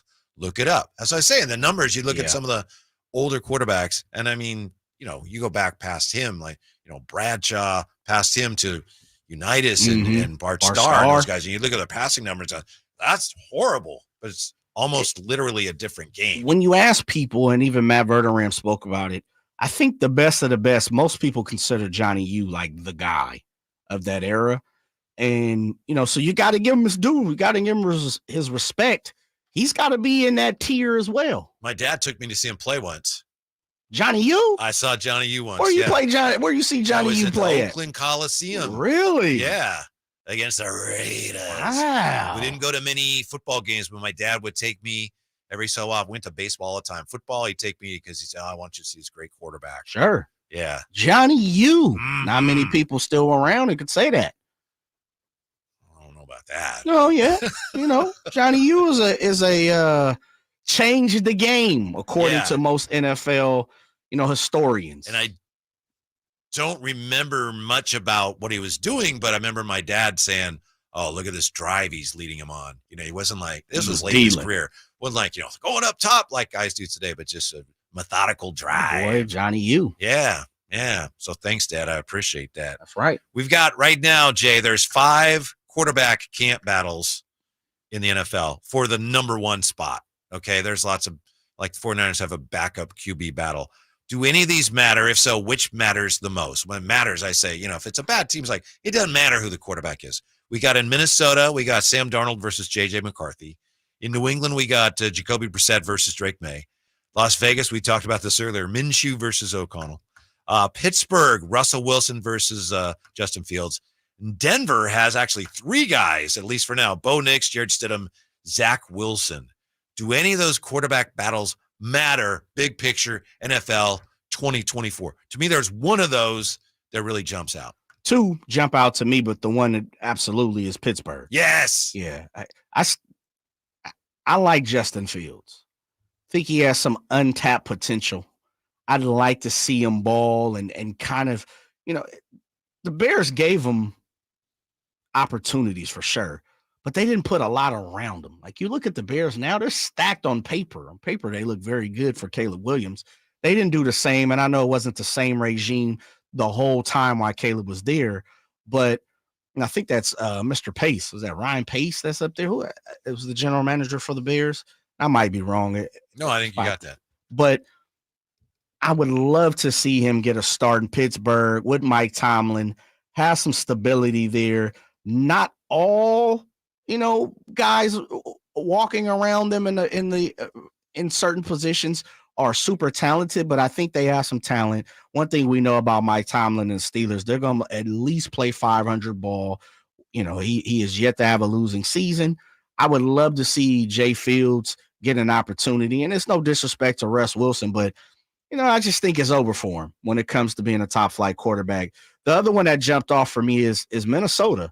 Minnesota beat the 49ers last year. I want to say week 5, 6, 7. On a Monday night game. Yeah, somewhere around there because they started 5-0. So they lost to the Browns first. So that'd be week 7 or so.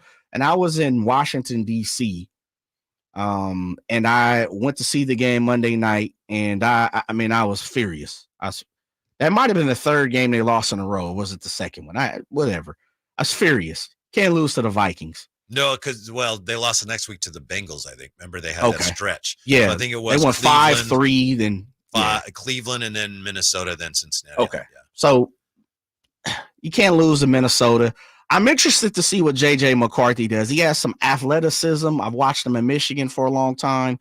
Athleticism, can throw the rock. Hasn't always been given an opportunity to throw the ball, especially his first year or so when he was playing in Michigan. Sam Darnold seems like to be everybody's, what if guy, so I'd like to kind of finally figure out what's in that package when it comes to that too. So those are the two for me. Yeah. As far as that one goes, McCarthy, he's going to get the job eventually. Yes. Can Darnold hold him off and maybe even show that I should be playing somewhere? So I'm with you. That's there's some interest there. Brissett versus Drake May, it's Drake May's down the road. Right. Yeah. Right. So that's kind of inevitable. Bo Nix, Stidham, Zach Wilson. I'm not sure any of them pan out, but Bo Nix is the real. Yeah, that's the guy that they're kind of just grooming him. Minshew versus O'Connell. We talked about that. It's kind of interesting because, Minshew is also the guy, the placeholder until O'Connell can show that it's his job. He's good enough to do it, but it's possible he won't show that. Yeah. And Antonio Pierce now is getting frustrated. Someone needs to grab the bull by the horns. So that's a big part of that is finding out, is O'Connell good enough to be their quarterback of the future? And then Russell Wilson versus Fields. Yeah. Also Russ has to prove he can still play. Yeah. He's hurt right now. He's not 100% healthy, not really operating as far as on the field when it comes to the Steelers and their offense right now. And that's not a good way to start a competition. Justin Fields has something. I'm just not sure what that something is, White. I know. A couple of years ago, he was playing. There was a stretch where he was playing as well as any quarterback in the league, but it was just a little unorthodox. He was productive because he produces so much with his legs. I think people want to see him throw the ball. And you kind of talked about it. Remember they beat the 49ers in a rain fest a couple seasons ago. I don't know. I know he has something though. Mm-hmm. I'm interested to see if the Steelers can put some oomph into him. Are you talking about when they beat them on opening day of the Trey Lance game? Yes. Yeah. Yeah. 2 seasons ago. Yeah. When the 49ers were up the monsoon 10-0 at halftime. It's like, well, they're not playing well, but they've got this game and they lost that game. Yeah. Yeah. That was the beginning of the end for Trey Lance. Mm-hmm. Or did we forgive Trey Lance right then and there? Well, it was the conditions. The conditions were so bad, but then was it the next week or the week after that he got hurt? 2 weeks after that. Yeah. Injury. And that was the beginning of the end for Trey Lance. Mm-hmm. The other thing is on most of these quarterback battles, the teams just aren't going to do much this year. So it's like, they've got the luxury of taking. They seem to have the youngsters too. It's really about, can the youngsters jump out, start versus a placeholder until the youngsters are ready to play. Mm-hmm. That's Bo Nix team, Denver. JJ's, that's his team. That's Drake May's team. Like all these teams, they'll be there. All these rookies, they'll get their opportunity. It's just, do they start right now coming out the gate? Here's Compio's top 5. What do you think of this? Brady, Montana, Elway, Peyton Manning, Troy Aikman. Nah. Mahomes is in there somewhere. I think so. He's a top 5 guy. I'd take him over Elway. I'd take him over Peyton. And what was his 5th one? Troy Aikman. Yeah. I can't vote for a Cowboy. I think and I'm with you. I thought Peyton in some ways was overrated, but I think right now I'd probably have him 4th. You got him 4th ever. Mm-hmm. Ooh. I'm a Marino guy, and I know he doesn't have the rings. He doesn't have any rings, Yeah, Jay. Dan could slay it. You're right. All right. Okay. But isn't Joe Montana, I think, is the one that said if Dan Marino was playing now, he'd be the greatest quarterback. Yeah, probably so. I mean, Marino had tremendous flick of the wrist. Yes. Clayton and Duper. Uh-huh. He wasn't going to run for many first downs. Didn't have to. Had that big mattress pad on his knee. Mm-hmm. Does the quarterback playing today have to have at least a little mobility?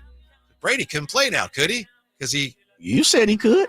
You said he could come right. You and Charlie Weiss. Charlie right Weiss said it, and you agreed with him. I don't think I weighed in one way or the other on that one. Okay, all right. He took the way out. No problem. I think you're right. He gets the ball so quickly. Like that was his scramble, right? Thanks for being with us today. Drape should be back with us tomorrow, as far as we know, right, Jay? Yeah, I believe so. ETA tomorrow. Mm-hmm. Mm-hmm. So you officially get the win for today. It's a forfeit for Drape. So you get the win. I was going to clothesline him anyway. Tatum across the middle. Infinity Sports Radio is next on Sactown Sports. I didn't ask to be thrown in the streets with nowhere to go. I didn't think I'd survive. But I did ask for